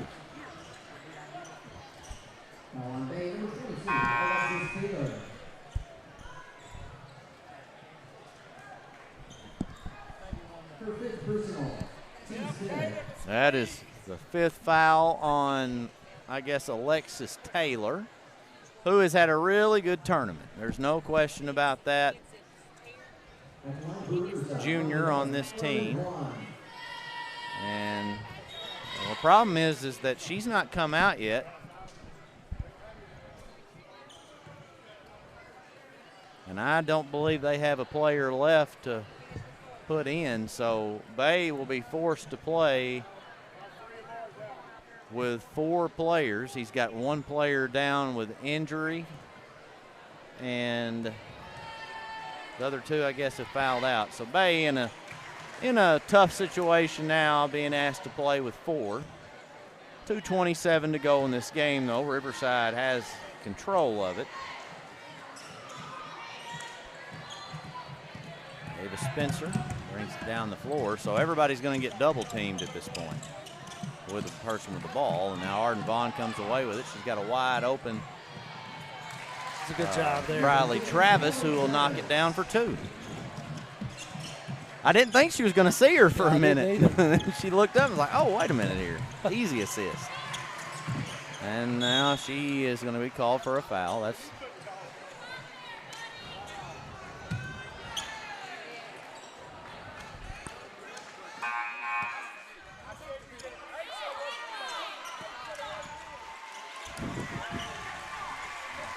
and mass substitution now. Several Rebels coming in. More of that freshman crew getting some time. There's a foul. This is good for them. Yeah, I mean, I like to see that. Ava Emery coming in there. She's making her high school debut. Help me out here, Doc. You know these girls better than I do. Or you're supposed to, anyway. That's Elliot Hoggard. That's Coach Hoggard's daughter. Number 23. Okay. Coach Ben Hoggard's daughter. Henley McAnally. Okay. She's played a little bit already. Yeah. Those are the only 2. She's not on my roster. That's how in the world I don't know, because Henley's very much been a part of this team all year. Shot going up, it's no good. 64-36, and we are a bucket away from hitting that running clock rule. 3-pointer's no good. Priest comes away with the board. Veda Mae Womack now gets it to Emery. She'll get her first. How about that? And that may be Veda Mae's first career assist. It's possible, yeah. So how about that? Ava Emery makes her debut, and with it hadn't even played a minute, and she's already scored. Good job. And I'm going to tell you, Doc, you didn't get to make it over the junior high finals last Saturday. No, I didn't. But Emery had a good game. I watched it. Okay. Yeah, I watched it. Veda Mae played well, but she got into some foul trouble. But they were able. That was a game now. It was a game. And you know what? Cross County. They're good. Has a good group coming up. Yeah, they do. Emery again. She's got 4. 30 seconds to go, 68-36. And Coach Timms is trying to tell the girls to get back. Like, you know, he's like, they come just on. want to play. They do, and I get it. And he can't walk out there and pull them back. Right. So good rebound by McAnally. And she gets gonna be fouled. Good job by Henley. Clock's going to run down and out, and that will end the basketball game. The Riverside Lady Rebels have punched their ticket to finals night tomorrow night. They will play the BIC Lady Mustangs at 6 o'clock here on the NEA Sports Network and here in Lake City, Arkansas. Doc, we are going to go ahead and send it to a commercial break. When we return, we'll have some pregame for the finals of the boy, or excuse me, the other semifinal game of the boys. It's the Rector Cougars and the EPC Warriors here on the NEA Sports Network. Whether it's your home or your business, Delta Glass is Northeast Arkansas's clear choice for superior glass products and services. Delta Glass is known for their internally produced insulated glass units, providing quick and precise replacements for most all windows.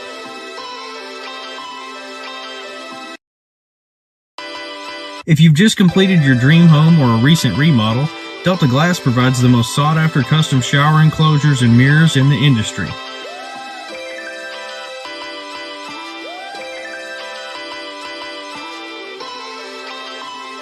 Storefront glazing can create an inviting professional atmosphere for any business facility. Delta Glass specializes in custom design and fabricated storefront systems for all sizes and styles.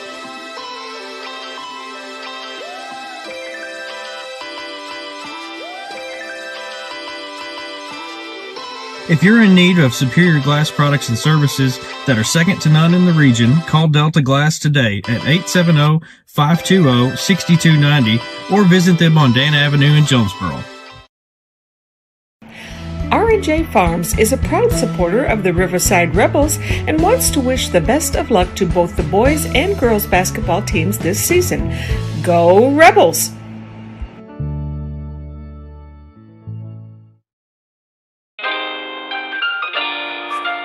Southland Gin Incorporated, located at 900 Highway 135 North in Lake City, Arkansas, is a proud supporter of the state champion Riverside Lady Rebels softball team.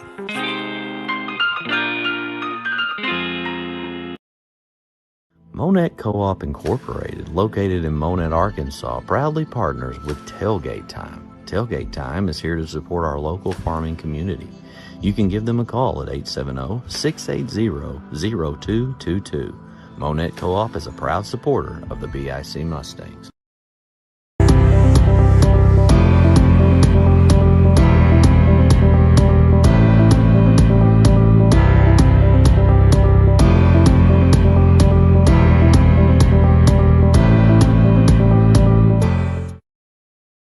More stories, bigger legends. Season 2 of the Final Jump Shot podcast. Available now on Facebook, YouTube, or your favorite podcast provider.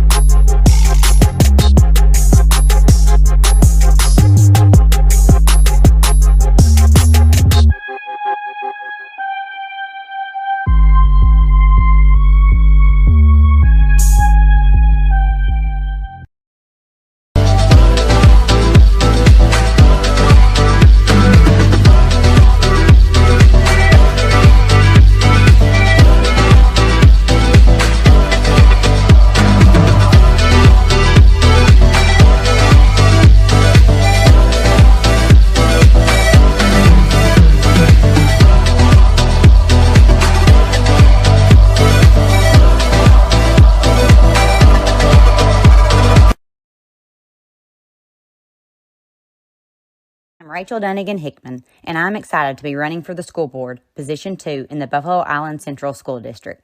My husband Brett and I are raising 4 students who are currently enrolled in the district.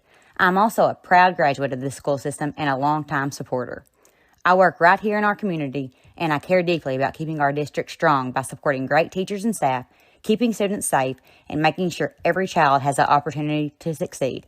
I'd be honored to earn your support and your vote. Thank you. We are live here in Lake City. Final game, the late game, is the number 1 seed EPC Warriors. They are set to take on the Rector Cougars. Chip, you made a quick observation for Rector. It appears that they are going to be without Ford Mills tonight. Yeah, I don't know for sure what's going on, but I had got that update during the last game when I was taking a break. But, no, he's out tonight, so kind of trend continues of good players not being able to participate. Of course, he comes in already out, but it's been a weird night as far as that goes. That hurts Rector, but somebody else has had to step up. Yeah, no question about that. Obviously now they've got a very talented player in number 35, Lane Enfield. Oh, man, that guy, I was talking about Jackson earlier as far as kind of a throwback guy. That's what he reminds me of. But he's got really good size. He shoots it well. He's a good poster. Just seems like a really good, hard-working kid. He's had a great year. He's been good in this tournament too. No question about that. Another guy that had a really good game last night, Kaysen Jetton, number 42. Looks like he's probably plays a little football for him as well, but he's a post player down there. He made a big difference last night, along with the Mills that's obviously out. So looking forward to watching Rector go at it. It'll be their third game in this tournament. We're going to go ahead and send it to commercial break, and when we return, we'll talk about the reigning back-to-back state champion, EPC Warriors, here on the NEA Sports Network.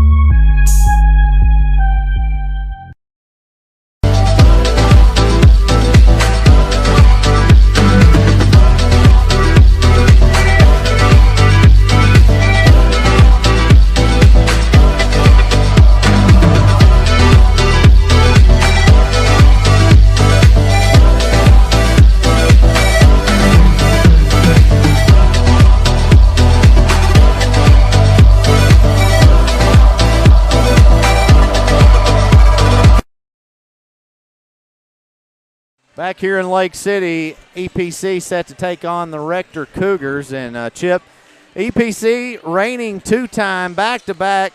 Well, they've won more than 2 state championships in the history of that school, but they have won 2 straight. Jamarcus Thaxton has absolutely owned 2A in the state of Arkansas. No doubt about it. They're looking for a three-peat. There's no doubt about it. Good basketball team. Obviously, rich in history. I don't know how many they've won, but these 2 are just 2 of the latest. But he's got another good crew. I think they went undefeated in the conference. This will be their first game tonight. They're good in football. I made to the state finals in football. 3 years in a row. They just win, and this is their time of year. Yeah. Jacob Gaines, led by them 2 years ago, was a state MVP, and it runs through him. Yeah, he's a do-it-all guy. It seems like he's been around forever. I know, yeah, I mean, he makes them go. He's that go-to guy when you need a bucket. You know, and they've got other kids that can make plays, but he's definitely a veteran, been in lots of games like this. So look for him to have a big night tonight. All right, well, we're going to send it to another commercial break. When we return, we'll have starting lineups here on the NEA Sports Network.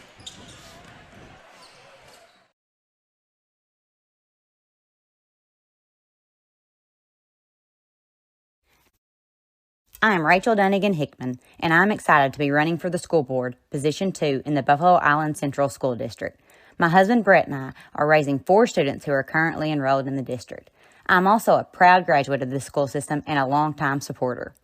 I work right here in our community, and I care deeply about keeping our district strong by supporting great teachers and staff, keeping students safe, and making sure every child has the opportunity to succeed. I'd be honored to earn your support and your vote. Thank you.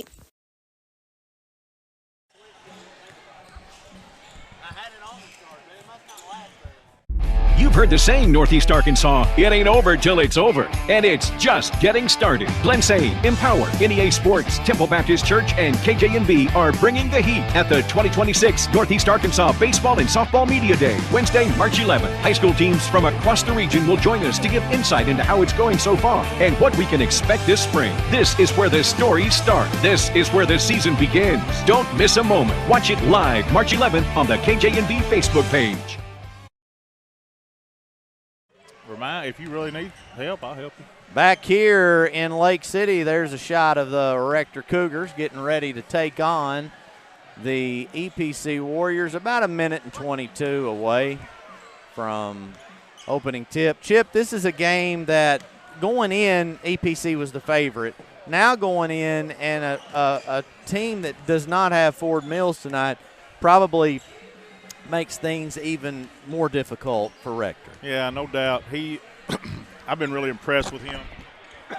Excuse me, this week, and he's a sophomore, right? Yes. Yeah, even in junior high last year, I mean, of course, he's the son of a coach. Right. And you can tell it. Who was a heck of a ball player himself. Oh, yeah, no doubt. Son's not there yet, but right.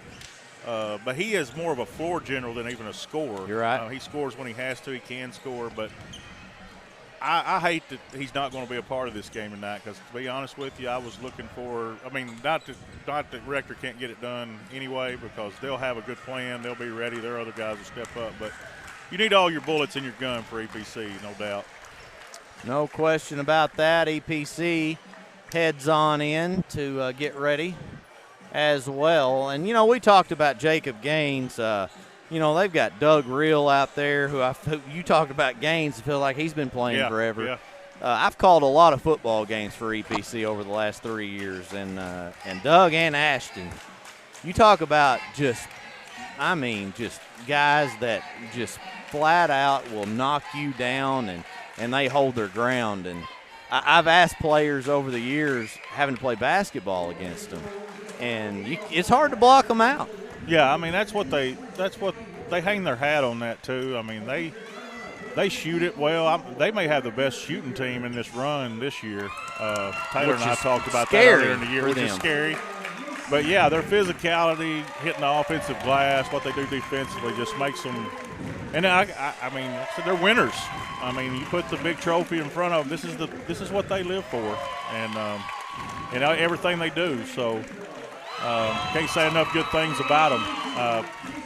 Hate to be those other players taking those screens and taking those hits, but that's part of it. Would have to hurt. All right, starting lineup for Rector was number 1, Mooney, number 3, Copenis, number 24, Keaton Wicker, 35, Lane Hempill, and number 42, Kason Jetton. Now for the EPC Warriors is 00, Doug Reel. You've got number 4, former state MVP, Jacob Gaines. Number 3, that is A.J. Johnson. Number 12, Jarius James. And then number 24, Ashton Reel. He is wearing number 24 tonight. You know, one player that they lost right after football season and didn't play a basketball game this year and went over to Blytheville was Markel. No. Quincy Perry. Quincy Perry, been a lot of saw Perrys him play for Blytheville. Really, don't know how all that worked, but exactly. But he is playing at Blytheville. Valley View played Blytheville early in the year, and I went to that game, and they'd be really scary. He was out here. He's a really good player. No doubt. But, you know, I haven't got to see EPC play as much as you have. And, I mean, we've already got Jetton and and Ashton. They're already battling for position. That'll be a battle you watch all night tonight. Rector won't back down. No, they won't. Well, you ain't going to play for Matt if you back down. No, you're not back. They come out with pressure right off the bat. Warriors win the tip, and they go with a trap into the corner. Now Gaines down low to Doug Reel. Doug Reel goes up, and it's good. And within 12 seconds, EPC is already on the board. Didn't look very rusty right there. Nope. Well, that's a good way to start. Yeah. You know, work it inside and get you an easy bucket. Three-pointer going up by Kason Jetton, and he picks up where he left off from the night before. He had a big night, Chip, and That's what I was going to say when you talked about him. He shot the 3-wheel in the game I had with him. Pressure works there. Hemphill was knocked out, and it'll be Cougar basketball. Yeah, Rector came to play. This could be an entertaining game. Mooney will take it out, trying to get it inbound to Hemphill. Well, you know, one thing, you've got to have some other guys step up, but you need at least 20, I feel like, from Hemphill to be in this one. Copenis, I think, is the one that's taking that other spot. He come off the bench tonight, me and Brad, and hit 4-5-3. So, I mean, he can shoot it. He mentioned that he was a spark plug off that bench. Yeah, he was. So, don't know that you might not even gain a little bit scoring-wise. Turn around and a fadeaway, and that was some old-school Carl Malone right there. That's just a tough shot. Well, if you can make that, I mean, that's almost impossible to defend. Fadeaway jumper, and now Rector getting in that kind of a half-court looking trap. Yep. Gaines pulls up, shot no good, rebound. EPC, loose ball. Good hustle. And they saved it. I thought it was going out of bounds. That's one thing they'll do. It feels like they get every loose ball and every offensive rebound. Oh, my. Hemphill might have got away with an elbow on Big Doug. Doug won't forget that. I actually thought it myself. Oh, boy. Yeah, Doug is, Doug played on the offensive and defensive line. He did a little bit on special teams, just some kicking for a small minute, which was interesting. You don't usually see a big guy doing that. But one thing that has impressed me, Chip, about him and Ashton, I mean, they're big dudes. Yep. I mean, they're got some height. But they're offensive and defensive linemen too. So, but when they get to basketball season, they go and they don't have to have a lot of breaks. No, they've always been like that. It's impressive. Now I'll say this: to be able to play offensive and defensive line, and you never come out of a football game, you gotta be able to. You gotta have some. What's the word I'm looking short for? Bursts of energy. Yeah. You know, to this in basketball, it's more distance type stuff. True. So, Mooney. But still. Let's see him go. And loses the handle on it, but somehow gets it back. Mooney nearly walked. And that goes back out. Jetton. Just that play alone, that's a sure layup on most teams. But EPC just never gives up on a play. And now they're back and they got a steal and they're going to get a layup. Yeah. Oh, my, good pass. Yep. Good decision by Ashton to his brother Doug. Man. That's right. And only 1 point. You had 3 reels that started. Tyrus graduated last year. He is the reigning state MVP. I bet he's probably here watching his. I'm sure he is. I believe Cousins play tonight. I think that's how that works. Hemphill Gaines is all over him. Drive to the bucket, and it's good. That's Wicker. So 7-4, Rector.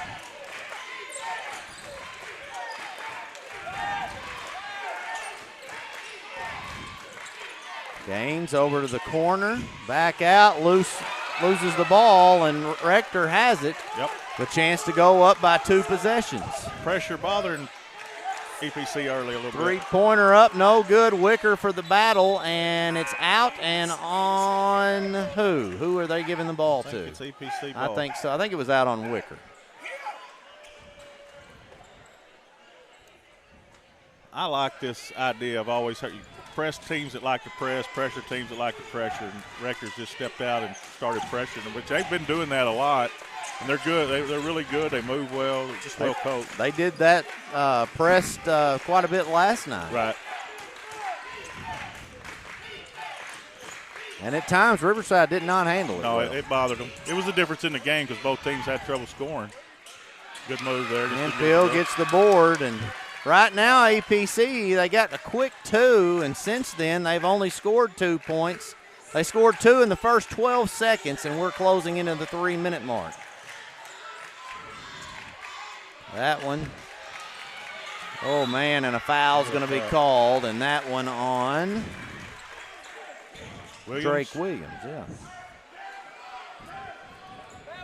Missed him coming in the game. Another big guy. Drive to the hole, Mooney. He was trying to avoid getting the shot blocked. I think if he goes up strong there, he makes it. Yeah, he made a good move. He just didn't finish there. Worried about the contact a little bit. EPC will do that to you, though. Three-pointer by Drake Williams, and he buries it. Big man can shoot. That's what I'm saying. That's what makes this team even scarier is that everybody they got can shoot it a little bit. Now, they haven't really had that as much. No, I agree. In the past. They still got the physicality. The hustle's there. Everybody can score, but now everybody's kind of a threat from three, too, and that's tough. I really think back to I don't feel like they had that last year at all. The year before, they had Dennis Gaines, and they had another lanky kid that I can't think of his name. He could shoot it a little. I thought they lost that some last year. Now you saying they've got it back. Well, that's what I've noticed in the times I've seen them, and like I said, talking to other coaches, that's been a big – everybody mentions that they shoot it better. Yeah. Which doesn't make any of them feel any better about having to play them. Well, I mean, your son is a coach in this conference, and he's complimented them with that before. Yep. He's got them one of these two teams tomorrow night. Yep. That's out of bounds. EPC will have the ball with 2:06 to go in the quarter, tied at 7. EPC will look to take back the lead, in which they haven't had in a while. No, another quarter tonight where the defense is definitely better than the offense for both clubs. But it's a good job by both teams. Gaines looks to drive. He gets to the hole better than just about anybody you'll see. And now he'll go to the free throw line. Made him take a tough shot and he got the foul call.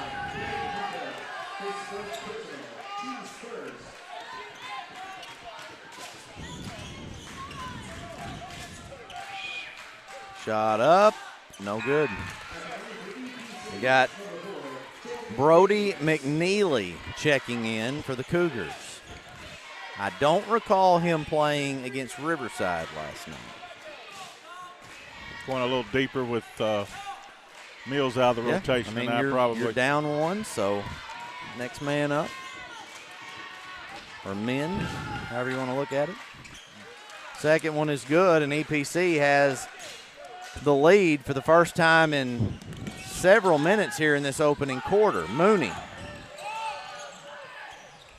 looks to drive, and his shot is blocked on that one. Here comes Gaines. Gaines will go to the hole. He gets, oh, man. And Hemphill thought he blocked a shot, and they will call a foul. It's 2 on him. That's big, Ryan. Yeah, and we can watch. We have a bit of a delay between what's live here and then what I have pulled up on YouTube or Facebook. It looked clean to me. Now, obviously, our angle and our camera's angle is not in as good a position, but it sure looked like he had got it clean on that one. Gaines is just one of those types of players, puts a lot of heat on the red. He takes it hard to the hole. It's never going to be weak. Absolutely. Puts a lot of heat on officials, which is what you want. Yep.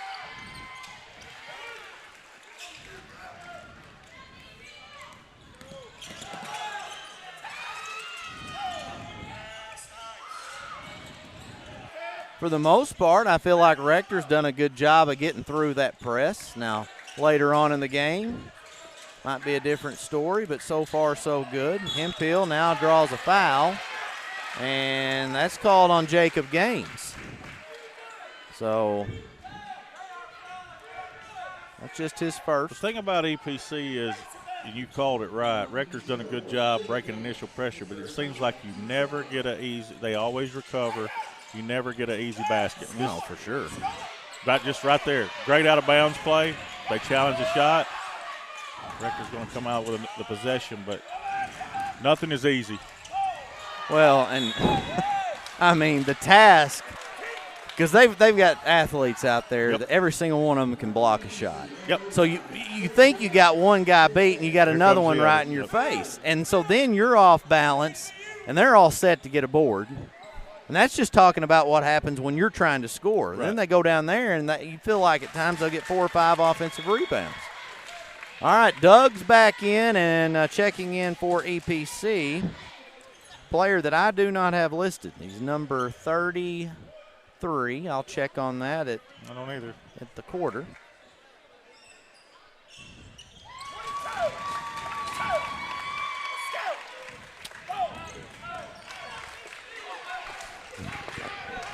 Ten to 9.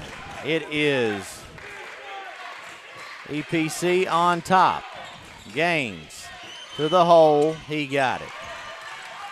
I mean, in all seriousness, Chip. There's just not much you can do about that. No, I mean, and you know, I've said it several times, and I'll stick to what I'm going to say.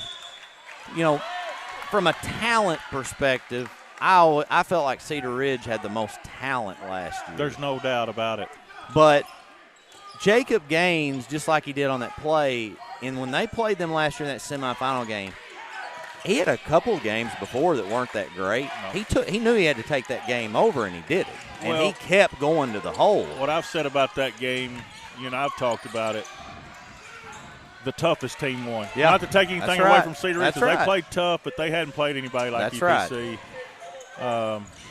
EPC is just really, really tough-minded, tough physically. You know, again, that's their time of year in the Final Four game. They've been there, they've done that. You know, it makes a difference. That's a good way to word that. Gaines going up, and he made it at the buzzer. How about that? 14 to 9 EPC to close out the opening quarter. There's a good look on the replay. How about that? We will send it to break and be back here in a moment on the NEA Sports Network. Monette Co-op Incorporated, located in Monette, Arkansas, proudly partners with Tailgate Time. Tailgate Time is here to support our local farming community. You can give them a call at 870-680-0222. Monette Co-op is a proud supporter of the BIC Mustangs.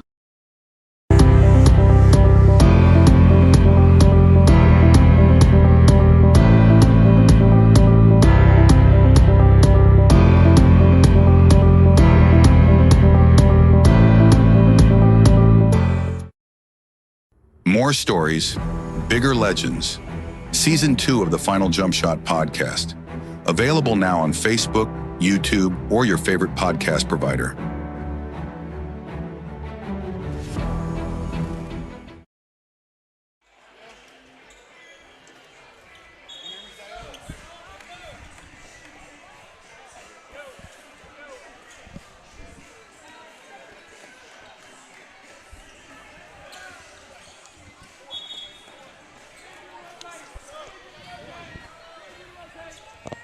We're back here at Riverside. Ryan's got someone talking to him right here. He's fixing to put his headset back on, but it's going to be Rector basketball down 5 here to start the second quarter.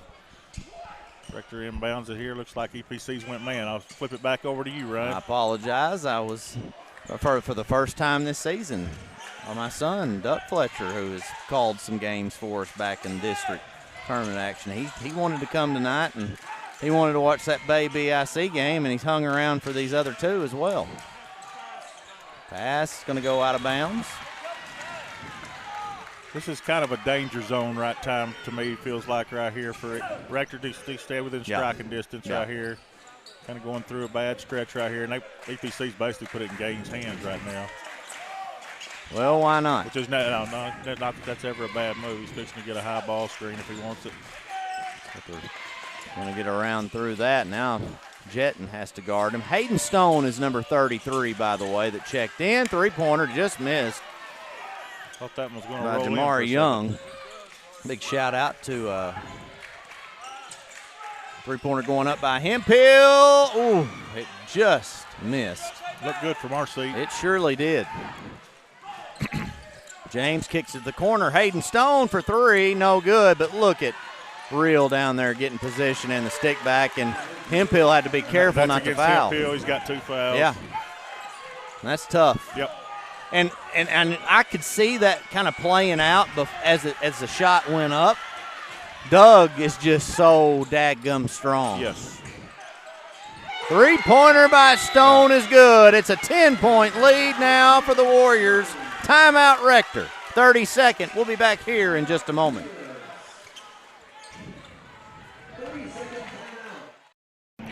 R&J Farms is a proud supporter of the Riverside Rebels and wants to wish the best of luck to both the boys and girls basketball teams this season.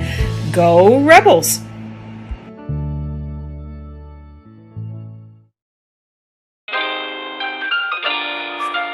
Southland Gin Incorporated, located at 900 Highway 135 North in Lake City, Arkansas, is a proud supporter of the state champion Riverside Lady Rebels softball team.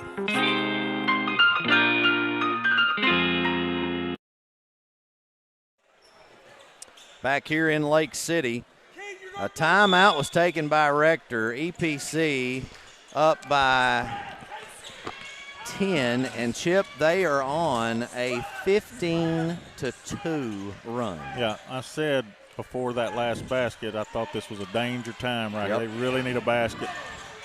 And that kid that you didn't even have on the roster comes in and hits a three. Yeah, he sure did. Yeah, this is off. He sure did. Need a stop.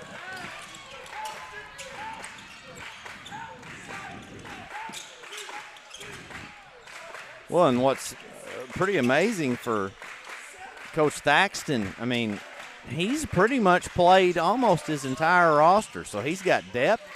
He can run these guys in and out. Their three-pointers off, and there he is again. And, Yeah. Just cleans up all the messes. Every time we've seen a long three tonight, Reel's on the other side. It's almost like an assist. There's a method to where he's at. There's a reason he's where he's at on every play. He has made a living down there for a long time.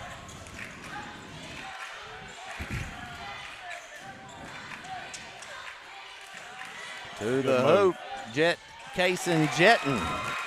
And they needed a bucket, and they got one. They cut that lead down to 11, or 10, excuse me. Yes, they are. He's got 5 of the 11. Yeah, they're going to need him to have a big night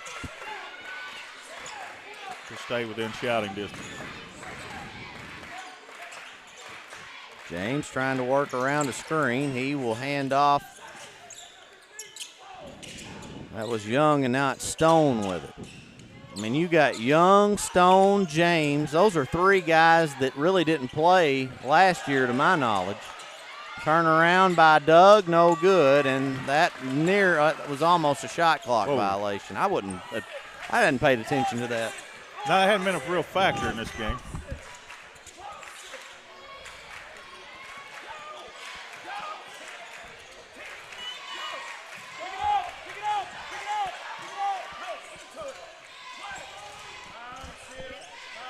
Good move there. Ryan has been visiting. He's visiting again here. Had somebody stop by. A good move there by Rector's Hemphill. We got an 8-point game. Drive to the basket, kick out. Three-pointer on the way is no good. Stone again for 3, and it's going to bounce in for him. That's two threes for Stone. Back up to 11-point lead.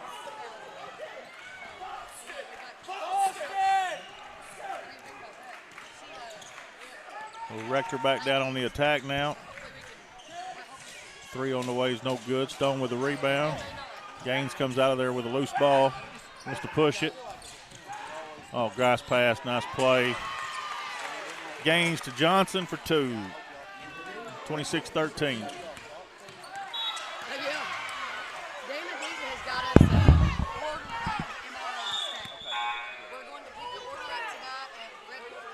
Stone fouled right there on purpose to get the subs in the game for EPC. But looks like he's going to stay in.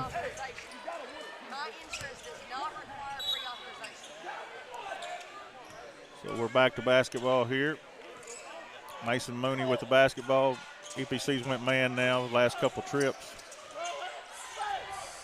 Hemphill, nice strong move, and one.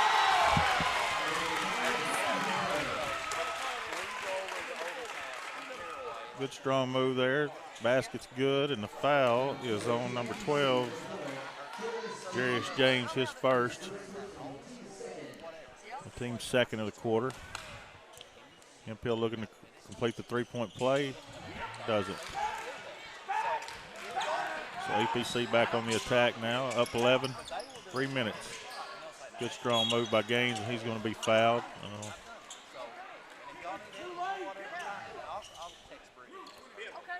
It's going to be on number 24 for Rector. Sorry, Rector. Chip. No problem. Was visiting. I'll throw it back to you again. I was visiting with. You're a popular guy. Well, that injury.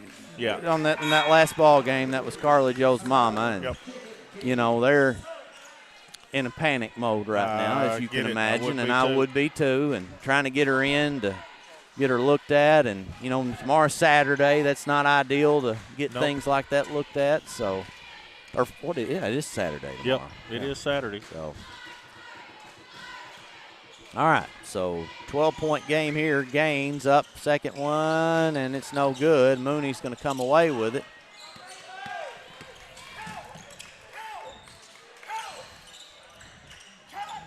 And there's. Be lazy with passes. No, we can't do that. Not against this team. And it's going to be EPC basketball. Here comes the other reel. Pass and assist and points. Reel with Ashton Reel with the assist, and that's James on the bucket. Just good basketball. And I keep calling him James. That's A.J. Johnson. I've done that all night. My apologies. Up and good. That is a tough move. And they've got to have that from him, Chip. Oh, yeah, they're going to, at this point now, down 12, he's going to have to go get a bunch. A.J. Johnson. And about lost the handle on it there.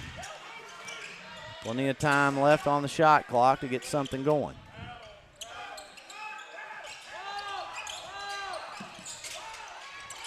They'll go down low, trying to get Gaines the ball. Three-pointer going up. It's good. That's Jarius James.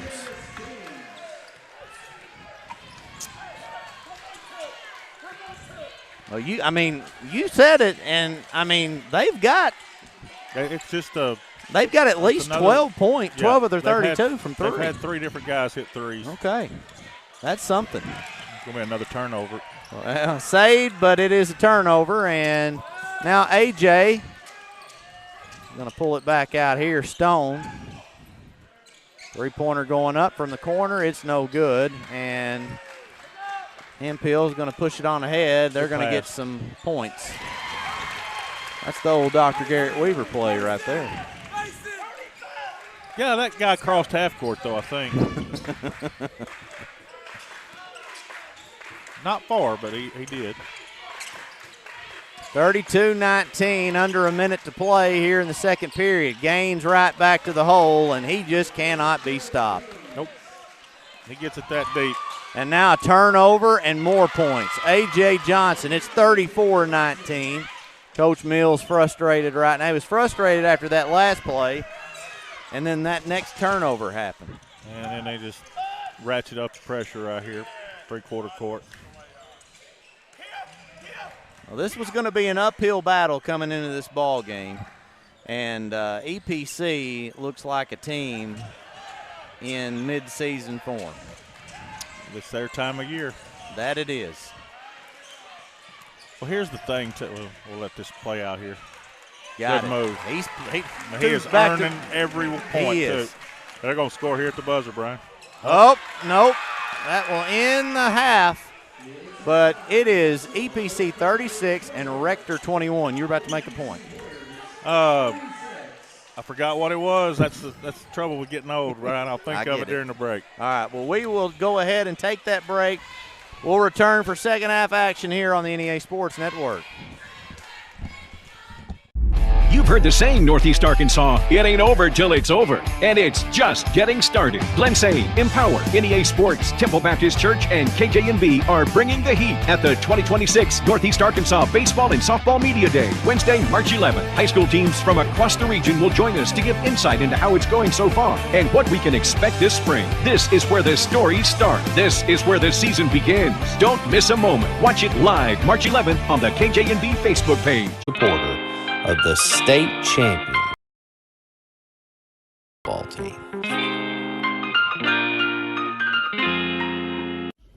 Monette Co-op Incorporated, located in Monette, Arkansas, proudly partners with Tailgate Time. Tailgate Time is here to support our local farming community. You can give them a call at 870-680-0222. Monette Co-op is a proud supporter of the BIC Mustangs.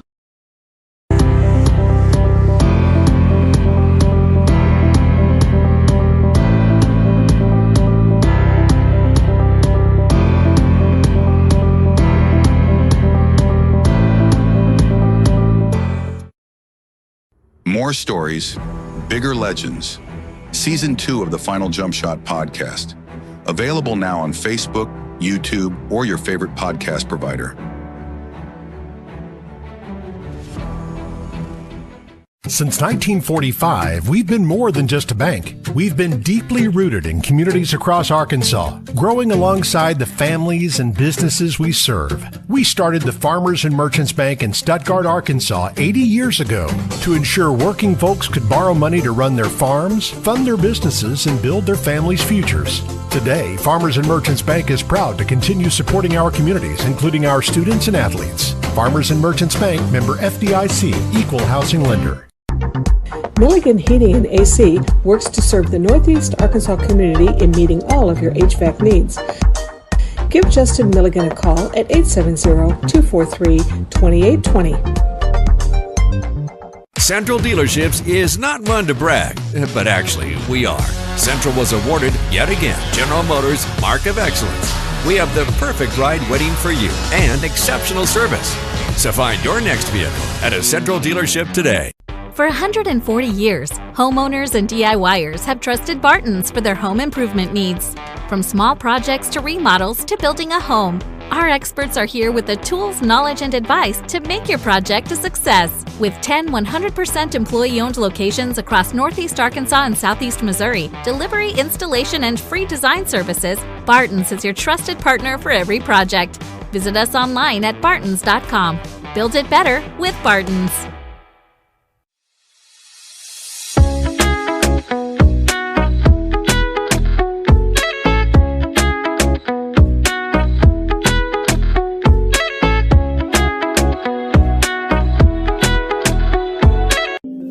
Lakeside Health and Rehab has one goal, and that's to provide effective patient care services to your loved ones. We are a group of healthcare professionals specializing in providing required rehabilitation and healthcare services to your loved ones. Lakeside Health and Rehab.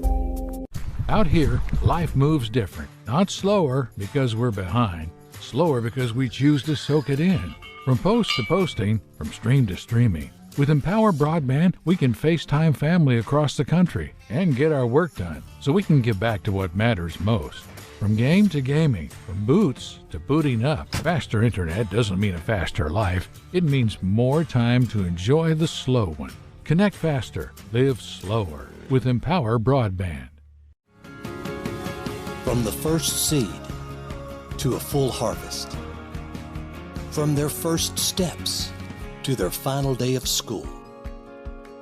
From the everyday to the big adventure. From a great job to a greater calling.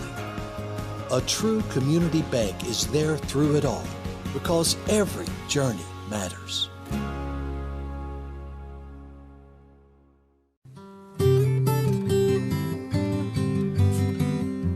Life is filled with important moments. Let Farm Bureau be with you during all of them. Our team is part of your community. Because at Farm Bureau Insurance of Arkansas, we will be there when it matters. At Southern Bancorp, we are wealth builders for everyone. We see building wealth as helping people succeed in creating strong financial futures. For some, it's having tools to build credit and buy a first home. For others, working with our award-winning SBA team to launch or grow a small business. And still others might use our unique savings plan today to save for tomorrow's dreams. Wherever you are in your wealth building journey, Southern Bancorp can help. Stop by or visit banksouthern.com to get started. Southern Bancorp, member FDIC, equal housing lender.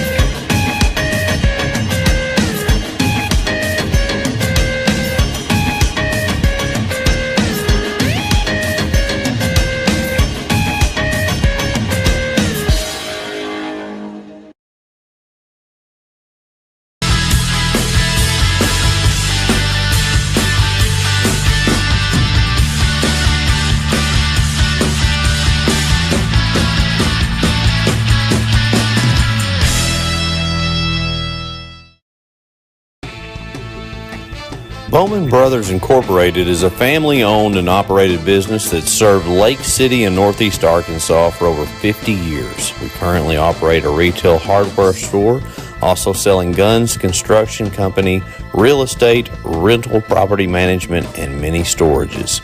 Located in Lake City, Arkansas on Highway 18, Bowman Brothers proudly supports the Riverside Rebels.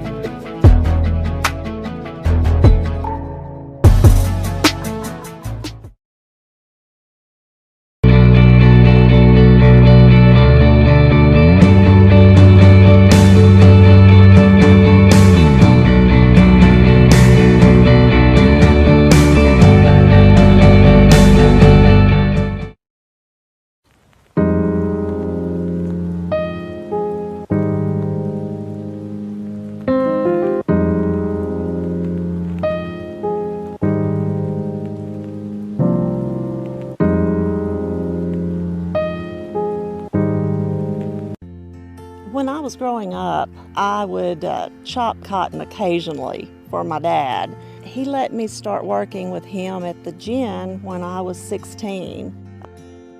We have about 15 family farms that we are working with through the gin. A lot of those are descendants of farmers who helped raise me in the cotton gin, and now I'm starting to see the third generation. I feel like as a ginner and also as... I told you not to. All right, we're back here. You out, Coach? See you, buddy. Coach Campbell walked by. He's been here all night watching some basketball games. 15-point lead now for EPC as we open up the second half of action. See if Rector can, this first 3 or 4, you hear this, it's cliche, but this first 3 or 4 minutes, see if they can go, if they can hang around, they're really going to hang around, get it under 10 before the end of the third somehow. Not the start you wanted. Now, you were going to make a point in the first half. And I was. What was it? I was going to say about EPC, it's another compliment to them. Yeah. You know, we've talked all night about teams having their first game being a little rusty and everything. EPC's not. No. And I mean, they're the champs. They got the accolades that nobody else here right now has, girls or boys wise, you know. And I mean, to me, they've put on the best first half performance by far of any team that's absolutely their first game. That was my point. I'll say this, Chip. Last year, when the last 2 years we've actually done the EPC Classic, they play a bunch of Memphis City area schools, Northeast Arkansas schools will do that. And so I'd never broadcasted in that gym before, so three-pointer going up. It's good. There you go. There you go. So down to 12-point lead for EPC. And what I was going to say was I got to go watch about 30, 45 minutes of Coach Thaxton's practice. And the intensity of that practice in January. Yep. And they were working on a lot of situational stuff. They'd pause. I mean, he'd let some of his leaders, senior leaders, that would be Tyrus last year or Gaines or whoever have, you know, I mean, he'd let them kind of help lead and talk, and he'd get them as well when they weren't doing what they're supposed to be doing. But you got to I mean, he's got a lot of talent, but he does a tremendous job over there. And I feel like he gets the most out of his guys. If you'll think back, you may not remember this, his first year. Mm-hmm. Is this his third year? It is his third year. Yeah, I mean, he's won it both years he's been. You know, and they didn't start off great that first year, but after about the first 10 games, you and I tossed it. I really like this guy. Yeah, you know, you did. A lot of people don't like the way maybe he acts or whatever, but I mean, he gets their attention. This intensity level and not messing around and stuff like that does not just come natural. You have to be led to that sometimes. Right. You're right. Any team. I mean, Coach Mills does a good job of it. You know, I think Taylor, you know, a lot of coaches do. But and coaches have different ways of getting that done. And he pushes the buttons right. He does. For this bunch. And I'm telling you, I mean, I've seen him call a timeout, and yes, I mean, I wouldn't want to be on the other end of that. No, but that they perform respond. for him. They that respond. Way. So you do what you got to do, and you, I guess you win state championships. Well, that's the payoff. If you're not winning, and you don't see, you got to see the rewards of it, and they all do. Three-pointer up, no good. One thing, some places won't allow a coach to do that, and inevitably that affects the outcome of wins and losses. I mean, they're allowing him to coach his team the way he sees fit, and I'll say this too. I know he loves his guys. Yeah. I mean, there's no question about that as well. It's tough love sometimes. Absolutely, it's throwback type stuff. That's really. right. I mean, I keep using that word, but it's the truth. Three-pointer going up, it's good. And how about the Rector Cougars? They're not going away. Nope. It's 41 to, they've yet to put it on the board. It should be 41 to 30. We got a timeout. We'll take 1-2 and be back in a moment. Monette Co-op Incorporated, located in Monette, Arkansas, proudly partners with Tailgate Time. Tailgate Time is here to support our local farming community. You can give them a call at 870-680-0222. Monette Co-op is a proud supporter of the BIC Mustangs.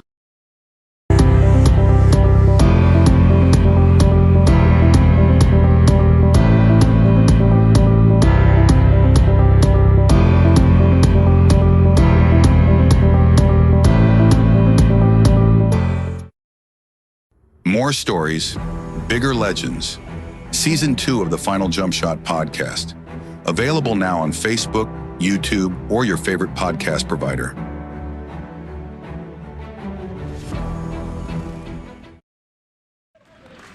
Back here in action, and boy, I was wrong, Chip. I thought it was 41-30. It's just 41-27. Yeah. We were on a bit of a. Well, they hit 2 threes, but EPC after that first one ran off 5 straight points himself. And Rector has turned them over once. That's what I'm saying. It's just. Look at Gaines go. He just fights. And now he's going to the free throw line. Yeah, the Rector faithful don't agree with that. Well, they have a case They do. for an offensive foul there. I think he might have used his forearm to get an advantage earlier in the play. Earlier in the possession. Then when he did get fouled, that had already happened. Now, I'd made the comment during the during the BIC. Matt Mills is just one of the nicest guys you're ever going to run into. I mean, he's I don't know if I've ever seen him get a technical, but Johnny Esters just said, "Please go back to your box," and he smiled at him and did it. But I made the point, officials calling it pretty loose, letting them play. That's advantage EPC. Every night. Drive, good. And here's the thing: you got a different crew that was calling it. That's right. I mean, that makes. I mean, it's nothing big deal, but officiating's been great.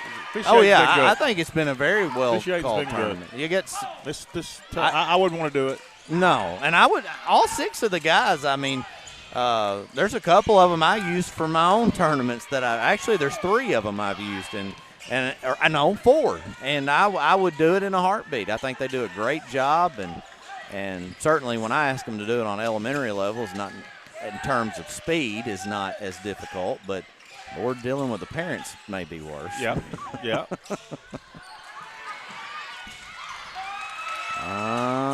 Mooney's got a 3 going up. It's too much, and Doug Reel with it, and they're going to get Jetton on the foul. Now, this is a small thing, but that's my point. Mm-hmm. That shot, not a lot, but it was actually challenged. Right. It looked wide open. Mm-hmm. The guy that almost got the steal at half court recovered in time off of that one pass to fly by. Now, that's coached and effort and everything else. Yep. And, I mean,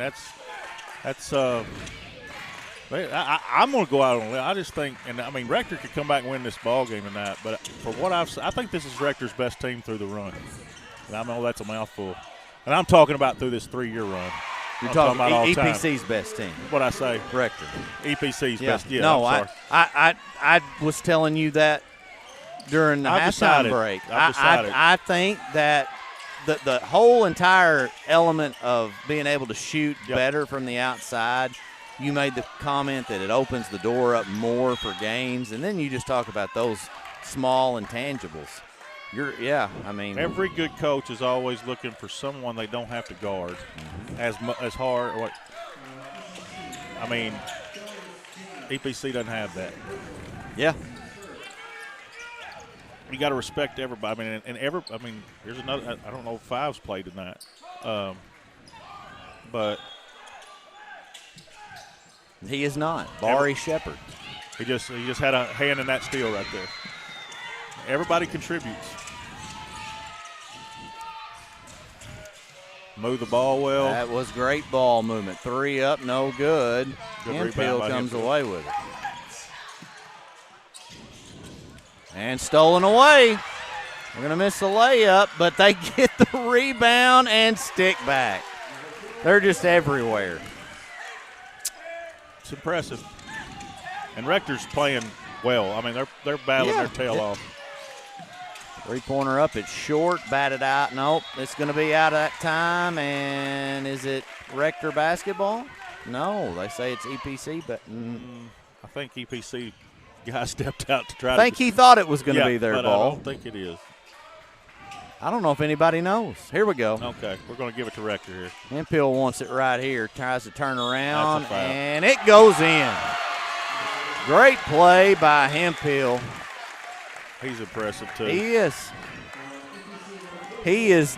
There's not been a single bucket he's made tonight he's earned that he's not earned. Even he had the fadeaway that was tough, and then everything else has come on the inside, and there's been contact. If he makes this free throw, he'll have 15. Wow. And they are all hard-earned. Mm-hmm.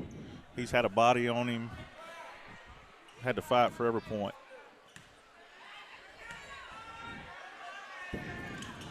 Shot up and good. He's a really good player.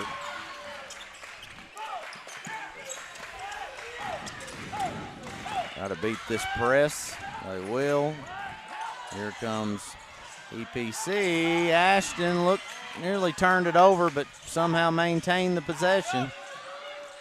Now here's what they had a chance there. Now they're back under control with 15 on the clock. shot clock. Out for an open three. Doesn't go down. Just short. Good rebound by Rector. Good box out. Rector trying to cut this lead maybe down to 10. They still got a chance, right? Yeah. Oh, great move. There's another one, yeah. That might have been the easiest bucket of the night. There's no doubt. Once he got past that guy, there wasn't anybody waiting on him. Nope. 12-point game. Rector crowd's coming alive now.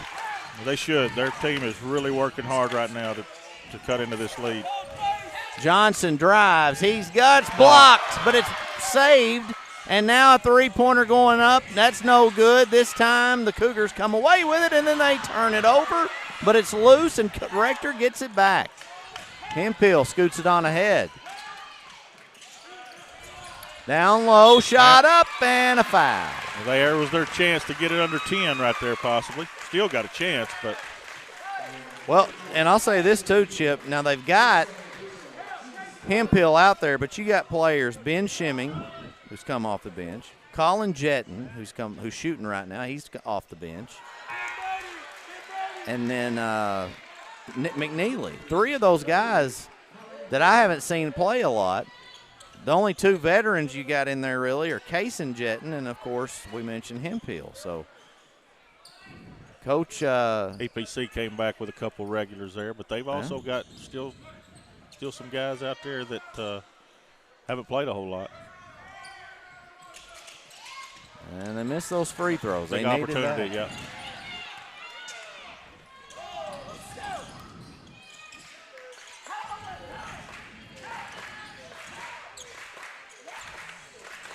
It's about a 12, 13 second differential between the shot clock and the play clock right now. I'm going to make a prediction that Gaines is going to decide what happens on this possession. They're going to come double him. He may go back and get it. He's going to get it back. Here he goes. They're coming to double him again. Kicks it to the corner. Short. All right, Rector with a breakaway chance right here, and he lost the handle on it. Oh, man. Ben Shimming, and I think kind of tried to turn around maybe to see if he was going to get a shot block. That's an effect. That is an effect. That's intimidation. I get it. They missed two good play. Well, they missed two good opportunities to get it to 10 or under. Three-pointer no good. Tip back up. That'll end the quarter. And within striking distance, though. 12-point lead. Rector's not giving up. Nope. We head to the final quarter of play here on the NEA Sports Network.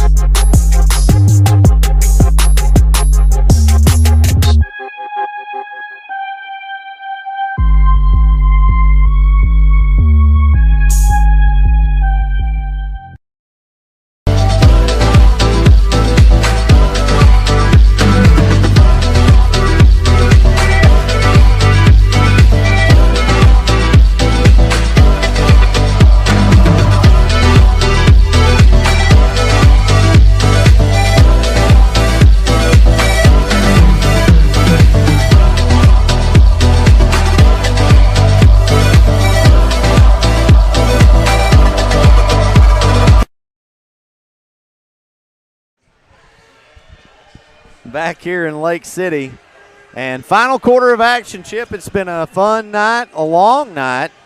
We've seen some good, some bad, some ugly, and yeah, it's been different. I hate the thing. It's been a really good basketball, right? A lot of good effort. Nothing new in this league, but the injury that's note is the down. That's going to be the story of the night, unfortunately, and I hope everybody's okay. Everybody needs to say the prayer for those kids that went down, and hope that they get back on the court. We're not worried about tomorrow night, but hopefully next week. –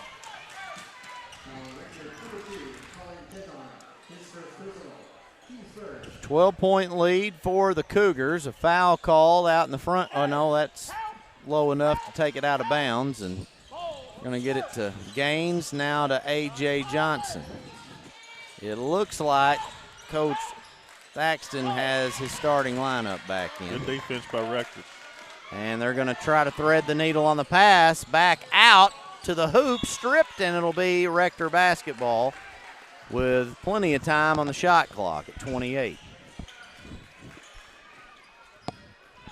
We haven't done a lot of games together, Ryan, but since the shot clock is coming, but these games like this, used to good teams with ball handlers. Yeah. I mean, Rector has a chance. Yeah. Good chance. Right. I mean, they just need to get something to go down here. Shot going up, and man, I thought that was going to fall, and now a foul on the Cougars.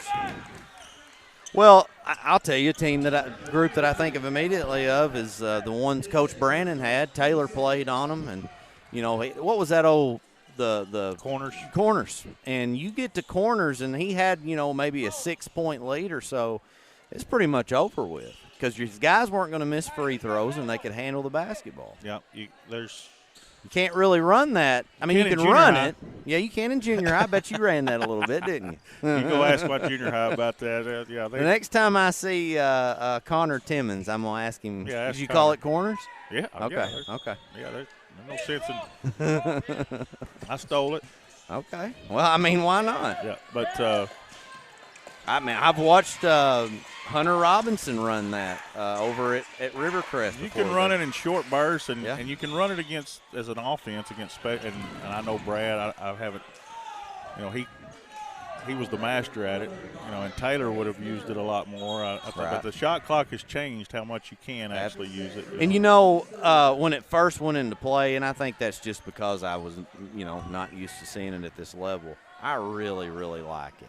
I hate the no longer having the 1-and-1, but I like the shot clock. I think you ought to have to earn a second shot for a while on the free throw. Just automatically at 5 fouls, getting 2. I get it. More of the pressure's off. Yeah, I feel yeah. like. Yeah, there's something to be said for having to hit one to get another one. And look at this, taken away. Here comes Rector. Hemphill loses the handle on it, but a foul's called maybe on Gaines. It is. That is foul number 2 on Gaines. He has not fouled since the first quarter. Defense on both sides is really, really, really good. Been good the whole game. Another example right there. Just long, active hands. Athleticism right there, too. Three-pointer going up. It's good. Ashton Reel from way out. And now a timeout for Coach Mills. It's back up to a 15-point lead for the Warriors. You're watching the NEA Sports Network.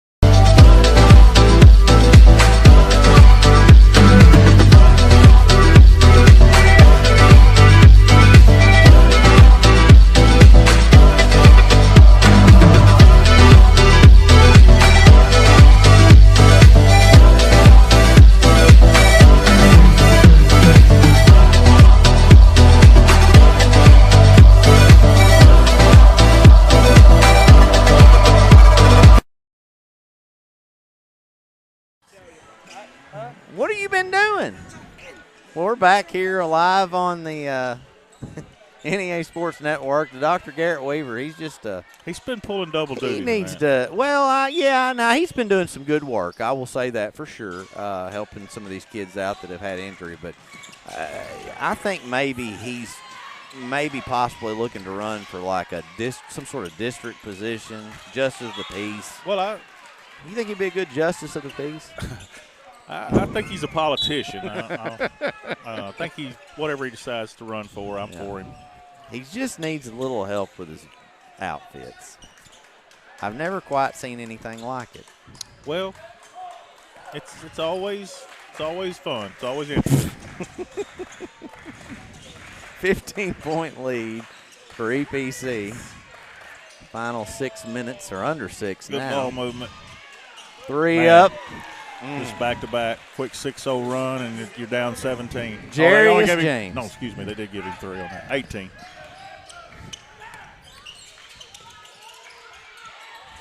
Up and tipped. And, you know, they're going to push it ahead this time to Doug. Doug with the assist, and James with the last 5 points for EPC. Now, I don't think this is going to happen, but we were talking just a couple minutes ago about a 12-point game. Now they're up 20. You're worried about could it be a turbo clock job? Well, yeah. That's how. I mean, that's just a really good. That's just hard to deal with, man. Yeah. Well, yeah, it is. Just goes to show how Quick. good this team Yeah. is. Hemphill's worn out. He's battled hard. He has went hard to the basket all night. Had to carry it. He's had to handle the ball a lot, full court too, which takes it out of him. Good pass and a block. Yeah. I mean, it's nothing easy. No. You got Jacob Gaines staring down your neck, and I mean. He almost kept it in play and blocks it off the backboard. Almost kept it in play to go the other way.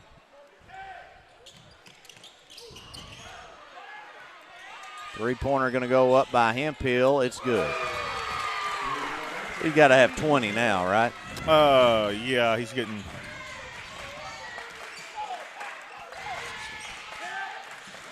Unofficially, I've got him with 22. Cougars have the ball back. Hemphill. Oh, man, that would have been a big three-point play.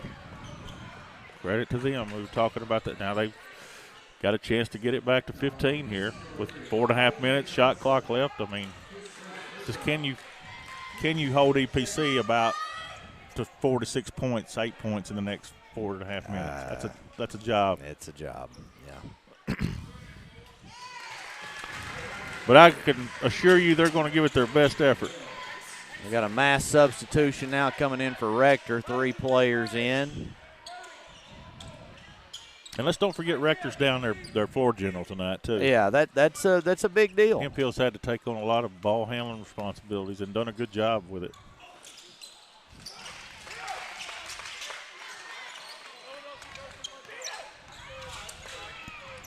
Jetton's going to tip it. It'll go out of bounds. Almost intercepted that. 4:20 to go in the game. 15-point lead for EPC. Cougars cut it down to 12. And then EPC went on another one of their runs. Good pass down low. Stripped of Doug Reel. That's something you don't see every day. Nope, good play. And they're just looking to give Hemphill the ball. Yep. He's dog tired, you know. Now pass over to the corner. Nowhere to go. Drive baseline, back out. Jetting over to Hemphill. Is going to take a deep three, and it's long.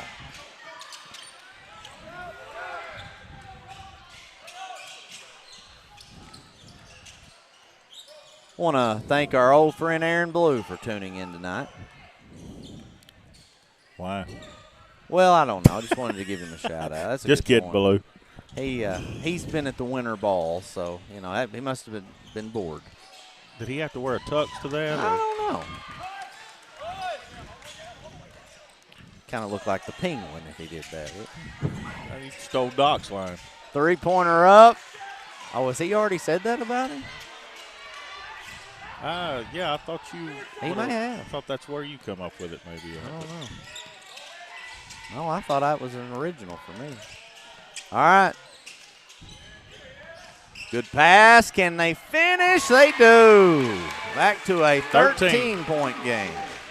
But 2 minutes and 48 seconds left. Now time is a major factor. Yeah, it's for like the I Cougars. said, is EPC going to end with like a 58 or 59 points? You know, and there's two toward that. Yeah. It's tough. give Rector credit, though. They have battled their tail off and continue to do so, and they will for this final 220. You know, Chip, if you're Taylor, he's down in the end zone. He's been watching this game, scouting for tomorrow night. Not that he needed to. He knows what these two teams have at this point in the season, but still staying to see if they maybe throw some sort of different wrinkle in this ball game. But, how do you prepare to try to beat what could be, has to be the favorite again to win a 2A state championship in your district final? Well, I think and he will. I think, you're welcome to challenge. You get to play them. Sometimes down the lines we might have to play them that don't know it. Just watch them on whatever. You've been on the floor, you felt it. I guess for the third time now. Are they going to get a shot off here? Not going to hit the rim. Nope, and that'll be a violation. But, again, like we talked about earlier, they ran 35 seconds off the clock with a 15-point lead. So, but back to that, I mean, first thing BIC is they're going to guard. They're going to have a game plan, I think, to guard, which, they're going to be guarding the best team they play. All right. But they'll have a plan for that. They're going to have to shoot it better. They're going to have to make free throws. I'm not going to say you have to play perfect. I mean, we've bragged on them all night. Right. I mean, they've got to play better than they played this week so far, and they know that.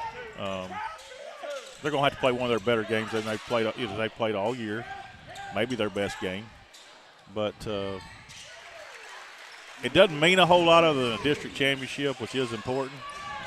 So the main thing is to get better, I think, and in case because if you keep seeing EPC every week, chances are you may end up in Hot Springs. Yeah. So treat it like that, and it can be a positive. So one advantage I think BIC would have from a fan base perspective is that they should have everybody from both towns here. They got both the boys and the girls playing. Yep. So, from a sports perspective, Trevor Matheny, Taylor Lane have done a tremendous job. And I'll say this, and I've said that from the start of this season. On paper, you could argue BIC might be the fifth best talent-wise, fifth best team. They're young. Now, they've certainly developed over the course of this season, and that helps. But I think he's done a tremendous job from a coaching perspective in working and developing these players. I agree. Everybody just thinks because you win in junior high and there's something that automatically transfers. That does not mean automatic success. No. I mean, we could count back. I mean, I'll use EPC as an example the other way. They haven't had a great junior high team since, but they're playing kids tonight that played on junior high. Kids develop, they grow. That's right. Now, that's good that you have that baseline of that you're good and you learn how to win and things, but that always doesn't translate to senior high success. But they're on a good trajectory right now over there. They're going to lose some two good players that have been through about everything you can be. Been on some good teams, lost a bunch of games. In junior high when he got over there with Leo and Kels, who I'm talking about. But they have grown up. They've got to play well down the stretch. They got to play well tomorrow night. But just a lot more people that you can play and give people breaks and play matchups more and ride a hot hand if more options, which always is a good thing. And I don't disagree that with your statement about the fifth or whatever. But since Rector beat them, they have been a different team. They've been a different team. That was early January. Yeah, they've ran off. I mean, they've lost to Melbourne and to EPC. I think that's the last. I think that would be the last. Good. Melbourne is really good. That's what I thought. Thanks to this, them or EPC's the best teams I've seen play in person. Melbourne play in person. 3A. Are they up there in the Sloan conference is good. with? Let's see. Bergman, Clippin, and they're right at the top. Is that Salem? Salem. Okay. Yeah.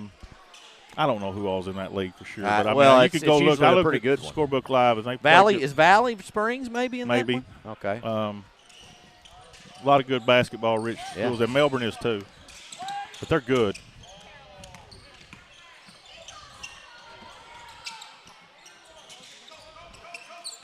We're closing in on the final seconds of this one. EPC is going to tack on another bucket there, 60-44.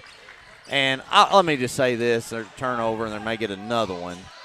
Yep. Matt Mills never stops coaching. He will coach until the very last second of this game, and his players have not quit. He's coaching them down. He may get something out in his mind out of this last 9 seconds to help, because they're not done. No.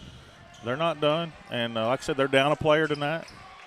And, your point guard, son, extension of probably you out there on the floor, that's a big deal. Yeah. Don't know that they would, still be a tall task, but that made a difference. But good crew at Rector, no doubt, with a great coach. All right, well, we want to thank everybody. We had about 300 people watching on average tonight, and I appreciate that. We will be back here tomorrow night at about 5:45 start time for pregame coverage of the BIC and Riverside girls game, followed by EPC, who just punched their ticket to the finals. They are set to take on the BIC Mustangs. So look forward to that. Chip, I'm sure you'll be here tomorrow night in attendance with to watch that game. It will be Brad Davis and I guess Garrett if he wants to work maybe another who knows? half I mean, night. I don't know if he's passing out cards or signs for whatever he's running for or whatever. He's done a lot of things tonight. But I will be here and watching, and know you guys will have fun down here doing the 2 good basketball games. Should be. All right. Well, for the Dr. Garrett Weaver, for Chip Lane, we'll see you tomorrow night in the championship night in Lake City here on the NEA Sports Network. You've heard the saying, Northeast Arkansas, it ain't over till it's over. And it's just getting started. Glensay, Empower, NEA Sports, Temple Baptist Church, and KJNB are bringing the heat at the 2026 Northeast Arkansas Baseball and Softball Media Day, Wednesday, March 11th. High school teams from across the region will join us to give insight into how it's going so far and what we can expect this spring. This is where the stories start. This is where the season begins. Don't miss a moment. Watch it live March 11th on the KJNB Facebook page.